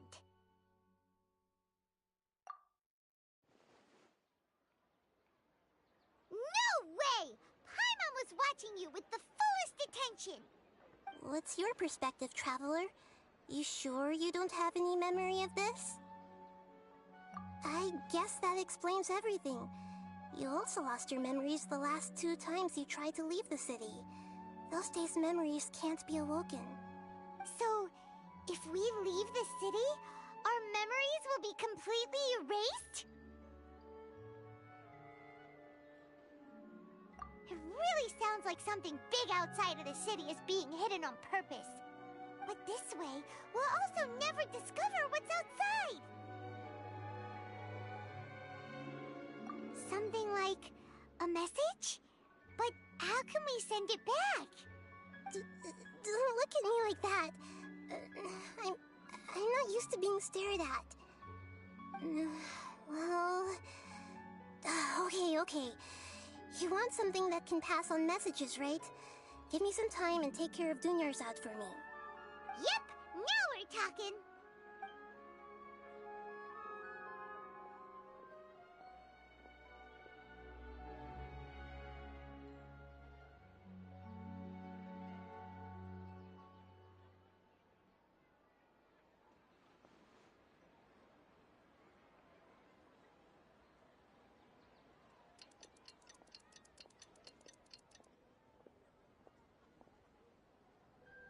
I'm done. Here you go. What? Isn't this just an Akasha terminal? You made some little changes. Akasha terminals are already capable of sending messages. I just tweaked it so that it could connect to any node. To make something like this? Nahida, you really know the Akasha like the back of your hand. Anyway, we can use this now to record a message, right? Yep. I'll help you save the messages. It should be pretty easy to use. I just can't guarantee the user's status and signal coverage when they're outside the city. We'll never know until we try. At least we're taking the initiative now. Let's go then. Let's expose those sages. Alright. Paimon isn't as worried about being separated since it happened once yesterday. But Paimon still isn't happy about it. Okay, see you tomorrow, Traveler. That covers everything that's happened so far. Yes, although the signal was choppy and had some interference, we still managed to receive 2 messages from you when you were outside. Okay, now that you understand what's going on, let's hear the messages together.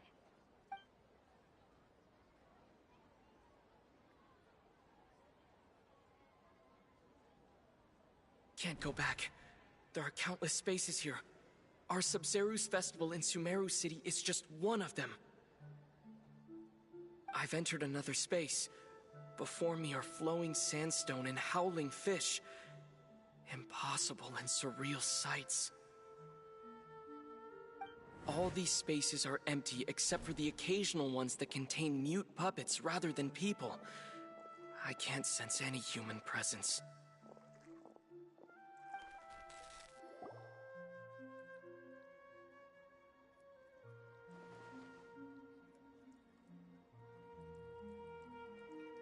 That's one heck of an info dump. It sounds like you left the Sumeru city space when you set foot outside of the walls.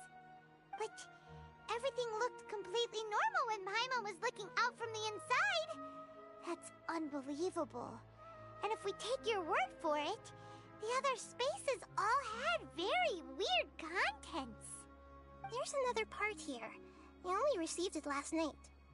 These spaces have been disappearing one after the other, absorbed by something like a sun in the sky.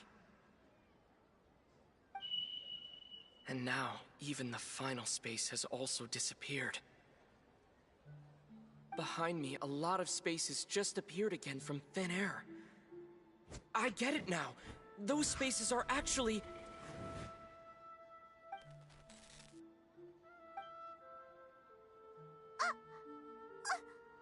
Why did the message end right there? What did the Traveler want to say? What are those spaces? Probably because yesterday just happened to end at that moment. Oh, right. Paimon did hear a beep from the Akasha. Did it come from here or from the message? The message. It should have come from the Traveler's Akasha terminal. After the beep, Traveler said even the final space has also disappeared. Traveler, what do you think that final space could have been?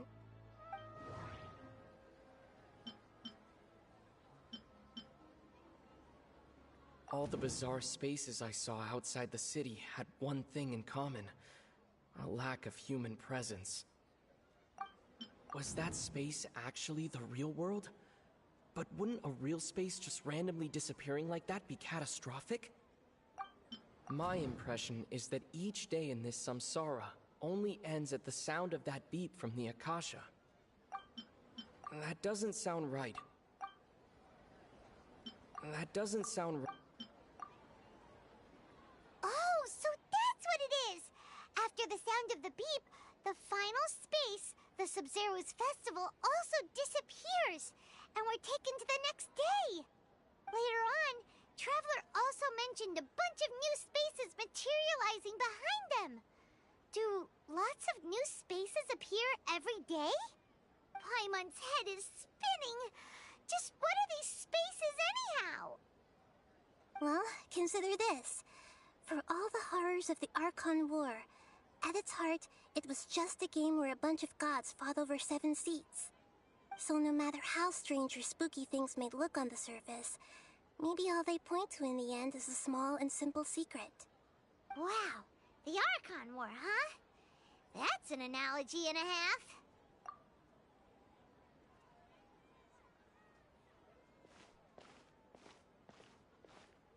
Hey, where are you going?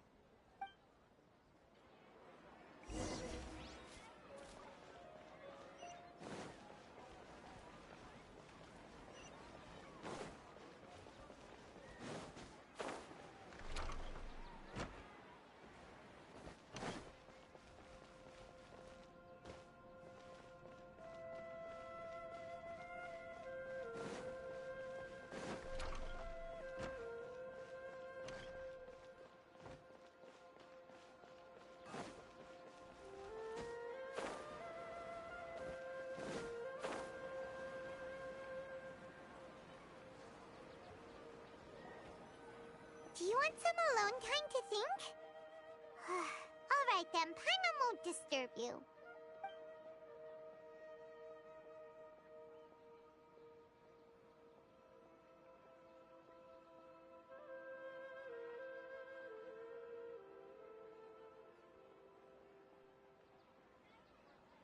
The dance of Sub-Zeros is about to begin.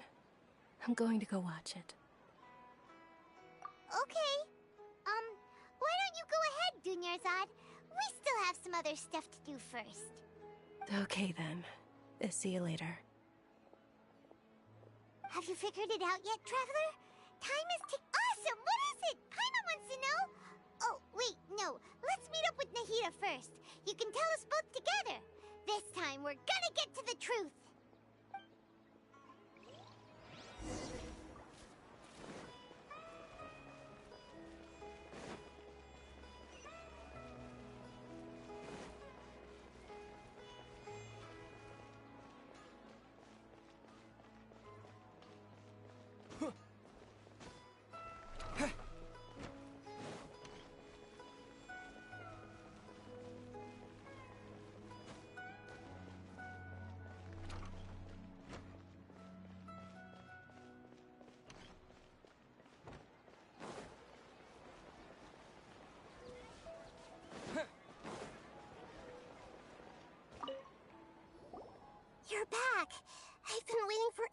you two.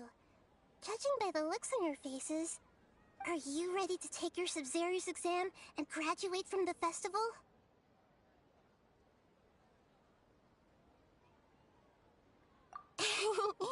Okay, first off, have you discovered the hidden truth? Okay, Nahida said the Akasha relies on the power of a Gnosis to operate, as it is the manifestation of the God of Wisdom's power. It compiles the wisdom of the entire populace, and it grants knowledge to the people. We've already experienced the Sub-Zero's festival many times, and the day of the festival seems to be in a perpetual samsara. All the bizarre spaces I saw outside the city had one thing in common: a lack of human presence. Those spaces remind me of dreams, like the one I had in the Avidia Forest. Those spaces remind me of dreams, like the one I had in the Avidia Forest, except these have no sign of human presence. Those spaces, the moon, illusions, and lies. What do they all mean? People in Sumeru don't dream. What a strange phenomenon.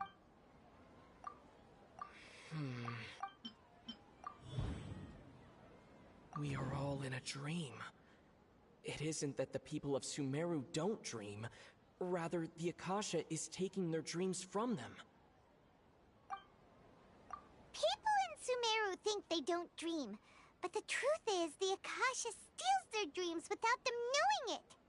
And those spaces with no human presence are stolen dreams without their host. That would explain why they sounded so weird when he was trying to describe them. Huh. So people in Sumeru do dream after all. In fact, we're all in one big dream together right now. Correct answer. Now, how did you conclude that the Akasha is capable of this? The Akasha relies on the power of a Gnosis to operate. It is the manifestation of the God of Wisdom's power. It compiles the wisdom of the entire populace, and it grants knowledge to the people. That doesn't sound right. It is the manifest... Oh, okay. Those dream-controlling creatures in the forest also get their power from the Dendro Archon, right? That would explain why the Akasha has the ability to control people's dreams, too. But is stealing everyone's dreams really how the Akasha compiles their wisdom? Isn't there anything more to it than that? Dreams are fantastical, complex, and full of imagination.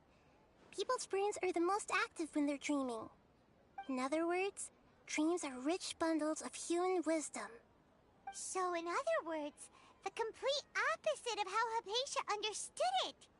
Paimon remembers her saying that the sages think dreams are foolish delusions, and the fact that no one dreams is a blessing from Greater Lord Rukkhadevata.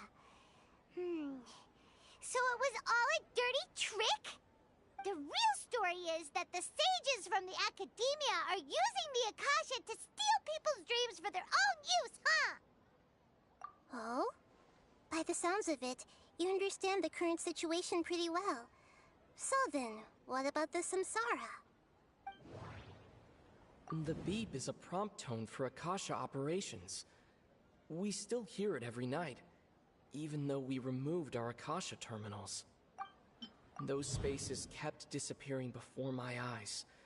But as soon as that beep sounded, many more spaces materialized. Those dreamscapes kept vanishing, but as soon as that beep sounded, more new spaces appeared.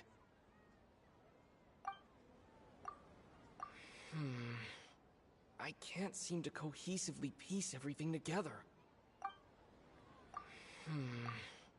I can't seem to cohesively piece everything together. The Grand Sage said, "Go celebrate the birth of that god to your heart's content." Did he mean something more?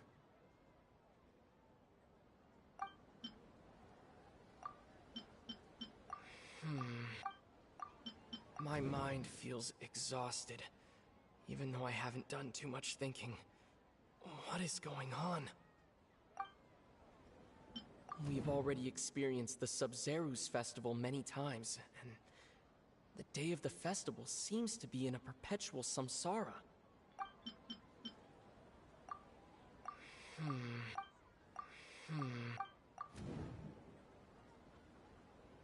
Correct. The Akasha is keeping each person's brain in a constant dream state, but also separating their consciousness from their own dream. Their disembodied consciousness is placed inside the collective dream of the Sub-Zerus festival along with everyone else's, while their now vacant dreams are harvested by the Akasha. No one is any the wiser as another day passes in the dream, and so begins another samsara cycle. People wake up to yet another dream about the Sub-Zerus festival. The dreams that belong to them are once again harvested by the Akasha, and so it continues. So, this is like a dream factory, and the Akasha is a dream harvesting machine. Did Paimon get that analogy right? Very good, Paimon. Using analogies well is an excellent habit to get into. Okay, so that beep we keep hearing is actually from our real-life Akasha terminals. Taking off our terminals in this dream doesn't do anything. Alright, last question. Who am I?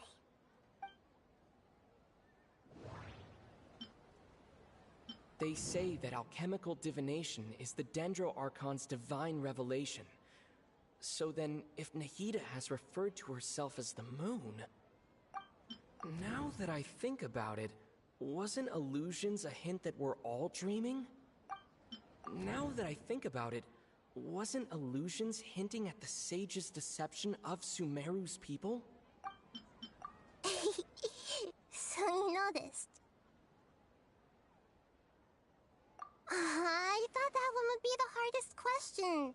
That's why I put it last. That wasn't hard at all. Even Paimon guessed that. Everything about you is different. We just didn't want to expose you is all. Now that you mention it, Nahida, you've been hinting to us since the very beginning. It's funny. Thinking back to when we were asking all over the place for info about Lesser Lord Kusanali, Paimon didn't expect to meet you like this. Yes, those can wait until we're back in real life. On the other hand, I'd be happy to answer any more questions you have about here and now. You asked me this question before. My answer was, it would literally blow your minds. Now that you know this is all a dream, this answer should hopefully make more sense. Have you heard the saying, don't wake a sleepwalker? Likewise, if someone suddenly had told you all this instead of you learning it on your own, your notion of reality and dream would be thrown into irreversible confusion. I couldn't expose you to that kind of risk. That's why I could only give you very subtle hints and some suggestions. Long story short, I'm really sorry I had to keep you guessing. You asked me this question before. Now that you know this is... Have you heard the saying, don't wake a sleepwalker?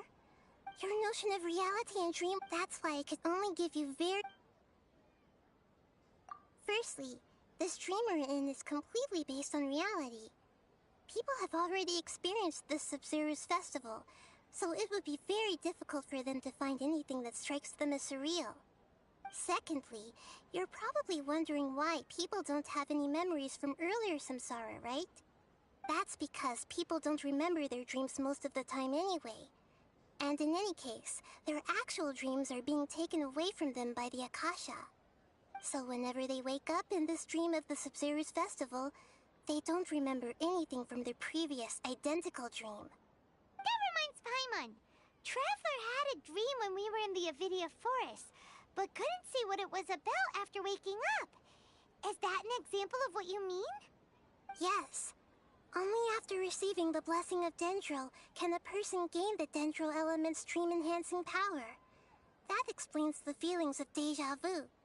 Meanwhile, everyone else has no idea that they are in the Sub-Zerus Festival Samsara, while their dreams are stolen from them over and over again. Can humans really keep dreaming forever like this? Will it ever end? And if so, when?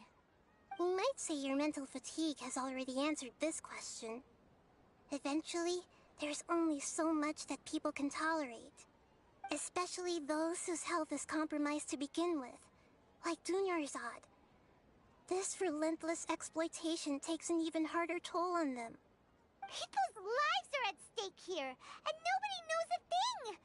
We've got to put a stop to this!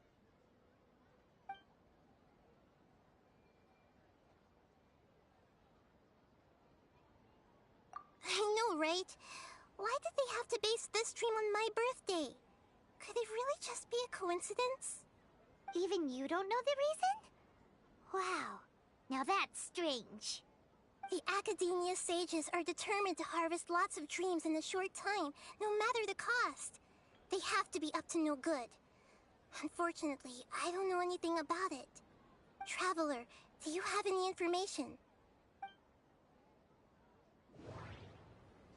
Those spaces remind me of dreams. Like the one I had in the Avidia Forest. Except these have no sign of human presence. Okay, Nahida said the Akasha relies on the power of a gnosis to operate, as it is the manifestation of the God of Wisdom's power. It compiles the wisdom of the entire populace, and it grants knowledge to the people. The Grand Sage said, "Go celebrate the birth of that god to your heart's content." Did he mean something more?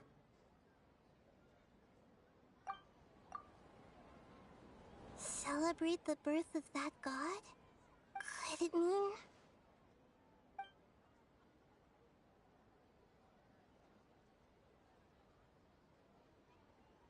deceiving the people of Sumeru with no regard for their safety? No matter what they're trying to do, this is unforgivable.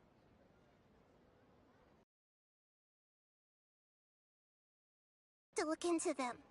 How can the sages of the Academia do this behind their Archon's back? This is ridiculous! In the end, I'm just the moon. The real sun is long gone. A sun and a moon? Nahida's talking in riddles again. Oh, we're out of time today! I'll tell you how to break free of the samsara tomorrow. See you then.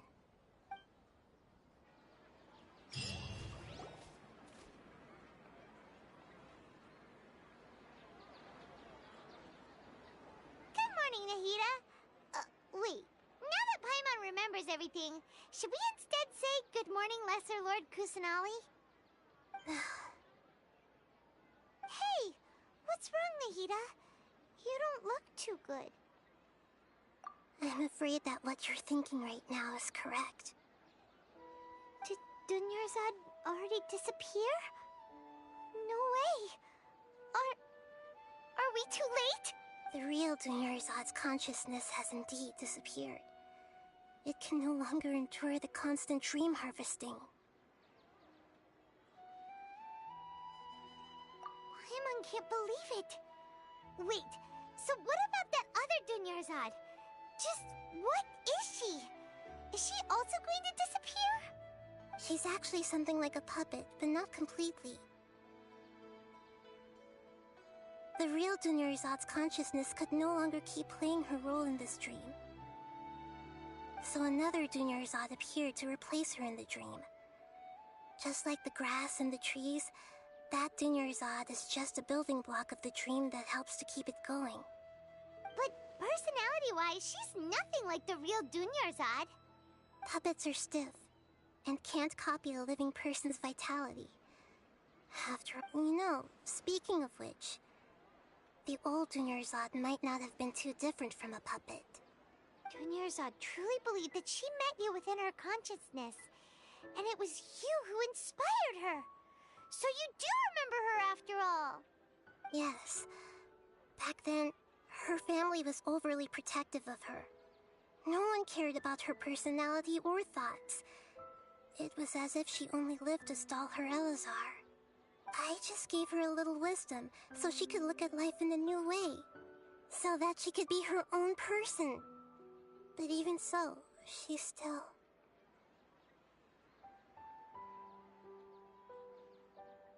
far from it. I'm still a long way off from being a real Archon. I couldn't even save her. If I were a competent Archon, I wouldn't have let my most faithful follower die at the Sabzeruz festival with so many regrets. Please don't beat yourself up over it, Nahida. It's the sage's fault, and theirs alone. I'm not beating myself up. All I did was to rationally observe the distance between myself and a real Archon. Don't be like that, Nahida. Even real Archons are still allowed to be sad. To prevent more tragedies like this, we must end the samsara as soon as possible. Great, but how do we do that? Although the Sabzeruz festival dream is under the Akasha's control, only humans can dream. Even the Akasha is unable to create them. That means this dream belongs to a host who created it.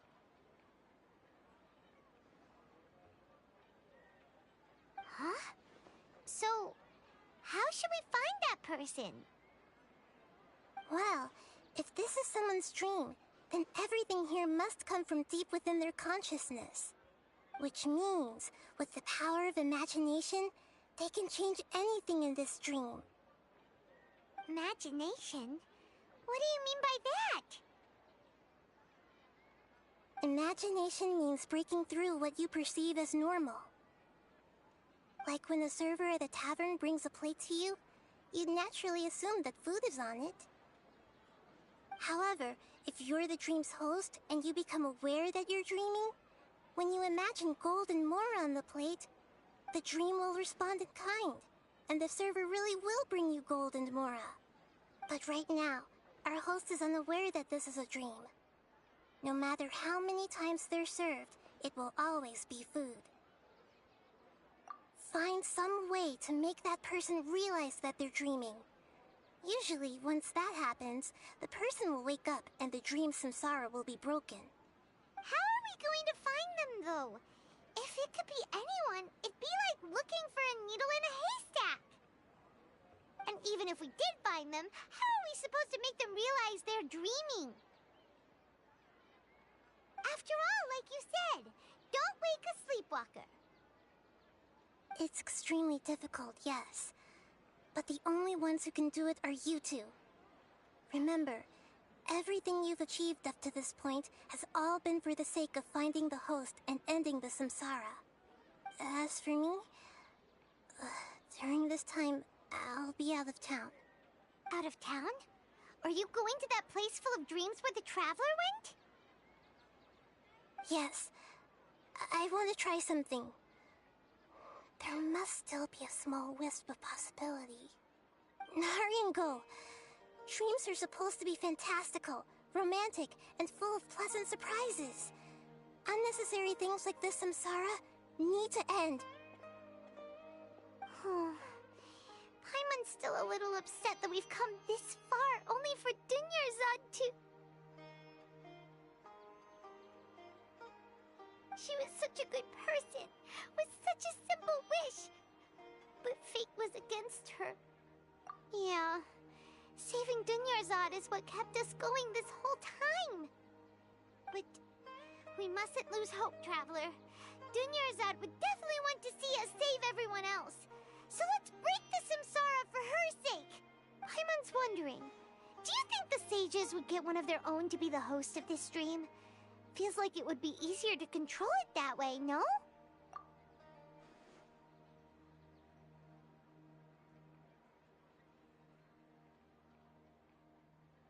Huh. That's true. Plus, the sages probably weren't counting on there being other factors beyond their control, like Nahida and us. So, who do you think the host of the dream is? Oh, that would make sense. Ferris, the Knight of Flowers, is a symbol of the whole Sabzeruz festival, right? Pretty core character. Let's go ask him some questions, shall we?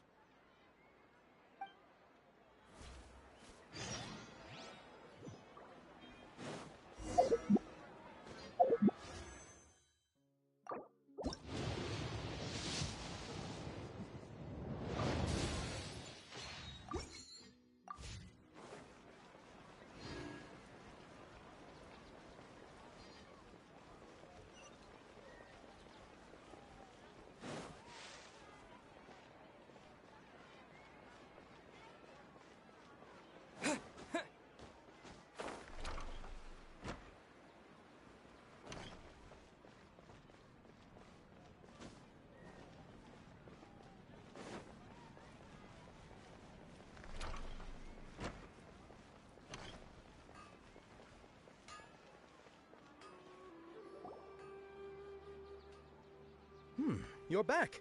You left in a hurry last time. Is everything okay?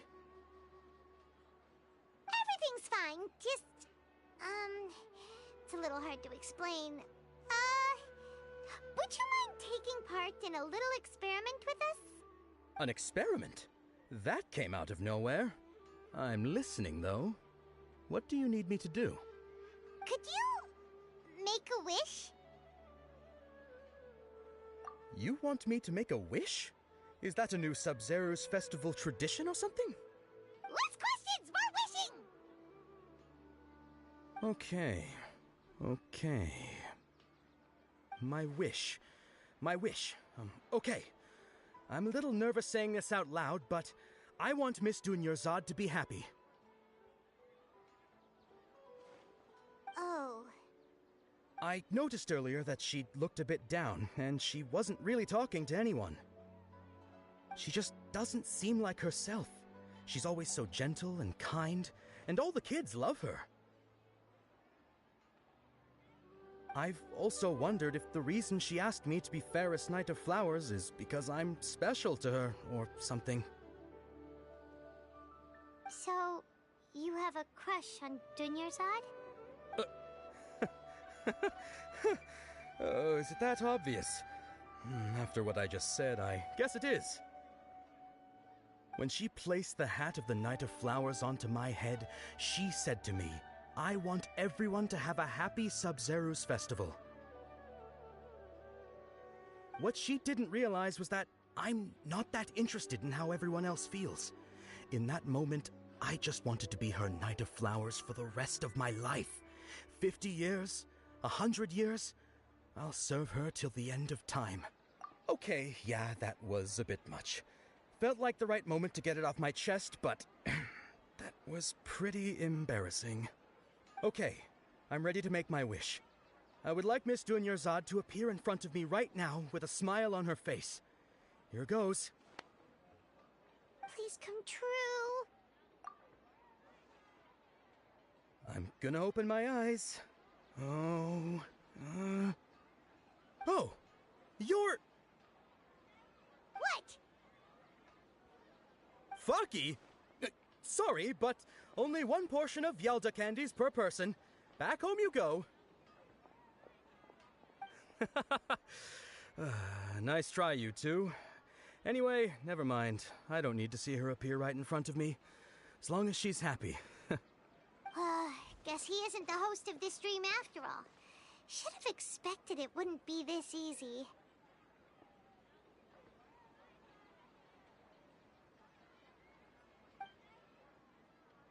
It seems like everyone who knows Dunyarzad loves her, but none of them has any idea that she...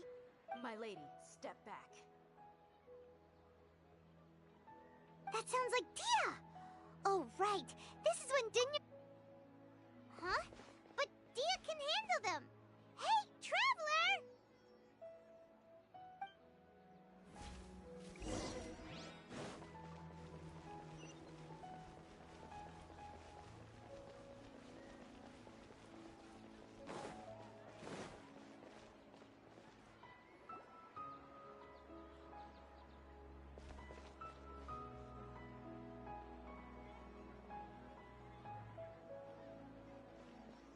Oh, it's you. Great timing. Please take... Hey, this is my job. The homie Yannis pay me, not you. You... fine, alright. Knock yourself out. Why are you so worked up anyway? It's not like I don't trust your fighting skills. Anyway, watch yourself.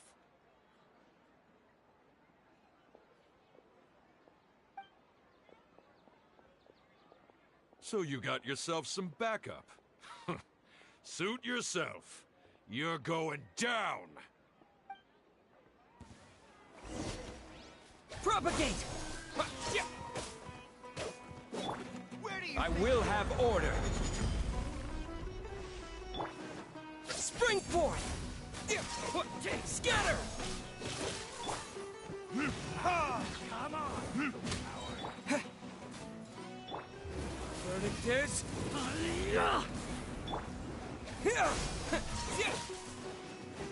Try to keep up. You won this one.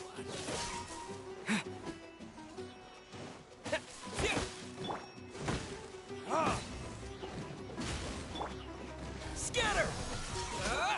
Take my lead.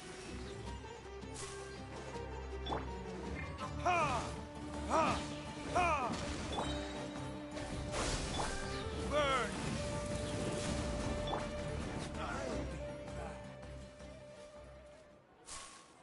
Traveler, were you just taking your anger out on those guys?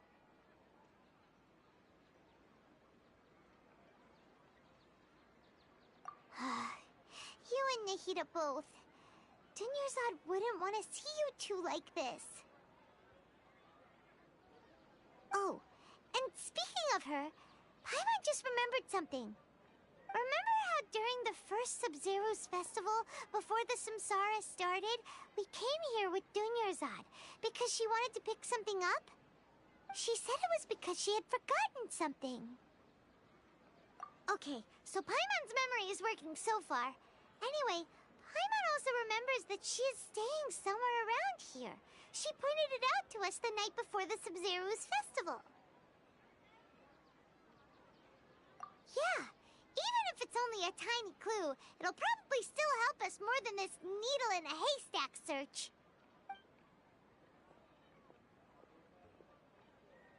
This is the place. It's rude to enter other people's spaces without permission, but desperate times call for desperate measures. Hey, the windows are unlocked. Okay, Paimon's gonna take a peek inside.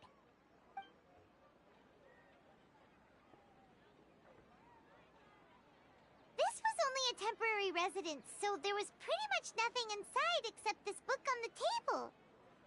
Should we open it?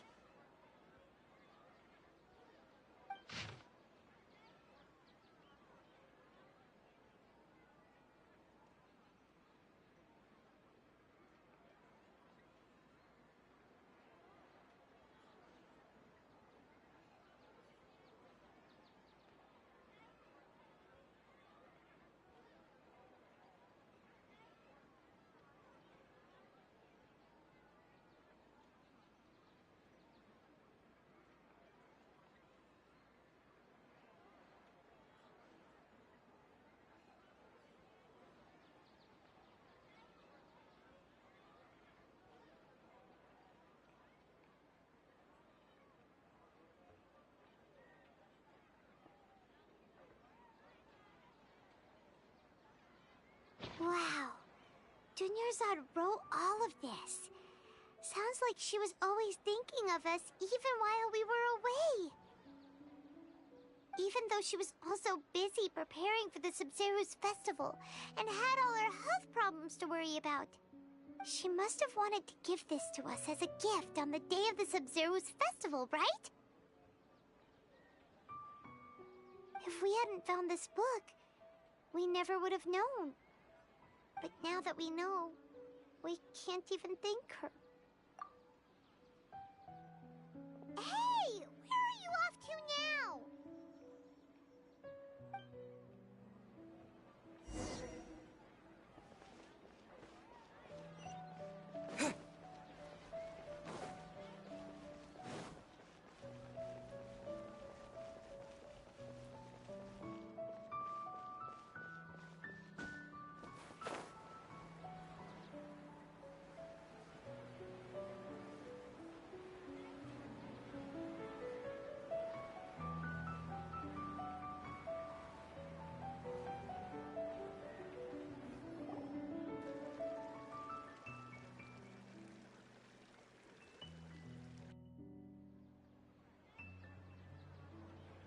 It's Dunyarzad's puppet.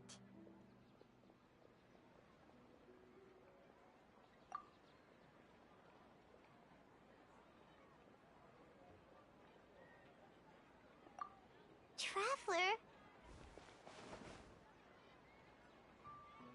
You must be exhausted.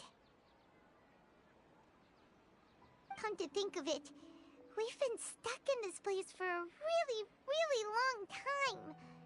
Heck, even the last time we were chatting happily with Dunyarzad feels like an eternity ago.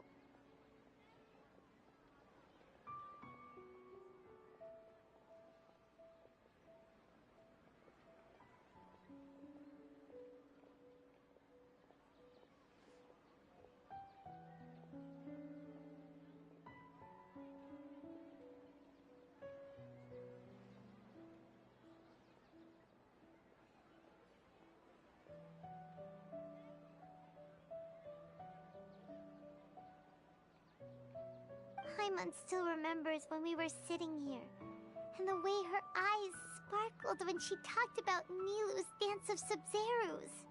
There will always be frustrations in life, but I know that the point of living is not to leave behind any regrets.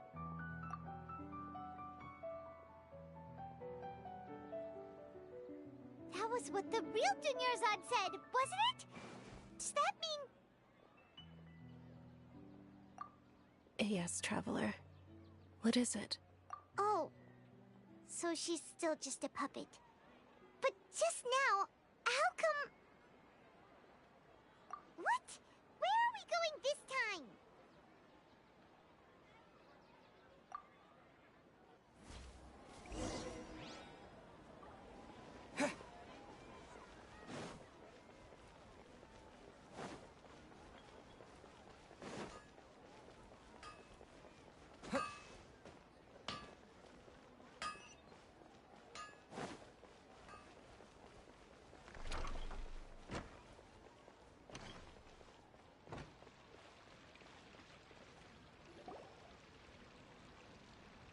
If you continue to resist, we will have to order an investigation into every single event organizer.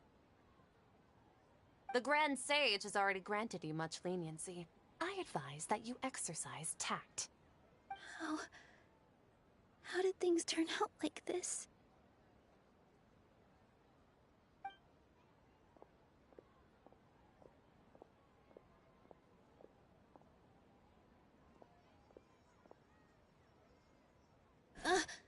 Traveler?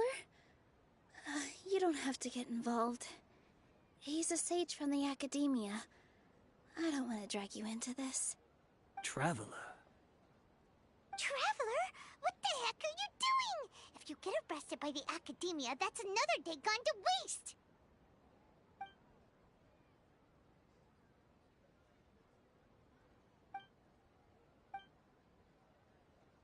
Wait, they're not reacting. Have they been scared stiff? Oh, of course! If this is the Sage's plan, they wouldn't put themselves through this. So they're just substitutes. What is this? What happened to the Grand Sage and his entourage?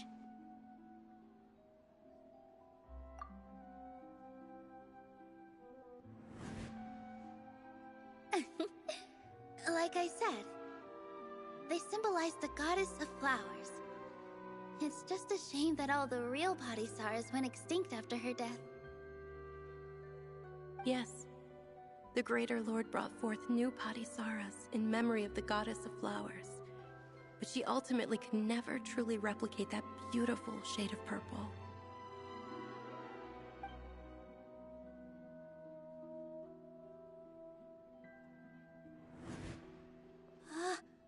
That beautiful shade of purple. Aren't these flowers real Padisaras? Just like the ones from the legend? I didn't even notice. Dunyarzad, did you find these? But didn't you just say all the real flowers went extinct after the goddess of flowers passed away? So, how? Yeah. What's going on here? Huh? You guys are acting weird. But okay, I'll try.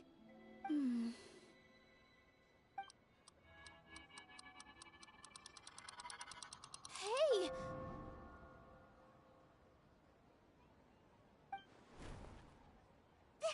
They disappeared! So Nilu's the host! What a surprise! Purple body Saras don't exist in the real world anymore.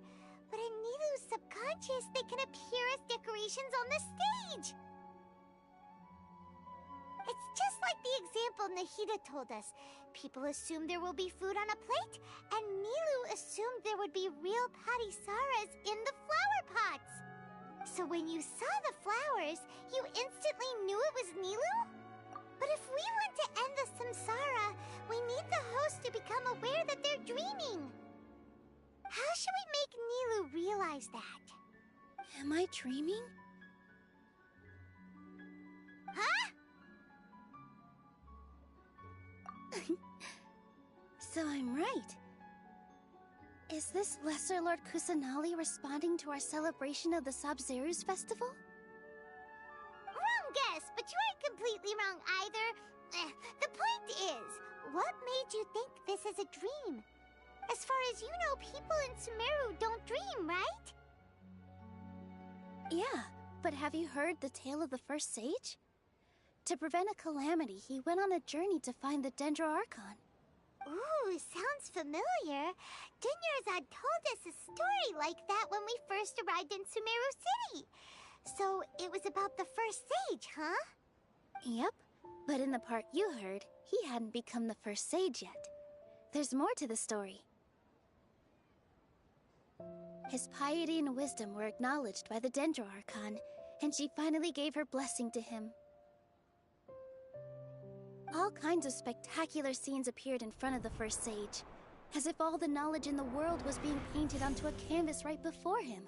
He was captivated. After who knows how long, he mastered all the knowledge he could comprehend. Afterward, he said to the Dendro Archon, "I miss my parents, my wife, and my children. I've been away from home for far too long. They must be worried." The Dendro Archon smiled. The next second, the sage found himself lying in his bed, as if he had just woken up from a dream. His wife, lying next to him, said, "You're off to search for the Dendro Archon today, aren't you? Have a safe journey, my love."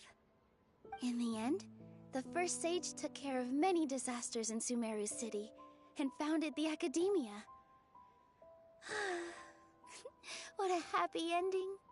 So, the first sage was dreaming ever since the beginning of the story? He never went on his journey? Yes, but his faith and determination were conveyed to the Dendro Archon, so she blessed him in the form of a dream. Paimon understands where you're coming from now. That's a really interesting connection. But we really gotta wake up soon, like the sage in the story! I see. Well, it just so happens that today's Sabzeruz festival is almost over too.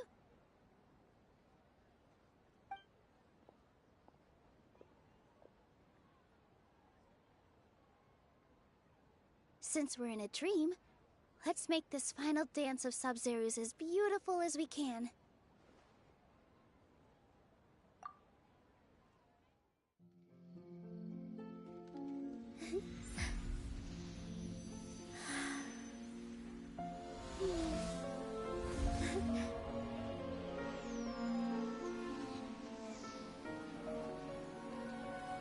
The wait is over, everyone. I dedicate this to our god, the Dance of Sabzeruz.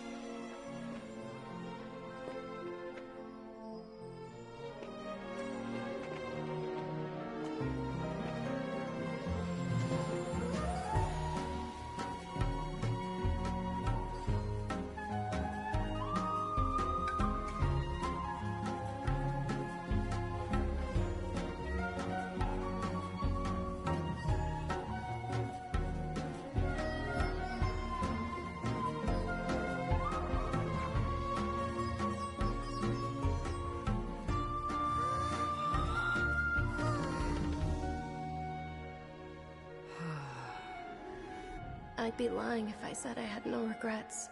I would have loved to see Nilou's dance.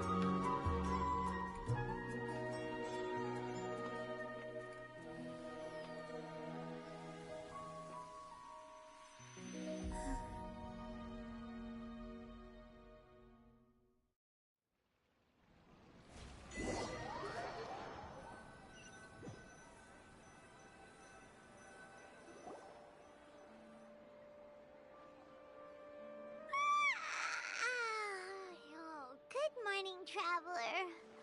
Oh, Paimon feels like she's been asleep for the longest time.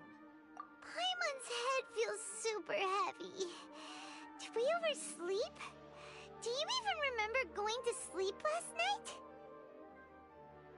Paimon thinks it was after the Sub-Zero's festival. The Sub-Zero's festival! Have we finally escaped from the Sub-Zero Samsara? Quick! Take off your Akasha terminal!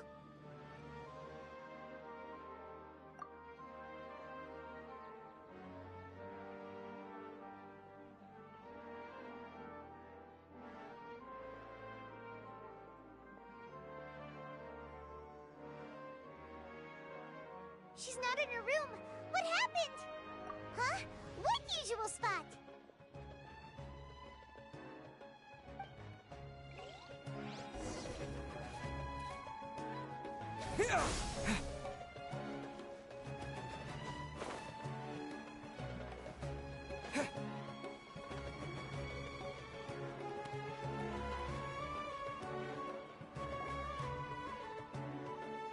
Well done, Traveler and Paimon.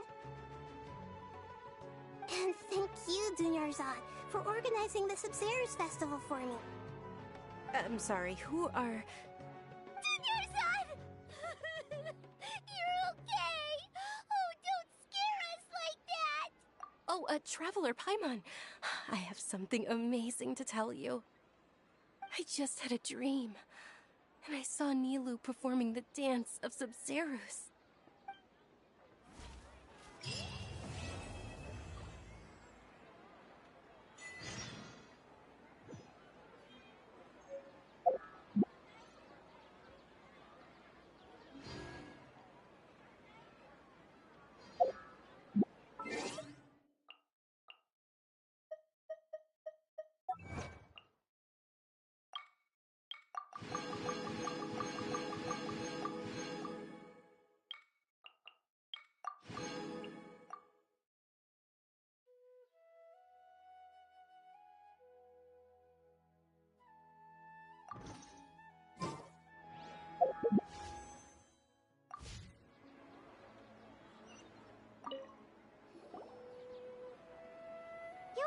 Actually Nahida, aren't you? Paimon felt like Catherine was acting weird when we met at the Sub-Zero's festival. And... Dunyarzad, did you save her? It's a really long story. We shouldn't disturb her. Her consciousness is still weakened. Let's chat somewhere else. How about by the Traveler's favorite bench?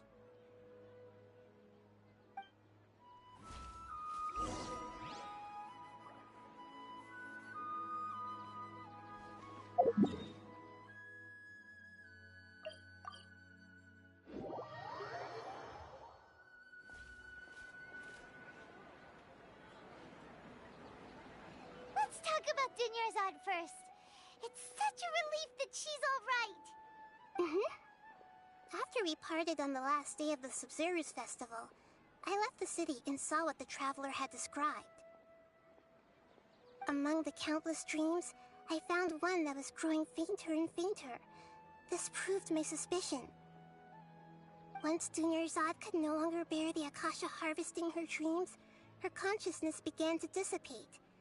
But this also meant it escaped the Akasha's control. Such a small fragment of consciousness can't last for very long, though. It will return to its original dream, where both will gradually fade until they completely disappear. I used all the power I had to keep her dying dream alive as long as possible, but it still wouldn't have lasted for much longer if it hadn't been for you two breaking the samsara. So it looks like we did manage to save Dunyarzad in the end. Not a moment too soon. Huh? Why are you two smiling so happily? I thought you'd be so moved that you'd start crying. I need to spend more time observing human emotions. Both are fine. Everyone reacts differently. All right. You two must have a lot of other questions for me, right? After all, you saved my faithful believer. As your reward, I will answer any and all questions. At the Avidia Forest, there was this incense that made the traveler fall unconscious and dream of a huge tree and a red sky. You also heard someone's voice, right? It said world and forget me. Yeah, so you do know! We've been wanting to ask you what that was about, and if the red sky was related to Conria. It seems like the traveler established a connection to Irminsul. That was a message left by Greater Lord Rukkhadevata's residual consciousness in Irminsul. Perhaps her last memory before she died. As you two probably know, Greater Lord Rukkhadevata disappeared after the disaster in Conria. The timings of these events do line up, so your suspicions are reasonable. A message from Greater Lord Rukkhadevata? We thought it was from King Deshret. King Deshret? That god who died even longer ago? Some present-day desert dwellers still worship him. You probably just heard some of their conspiracies. Okay, so what does the message mean? I still haven't managed to decipher it. Even the Akasha isn't currently capable of doing that. Greater Lord Rukkhadevata's residual consciousness in Irminsul seems to be contaminated with something that has a very dangerous aura to it. Many devoted scholars go mad as soon as they connect their consciousness. I've warned the Academia about this many times, but people still keep falling victim to it. But I believe this is the key to saving. In the vision was Irminsul? Oh, Tainari also said that Irminsul is sick! Is it because of the contaminated consciousness? But even if you can't figure out what that vision was all about, it seems like our search for you was all in vain. The Traveler wasn't affected after coming in contact with that consciousness. I've never seen anyone like that. With you here, we may have a chance at deciphering it. No, we must decipher its secrets. I've already eliminated all other factors that might affect Irminsul. This is the only one left. This puzzle has life and death at stake. It could determine Irminsul's fate, as well as Tevat's. To be accurate, I'm using the Akasha as a medium to occupy Catherine's consciousness. How did you do that? Poor Catherine. Does this mean you can also occupy other people's consciousnesses? Theoretically, I can enter anyone's mind as long as they're wearing their Akasha terminal. The Akasha is the legacy of Greater Lord Rukkhadevata. As Lesser Lord Kusanali and the first Akasha terminal, my consciousness has always been linked to the Akasha. I've always respected my people's free will, so I've never actually occupied their consciousness. When necessary, I just borrow this bionic Snezhnayan puppet. Hold on. Did we just learn some deep, dark secret? So Catherine is... No. Wonder Paimon felt something was off about her. What about your own body? Why do you need to borrow other people's? Don't you live in the sanctuary of Surasthana? That story begins a long time ago. After Greater Lord Rukkhadevata disappeared, the sages found my newly born self and took me back to Sumeru. At that time, I was young and weak. The sages kept me in the sanctuary of Suristhana, ostensibly for the sake of protecting me. But I've hardly heard from them since. However, I do understand that they had hoped to find Greater Lord Rukkhadevata instead of me, a symbol of her passing. So, the sages basically put their new Archon under house arrest? How dare they! Why don't you teach them a lesson, Nahida? In some ways, they aren't wrong. Greater Lord Rukkhadevata was omniscient and omnipotent. Even after her death, the Akasha is still empowering this nation. And I'm still really far away from being able to call myself the God of Wisdom. Moreover, the Academia is also more proficient at governing this country. My existence has little meaning. Yeah, you got a lot of believers. Just look at the Sub-Zero's festival. Everyone who showed up truly loves you. Thank you for the kind words. But I honestly don't need physical freedom as long as I can connect my consciousness to the Akasha. Trying to find a way to save Irminsul is my life's mission and top priority. I will work on that, and try to live up to being a deity in the meantime. Every once in a while, I will also take up the duties of the God of Wisdom and enlighten a lost soul here and there. There has never been any big problems with the Academia's governance of Sumeru. This is the first time I've seen them step out of line. I wonder what caused them to go down this path, and what they hope to achieve. Even though the city's residents haven't noticed anything strange, if the Traveler hadn't broken the Sub-Zero's samsara, the situation could have become dire. I tried to do some investigating in the Akasha, but I couldn't find anything suspicious. And all the people of interest seem to purposely avoid wearing their Akasha terminals. I think they're deliberately trying to hide something. Oh, that reminds Paimon. In Gandharvaville, there was a sage who had invited Kainari to join some kind of project. Could it be related? Regardless, I need to first investigate the sage's motives, make things right, and punish them if needed. You mean how the Akasha stops you from having dreams? Yeah, it's been such a long time. No one's noticed something's up? It's not that no one noticed. It's more like no one cared. Ultimately, it's all rooted in the sage's misdirection. Misdirection? The sages convinced everyone to believe that being unable to dream is a sign of rationality and wisdom. Not dreaming is a badge of honor in Sumeru, even if the truth is that their dreams are being reaped by the Akasha. With their propaganda in place, the sages can maximize their use of the Akasha to facilitate their research. Besides, Greater Lord Rukkhadevata must have created the Akasha in the hopes that it could be used to its full potential.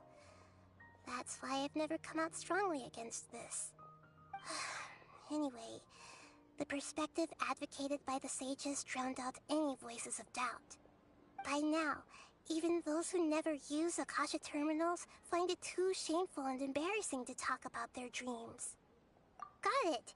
I hope my answers were satisfactory, seekers of knowledge. To be honest, maintaining Dunyarzad's fading dream took a lot of mental energy. I think I may need to rest for a while. Oh, and you don't need to worry too much about the sage's activities for now. The Akasha won't be able to conduct another project on the scale of the Sub-Zero's samsara in the immediate future. Go and get some sleep. Leave everything to us. What a relief.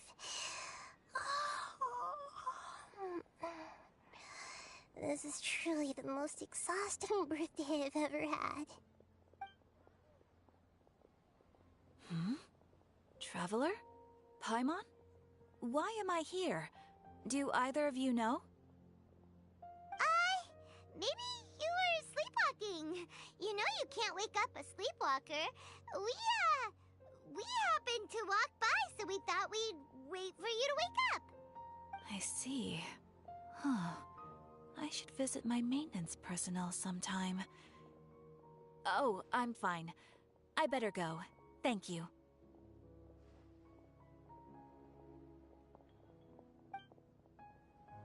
We've spent quite some time in Sumeru City, but ever since we last said goodbye to Lesser Lord Kusanali, we haven't heard anything from her. Oh, we can't just keep waiting around like this. Let's go find Catherine and pick up some work so we can at least keep ourselves busy.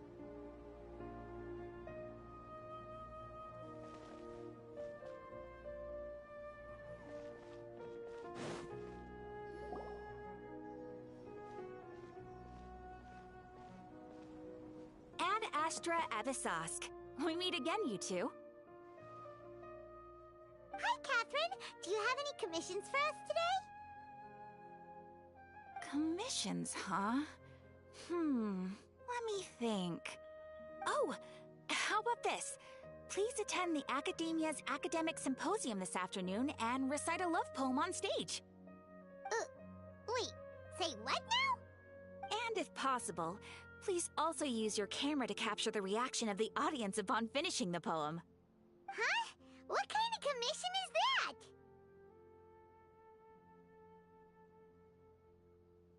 I see. It appears that you're not interested in this commission. In that case, please go to Port Ormos and convince the Eremites there to spend some time volunteering at the local orphanage. Hey, that's not any better.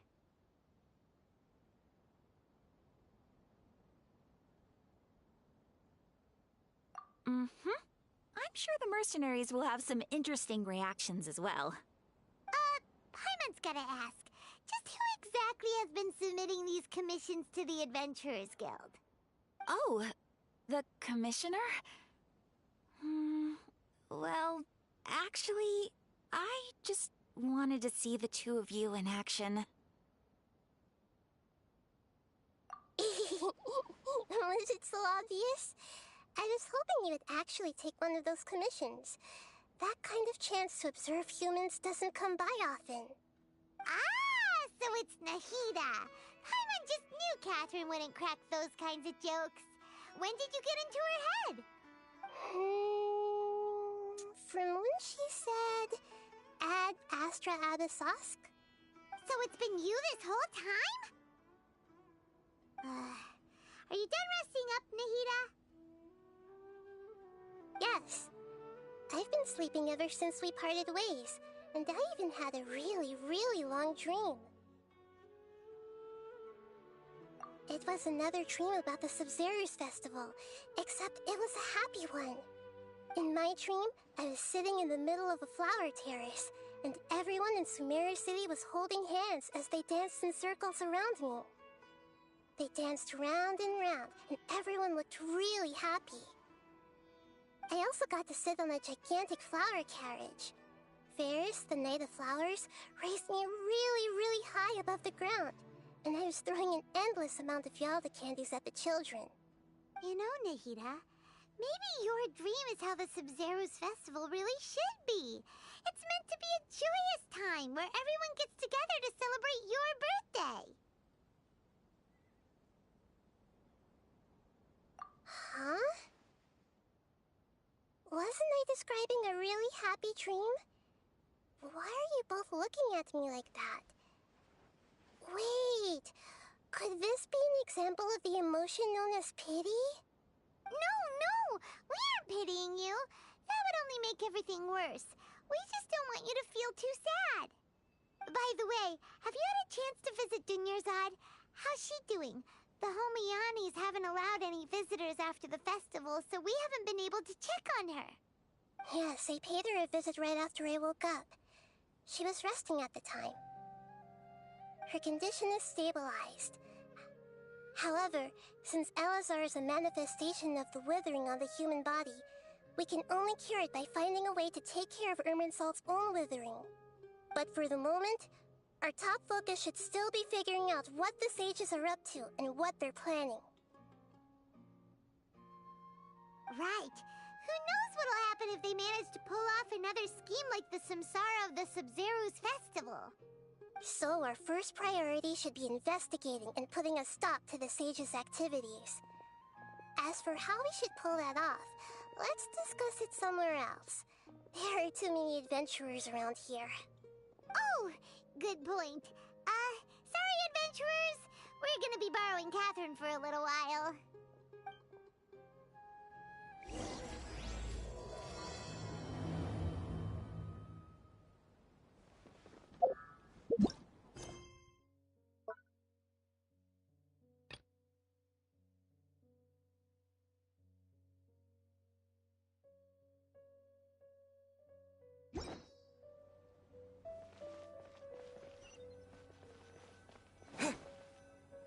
Let's continue our chat here. Okay, so do you have any ideas on how we can investigate the sages, Nahida? Actually, I've already done a little bit of work on that. But for now, I want to hear your thoughts.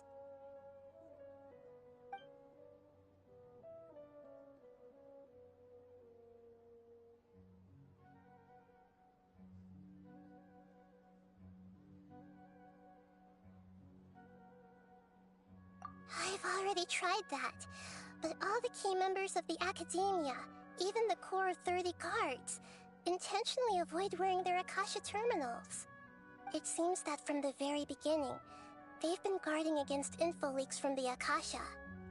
Of course, it could also be because they're wary of me. Have you already caught the sage's attention? I'm guessing not yet. But distrusting me would make perfect sense if they've ever paid attention to the urban legends about me. In any case, I probably can't take over their minds directly. We're in the dark as of now. Since we still don't know anything about their goals, any rash move could tip them off and lead to terrible consequences. After all, every person in Sumeru City is one of their hostages. No way, that's too risky. You mean it'd be too easy to get caught? No, it's not that. We shouldn't involve innocent students in this. A single mistake could completely ruin their lives. Doing that would be ignoring the safety of my people for my own selfish goals. How is that any different from what the sages are doing? That's a good point. Spoken like the god of Sumeru.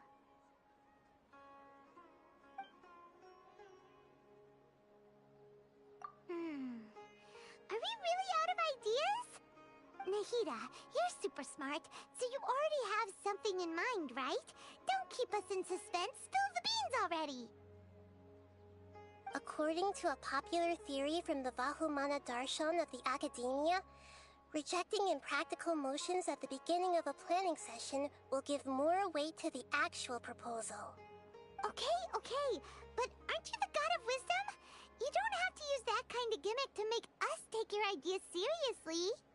Well, I've been thinking that if I can't directly possess the leaders, and if I can't get ordinary people involved, then I should find someone who's already involved, but hasn't decided to side with the sages. You're saying we should recruit a spy? That does sound like it could work. Oh, before coming back, we met someone named Alhaitham.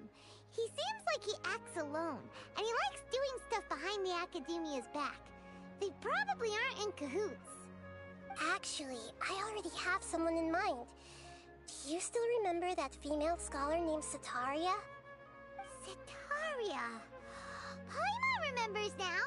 Isn't she the one who's always trailing behind the Grand Sage of the Academia? We ran into her basically every time the Sub-Zero's festival repeated itself. You could even say we're old enemies by now. Paimon still remembers the smug and mean way she always spoke to Nilou. I've always liked observing all kinds of people, and Setaria has always stood out from the crowd. She was born in the desert, and was hailed as their greatest genius. Her academic gifts allowed her special admission into the Academia, and also gave her the opportunity to serve as the sage's assistant. Oh, Paimon didn't know she was from the desert. She must be pretty special then. Paimon feels like most of the desert dwellers around the city are working as mercenaries. The name Setaria means star. When she lived in the desert, she shone like the brightest star in the night sky.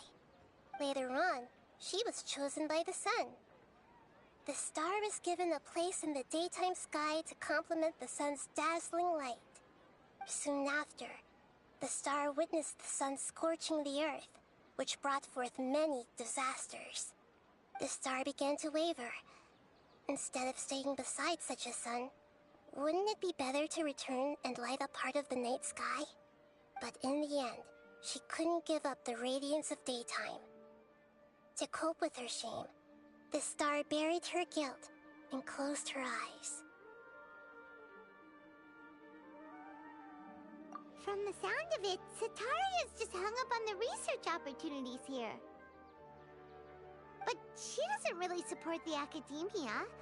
She still feels guilty about not doing more for the desert, right? She's just running away from her problems. Indeed. When they are presented with complex moral issues, many people will simply plug their ears and go with the flow until the problem can't be fixed anymore. She's suppressing a lot of guilt, but before she realized it, she had already become the sage's accomplice. She can't deny her part in their schemes anymore. Right. We must somehow make her face her problems again.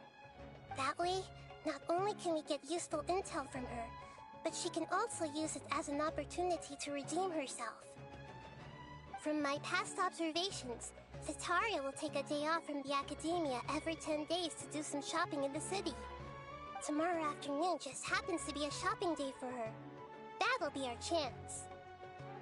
To prepare, let's go check out some of her favorite spots and have a quick chat with a few of the vendors there.